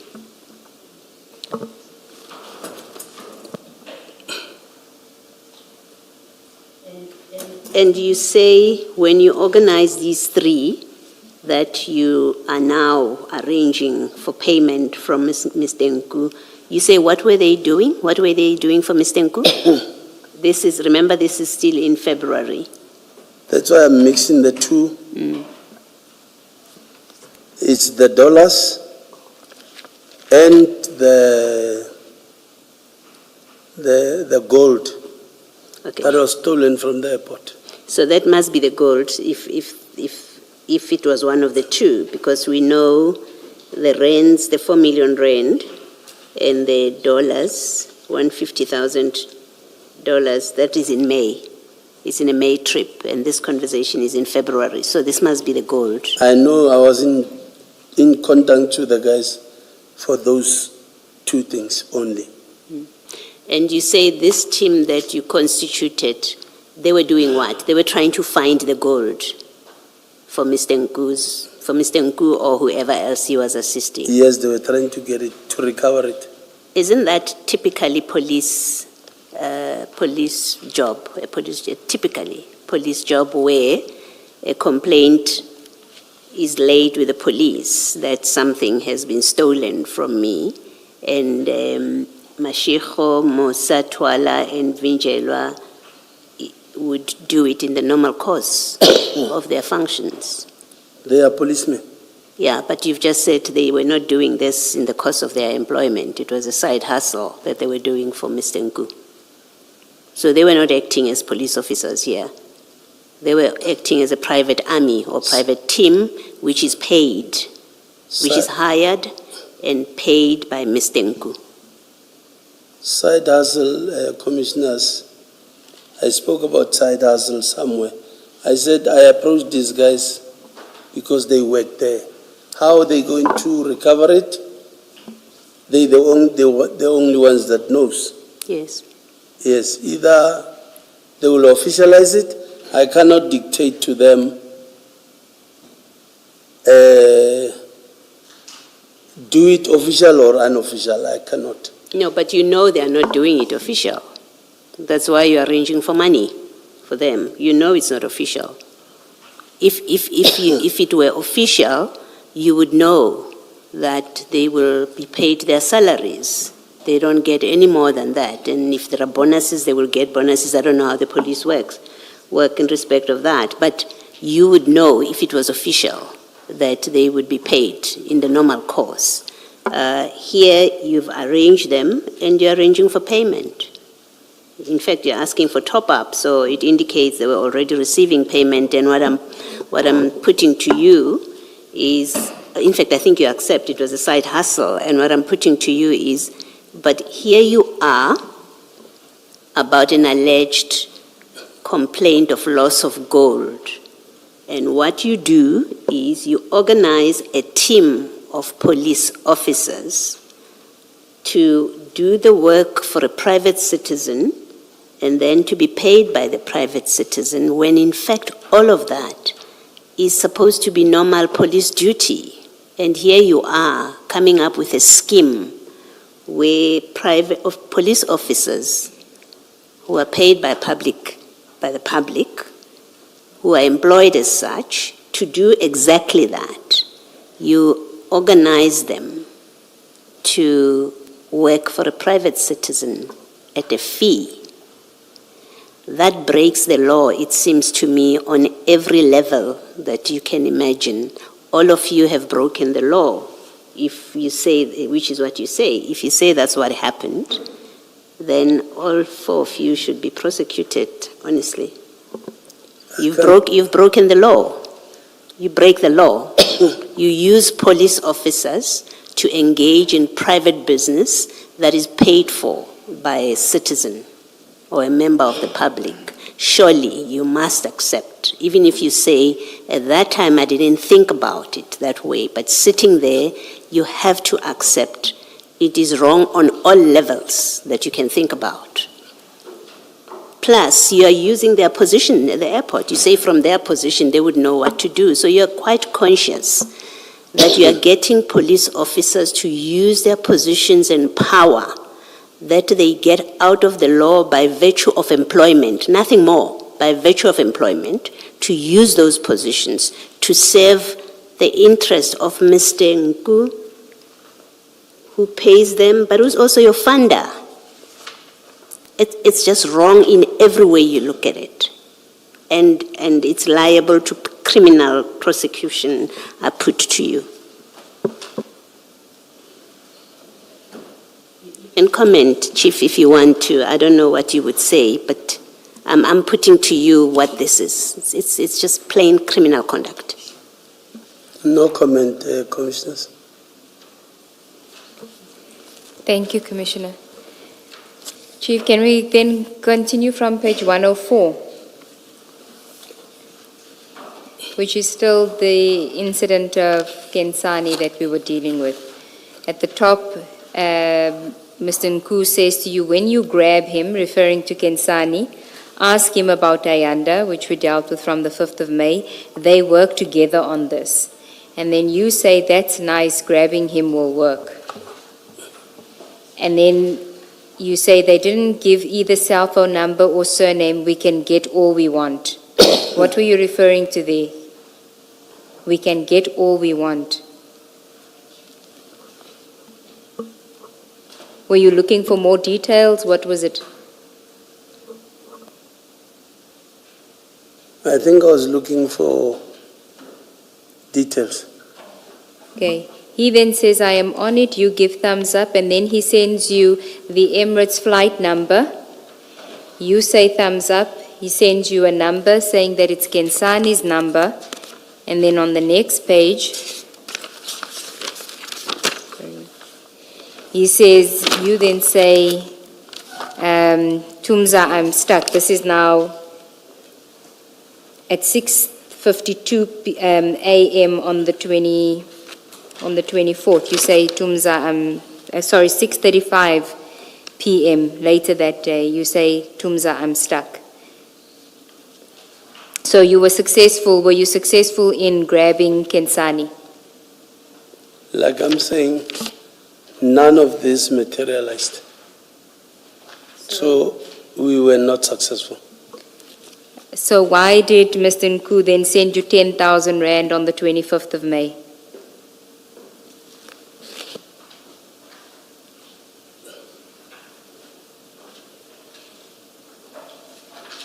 Clearly, it was not for this. It was for something else. Not for this, because this, I never entertain it anymore for what he was sending me. Therefore, I don't remember what was that for. But it's not like for something that I did for him. So it's coincidental that you go to the airport when he tells you to go and grab someone. We don't know if you were successful. You say you weren't successful, but you don't remember much of anything. So we're not sure if maybe your memory is correct that you weren't successful here. And then he pays you 10,000 Rand. Immediately thereafter, the next day, on the 25th of May, you receive 10,000 Rand from him. I would say because of our relationship, maybe for trying to assist him, that's what he did. Okay, go to page 107. Before you do that,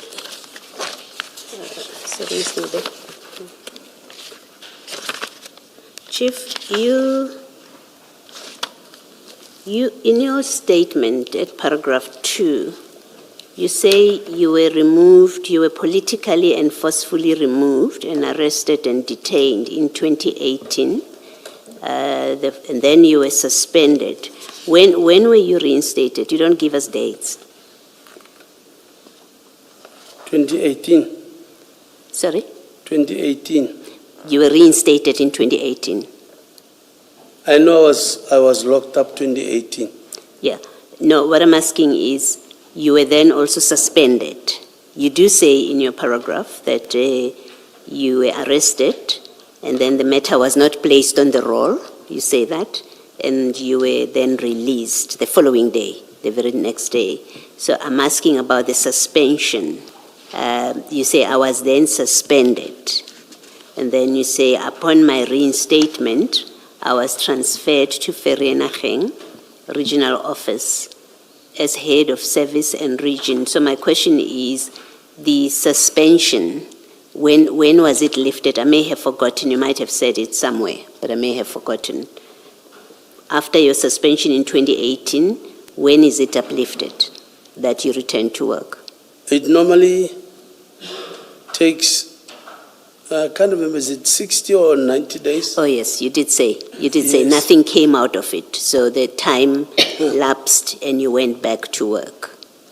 Yes, and within that period, you must be taken for a hearing. A DC. So yes. that did not happen. Okay. That's how I was reinstated. Okay, and you went back to work. All Yes, right. Commissioners. Okay, let me ask my question anyway. So in 2019, you are the head of service point in Vereeniging Regional Office. That's in 2018 when you go back to work after the lifting of your suspension. 2018, 2019, somewhere.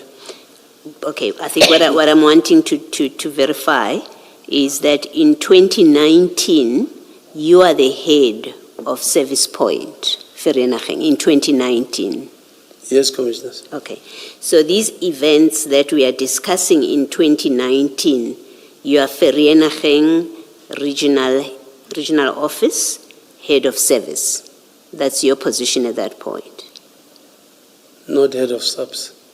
No, I'm saying Vereeniging Regional Office, head of the service point. Yes, that's what I was trying to say. Yes, Commissioner. That's in 2019. Why are you in an operation in OR Tambo then? Explain in 2019. Like I said, in the province, we don't have jurisdiction. Yeah, that's not a road, unless you say OR Tambo is defined as a road. And I'm not in a position to argue with you about it because I've never thought of it as a road, and so I wouldn't know how to dispute it until I've looked it up. So my question comes from the assumption that OR Tambo is not one of the roads that you can do operations on. This is, so my question of why are you in an operation at OR Tambo, but also maybe let me add to it, just in case you say it's a road, let me add to it, that what you are doing there, what puts you at OR Tambo is not a crime in progress, like you explained earlier, that you are a law enforcement officer. If a crime happens within where you can see it, you must act, or you're expected to act, and you have the right to, the power to act. This investigation about whether it is about gold, following up on stolen gold, or about dollars in May, all of which is in 2019, it's not your hot pursuit case, right? This stuff that has happened already historically, and you are following up on suspects. Why is that? How are you involved with this operation? OR Tambo is the airport. Yes. You have jurisdiction over that. You have powers there. Which powers, Commissioners? As a traffic officer. Obviously, I did not get into the airport and dig into what was happening, Yeah. because I found the guys that are working there. I went with Tumelo to introduce to them. That necessarily does not mean I went inside airport, in airport. No, but airport still, because it's Gauteng, still, we do work at the airport. Yeah, no, And- sorry, finish, sorry.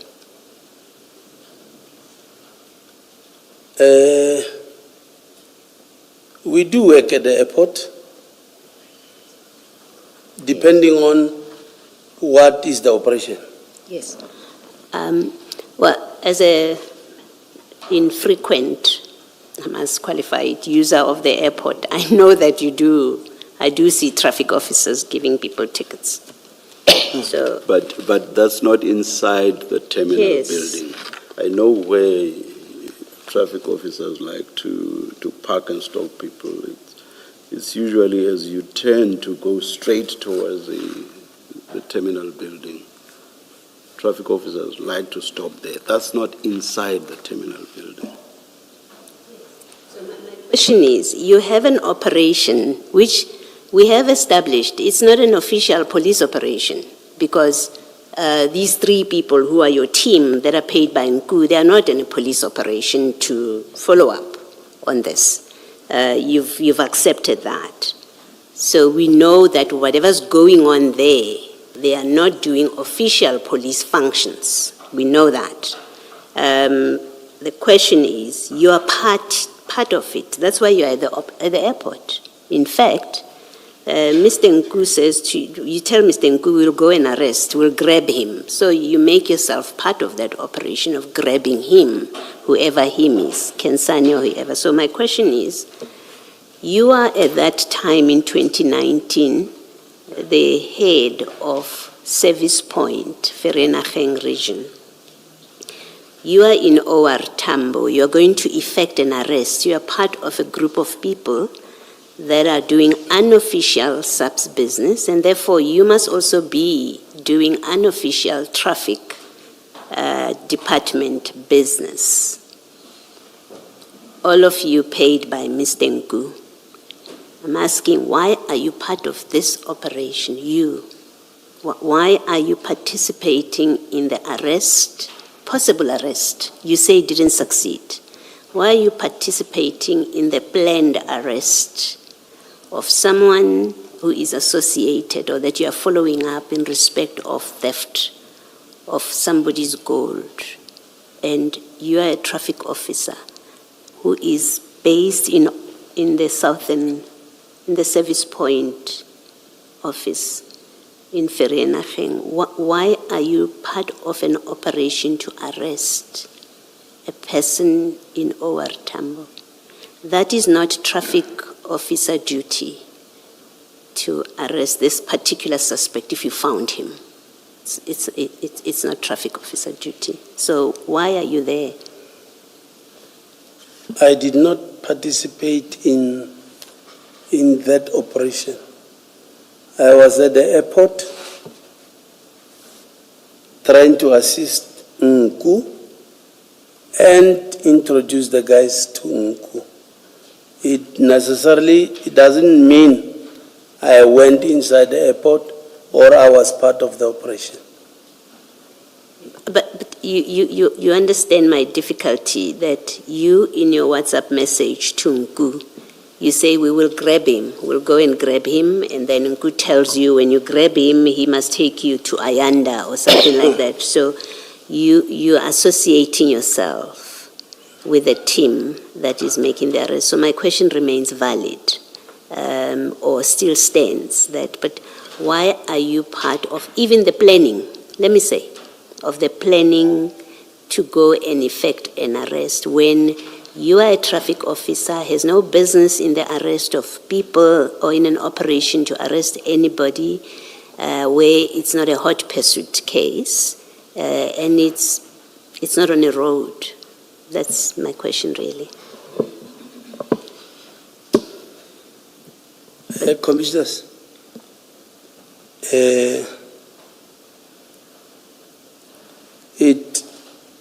it doesn't mean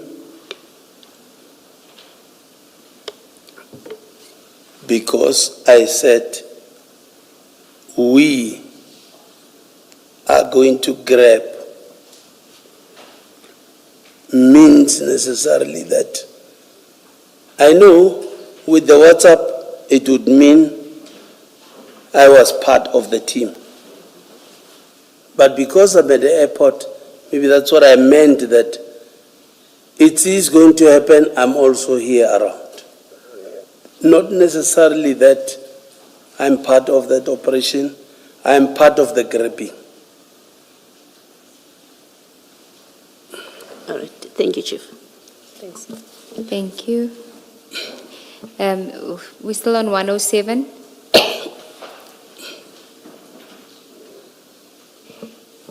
As I indicated, you received payment on the 25th of May. So if we look at the message where you've got the thumbs up and the thank you, the grateful hands, you say, please inform after doing it, Tumza, my notification is giving problems. That's still on the 24th. And then also still on the 24th, Nix Mfetu. On the 25th is when you receive payment. Then on the 29th of May, you say, Tumza, I see Didi is back. Let's move on our issues. Who's Didi?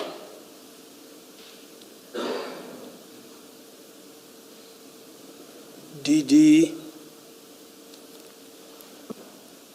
is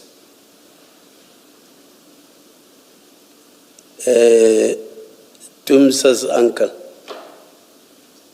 Whose uncle? Tumelo's uncle. And who is he? He passed away. Can you give me his name? Kebi Mapatso. Is that the name? Yes. And what were you meaning by he's back?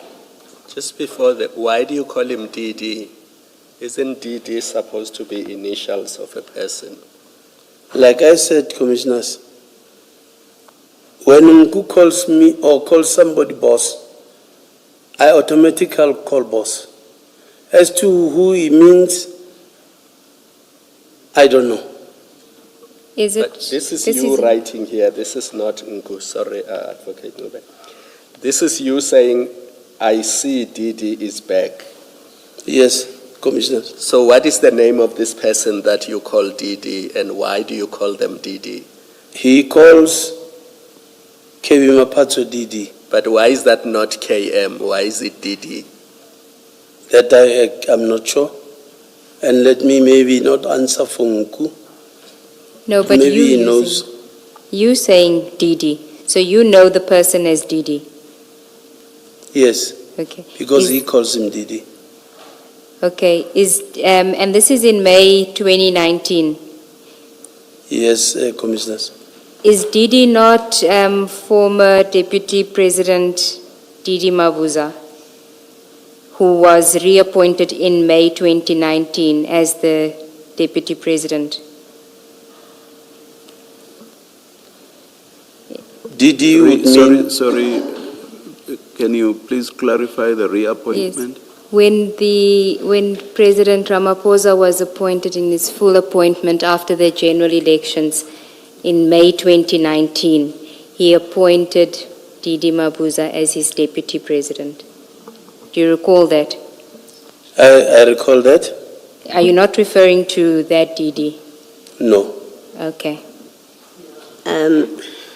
I think in fairness to you, let's put this to you, that the person widely referred to as DD was the late Deputy President Mabuza. Your explanation your explanation why you say DD here was the uncle Kebi Mapatso is simply not, it doesn't add up, it's not satisfactory, and I want to suggest to you that you're not being honest in saying Didi is Kebi Mapatso. I want to suggest you're not being honest. In all your exchanges here, Mr. Nku does not make any reference whatsoever to an Uncle Didi. There is the coincidence that, as Ms. Segal says to you, that in this period, Deputy President Mabuza had just been reappointed, if that is the correct word, reappointed or re-elected Deputy President. And you're saying this is a reference to Mr. Mapatso. It's improbable. I want to suggest to you If it was Didi Mabuza, I was going to say, I mean, why do I have to lie if it's Didi Mabuza? Plus, he is no more. What will be my reason to say? Well, Mr. Mapatsu, as far as I remember, is also no more. But in that sense, I'll suggest to you why you would, the motive, or why you would not want to be honest about it, is because you would then have to account for what does moving on our issues have to do with DD, with Deputy President Mabuza. You would have to answer that question, and I suspect you find it more difficult to answer that than to say this was a reference to Mapatswe, to the late Mr. Mapatswe. Please comment. No comment. And what had Mr. Kirby Mapatswe returned to? What was? What had he returned to, Mr. Kirby Mapatswe? You see that I see Didi is back. What was he back to? What had he returned to? No, I think Kirby Mapatswe was out of the country. So I was saying to Mr. Nku, I see he is back. So let's move on our issues. As to what was the issues then, I don't remember. And where had you seen that? Where had you seen that he was back? It was quite easy to know that the late Deputy President was back to his position because that would have been public knowledge. So you would know that he was back. And how would you have known that Mr. Kirby Mapatswe is back? You say, I see. You are not saying Obviously, Mr. Nku has told you. Obviously, I would be seeing him on TV. He can be on TV even if he's abroad. He can be on TV even if he's abroad. No, I can't be saying he's back while I'm seeing him abroad on TV. He must have been landed in our country. No. You can see him on your TV screen even if he is abroad. That is what I mean. So it cannot be an answer that it was because you saw him on TV. That doesn't necessarily tell you that he's back. We see people who are in Russia, who are in Kenya, who are in Nigeria. We see them on TV screens. That doesn't necessarily mean that they are in South Africa. But I'd be saying he is back where? I'm saying he's back in the country. I should be the one putting questions to you. And I started this by saying to you that it makes more sense that perhaps it was the late Deputy President because you would have seen that he was back to his position as the Deputy President of the country, not of the party. You would have seen that because it would have been public knowledge. So it makes sense for you to say, I see that he is back. But with Mr. Kirby Mapatswe, it's not necessarily the same, and that is why I was asking, and how would you have known, or how would you have seen, because you say you've seen this for yourself, basically, and not necessarily that you heard from Mr. Nku. And all you are able to tell us is that it's because you saw him on TV, and I'm saying to you that's not an answer. So that takes me back to the point that it makes more sense that you were probably talking about the Deputy President of the country. Your comment? No comment. Can I pick it up from there? You see, Chief Mashaba, in the era of Google, you shouldn't be lying about facts that are publicly verifiable. And what you are doing now is you are lying to the Commission. And I don't often use that word, lying. I prefer somebody's untruthful. The elections in May 2019 were around the 8th. By the 13th, the results were known. And on this day, the 29th, President Ramaphosa announced his cabinet. So it is obvious, looking at those facts, that the person you are referring here to is then Deputy President Didi Mabuza and nobody else. So you're simply not being truthful with the evidence you are giving. And the question is why? Why are you lying on such a meaningless issue? This is a side issue in the greater scheme of things. Why are you lying about it? I'm not lying, commissioners. Can I please? I know Mr. Ngu calls KVDD. Like I'm saying, if it was Didi Mabuza, I would see no reason to lie about a late person.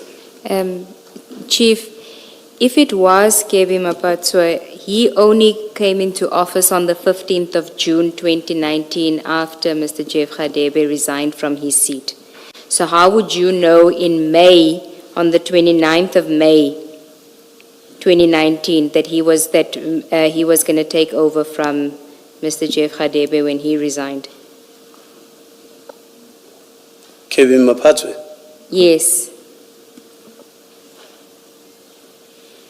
Please repeat the question. You say this is a reference to KB Mapatswa, and this is on the 29th of May, right? On the 29th of May, he wasn't part of a member of parliament. He only became a member of parliament on the 15th of June 2019, after Mr. Jeff Radebe resigned from his seat. You know that. So how could you know on the 29th of May that he was back, that he was going to get back into as a member of parliament? Now that you're telling me, what I was meaning here is he's back in the country. Now that you are reminding me, I remember maybe he was back for this, I don't know. You see, you refer to the is back, let's move on our issues. You're tying the two together, which means the person is back in some kind of a position where it will allow you to move on with your issues, you and Mr. Nku to move on with your issues. There must be a link between the person being back and you being able to move on with your issues. I know that there was a lot that he was doing for Nku as an uncle. Do you accept as a fact that President Ramaphosa announced his 2019 cabinet on 29 May 2019? Do you accept that as a fact? It's a matter of relative ease for that to be proved. Do you accept that? I accept that. Now you are saying the date. It was 29 May. And the date of this, the date of this chat is also exactly that same date, 29 May 2029. You see that? I see that, Commissioners. And who had returned to their position on that date between Mr. Kirby Mapatswe and Deputy President Didi Mabuza? Or let me ask the question differently. You must accept that Deputy President Didi Mabuza had returned to his position of Deputy President of the country. You accept that as well? I was not talking about the position here, Chair. Now I'm asking you the question. Do you accept that on that date, 29 May 2019, when the cabinet was announced, he returned to his position of the Deputy President of the country? You accept that? Yes, I accept. What you are refusing to accept is that you are talking about him here, DD, that is back. And he could only have been back to his position as the Deputy President of the country. Yes, I don't mean DD. I mean the uncle. And it takes us back to him having been outside and going outside of the country, and coincidentally now he's back on the 29th, back in the country. I will tell you that in the face of the facts that you and I have just gone through, what you say doesn't make sense altogether. What makes sense is that you are referring to Deputy President Mabuza. That's the only thing that makes sense in the circumstances. I wouldn't comment any further, Chair. Thank you. Chair, if I can just finish the last point on this. The last chat that I want to, because it, Can I just finish something on this? So- Because you're going to another chat. May I ask the evidence leaders, I said it's a matter of relative ease to get the evidence so that it doesn't appear that we are working on mere surmise or, on non-existent facts. May I ask the evidence leaders to get evidence on this? we will It could check. just be a document making the actual announcement, and as you know, that document would be admissible evidence here because in commissions there are no strict rules as those rules that apply in, for example, We will do court so, Chair. proceedings. And by the look of things, we will still be here tomorrow, and that document will be put to Chief We will check. Mashaba. But anyway, he said he doesn't deny it, but we'll still need that document or that proof. We will do so. Sorry, Chair. I suppose it would apply to what you put to him, that the rally had to do with the elections and other things. Well, he So those referred to 3 the dates. rally. Yes.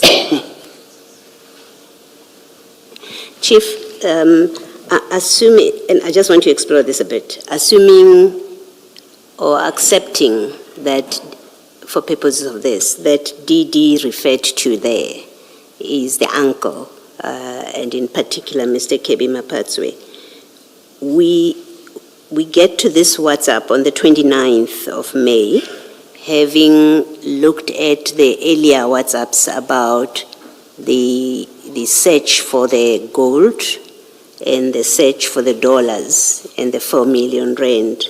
So at least we've now, as at this point, identified specific projects that you are doing with Mr. Nku, at least those 2. Now my question is, if you are saying to him, because this is you speaking, you say, Didi, your uncle is back, let's move on our issues. What involvement did his uncle that you say here have, or what involvement did his uncle have in your issues with Mr. Nku? Because this must mean that there had been dealings that involved or touched upon his uncle. That is why you say your uncle is back, let's move on with our issues. Can you just explain the involvement of the uncle? Like I said, Commissioners, the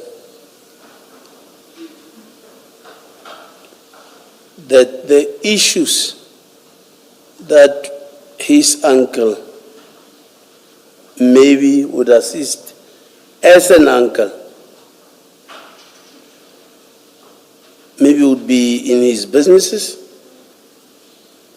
but to my benefit, it would mean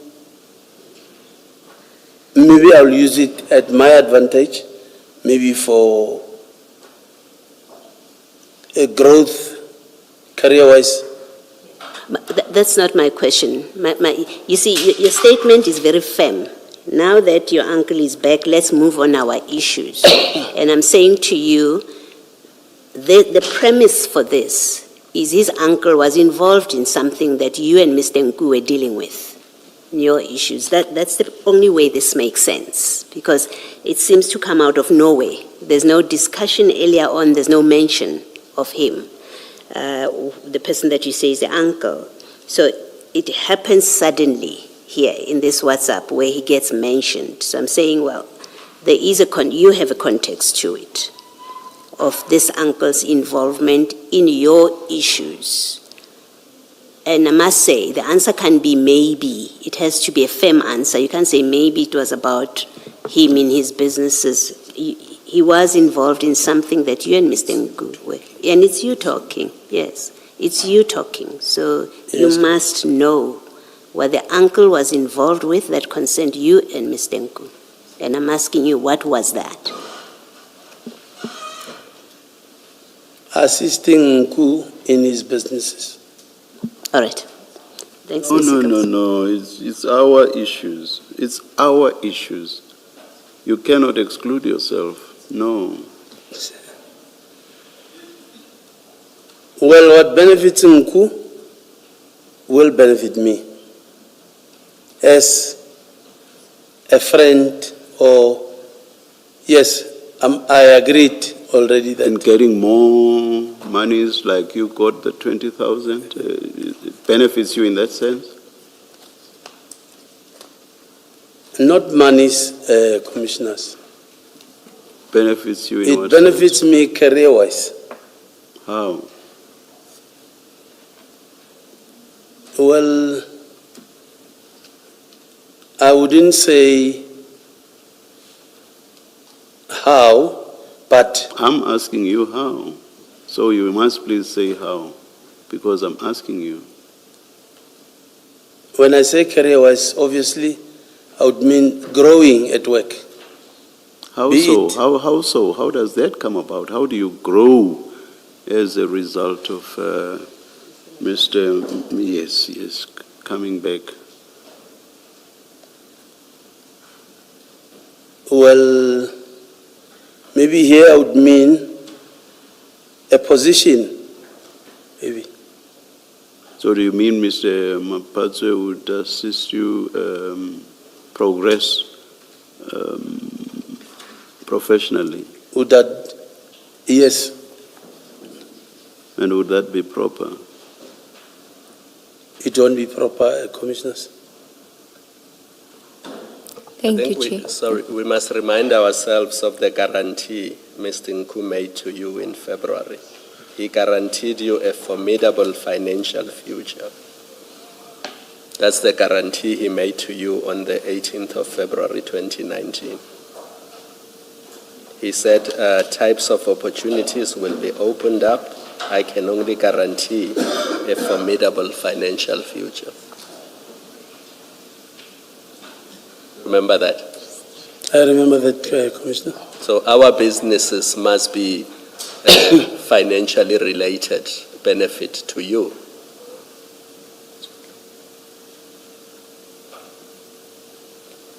Do you accept that? I accept that, Thank you. Commissioner. The last one I want to deal with is the next message, where on the 4th of June, you send a message, Tumza morning, Aritsebetseng Mfetu. I want us to look after Faith. She is now my MEC. Things are going to change for the best and beneficial to me. Please, Mfetu. You were speaking about Ms. Faith Mazibuko, Yes, Commissioner. who was appointed the MEC for Community Safety on 30 May 2019. Yes, Commissioners. Okay, so you saying to Nku that you must work, that you guys must work because you want to look after the MEC. Things are going to change for the best and beneficial to me, please, Mfetu. What did you mean there? I mean, it's obvious, but let's hear your version. Is it obvious? Yes, it is obvious. Okay.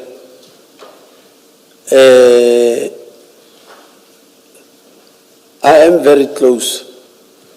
I was very close that time to the MEC because I was ill-treated all the time. I knew when she's back, the treatment will be better. I knew for the fact. Okay, but what is the reference of let us work? I want us to look after Faith. The two of you must look after Faith by working. Working on what? Your side hustle. Yes. So that you can look after her by doing what for her? There will be ways of talking to a person sourcing money. Not necessarily mean I'm saying, give me money, I want to look after this person. Saying let's work so we can look after this person. So the only work the two of you were doing was the side hustle, which we've explored this afternoon. That's the work you're referring to? Yes. Yes. Why would you need to look after the MEC with Mr. Nku? Why would I want to look after the MEC? Yes, let's work. I want us to look after Faith. She is now my MEC. Things are going to change for the best and beneficial to me. Please, Mfwetu.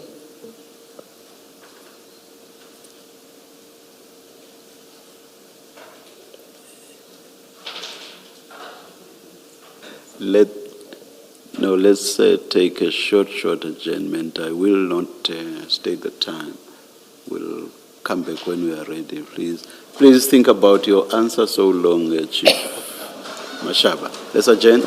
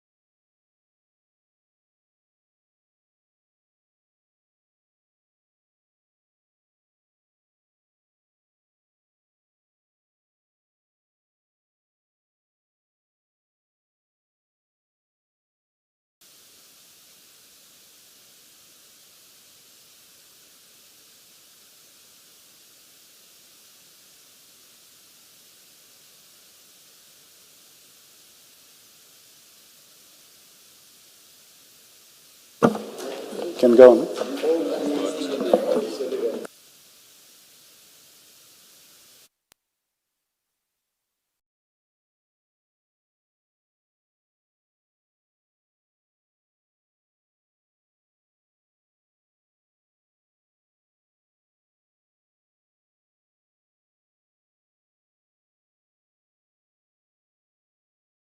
Please make sure your devices are off, on silent. Thank you.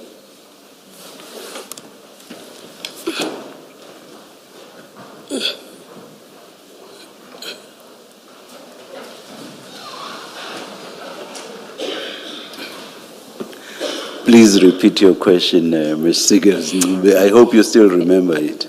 I'm going to try, Chair. You asked the witness to remember his answer, not for me to remember the question.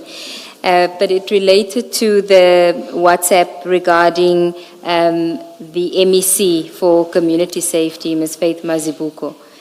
And I was asking you, why would you need to work with Mr. Nku to look after the MEC? And we were referring to that the work could only have been the side hustle, and you were going to explain what you meant. I honestly, Chair and Commissioners, I honestly do not have an answer.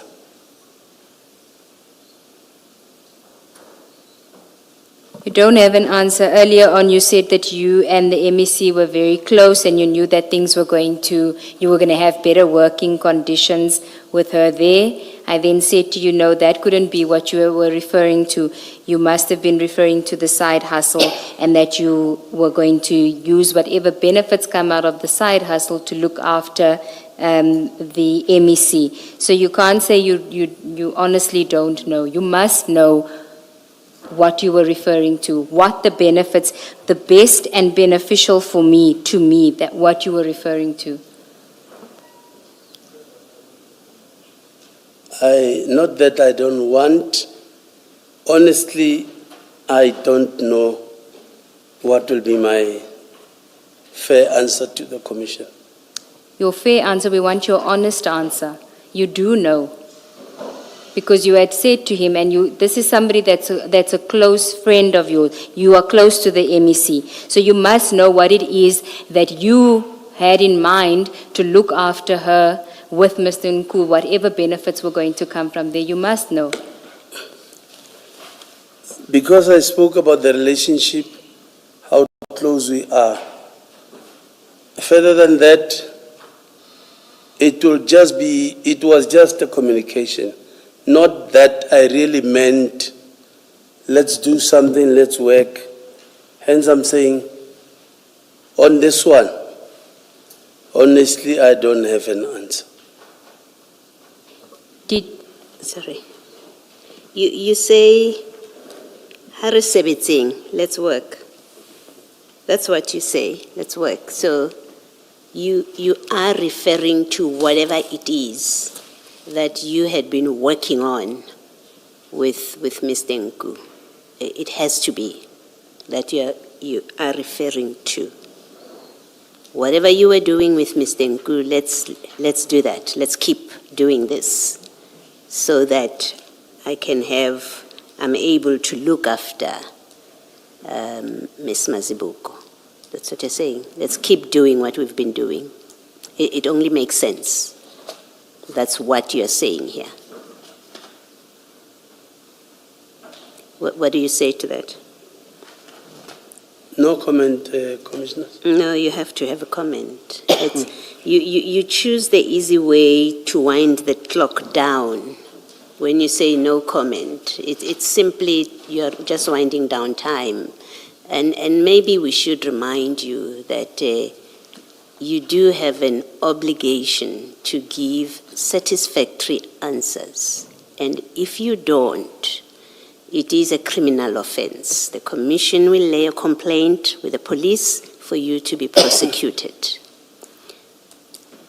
Having said that, I want to say to you, in this message you are saying to Mr. Nku, let's keep working, let's keep doing what we've been doing. And we know as at June, this is in June, we know that you have off-the-books operations with him and your team that he is paying. We know at least 2 of them. We know that.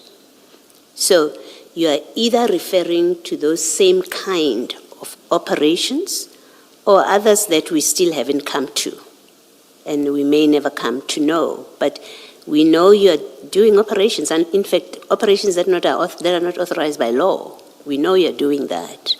And when you say to him, let's keep working, you're referring to that. You're referring to the operations that you do with Mr. Nku, and it can only be so. Otherwise, this comes from nowhere. And you were just making up a WhatsApp, and I please, I don't want to tempt you to even say, yeah, I was just making it up, because sometimes when I write WhatsApp messages, I don't tell the truth. You are talking about whatever work you've been doing. So Ms. Seagulls is correct when she says your side hustle. That's what you must have been talking about. You're not talking about official duties, your official duties. You're talking about side hustle. And I actually think it's to be generous to you to call what you were doing with Mr. Nku a side hustle. It's simply unlawful conduct that the 2 of you are engaging in. You using your position and getting subs members to use their positions to do things that are not on the books, that are not authorized by their organization. That's what this is about. When you say Harisebetseng, you say let's keep on doing what we are doing, so that I'm able to look after Ms. Mazebuk. And I put it to you as a positive statement. You can comment or not comment if you want, but I put it to you that that's what this is about. It is whatever it is that you are doing with Mr. Nku, the operations you were conducting, the activities you were conducting with Mr. Nku, which are not on the books. This is what you were referring to when you said, let's keep working so that I can take care of Ms. Mazibuko. You can comment if you want to. I've got no comment, Commissioners. I note, sorry. And when you say that she is now my MEC, things are going to change for the best and beneficial to me, you're saying if Mr. Nku helps you to take care of her in this way, where you say Harisebetseng and I say it means let's carry on with what we've been doing and work harder, in fact. You're saying that will enable you to take, you say we, when I say you, I mean we in the plural because that's the language you use, you and Mr. Nku, and you say it will help your situation. You're saying it will buy you favors with the MEC and she will act in your favor because you're taking care of her. And again, you can comment if you want, but that's what that means. That you're saying if I take care of her, she will do things for me. As an MEC, she'll help me out in the job. That's what you meant? Commissioner, if you can know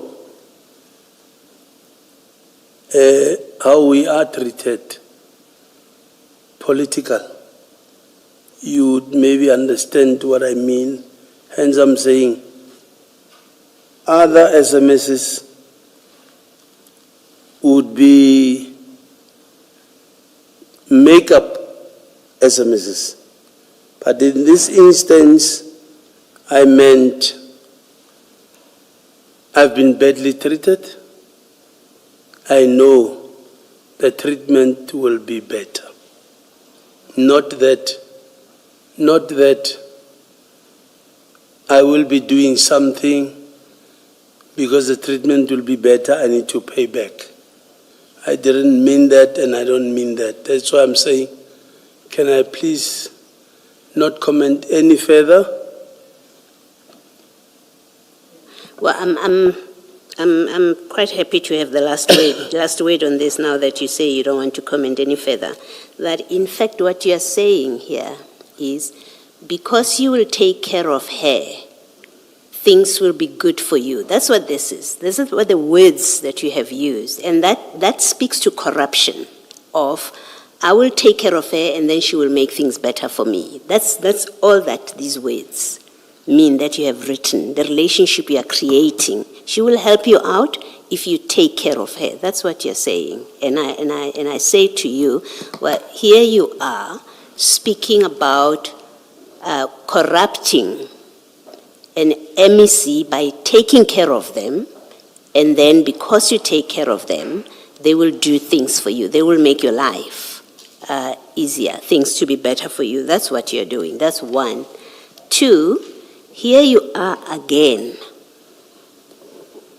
introducing, if they hadn't met before, if they had nothing to do with each other before, here you are bringing a politician, an MEC, into the realm of Mr. Nku, who we see from other evidence is quite problematic. He's involved in activities about drug trafficking.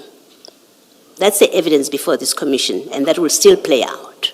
He's involved in that, and here you are, yet again, having introduced him to SAPS members, doing his bidding. You are doing his bidding. You go to operations, you give him people's numbers, you do all of those things. Here you are.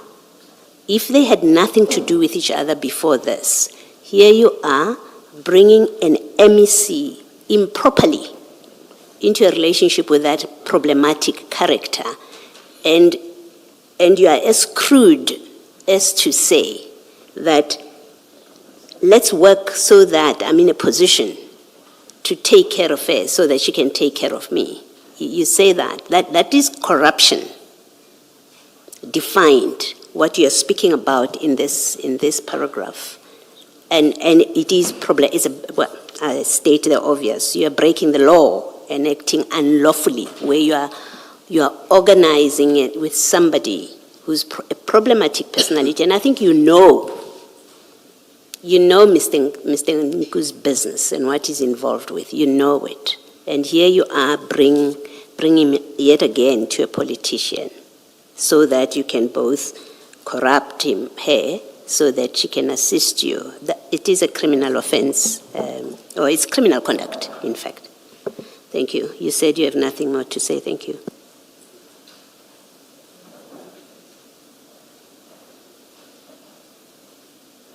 Girls, thank you. Thank you. Thank you, Commissioner. Chair, we will adjourn for the day.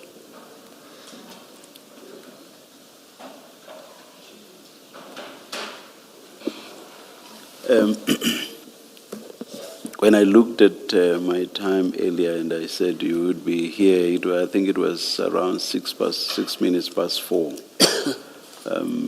Now we are done. What I suggest is that I've not discussed this with my co-commissioners. I'm praying that they will agree. What I suggest is that once you've laid your hands on the information we said you should find, that should be sent to Chief Mashaba. Chief Mashaba, if upon receipt of that information you want to comment on it, you are aware of the issues that we raised with you around that information. So if upon receipt of that information you want to respond, you may do so by means of an affidavit. Okay? Will and oh. Coming back tomorrow, Chair. Chair.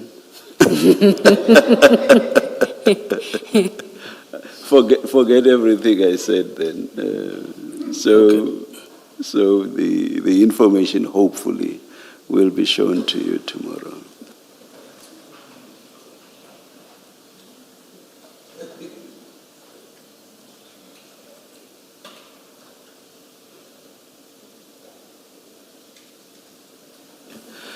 And from you, Chief Mashaba, remember what I engaged you on right at the beginning, which is around your conditions of employment and your functions, your powers.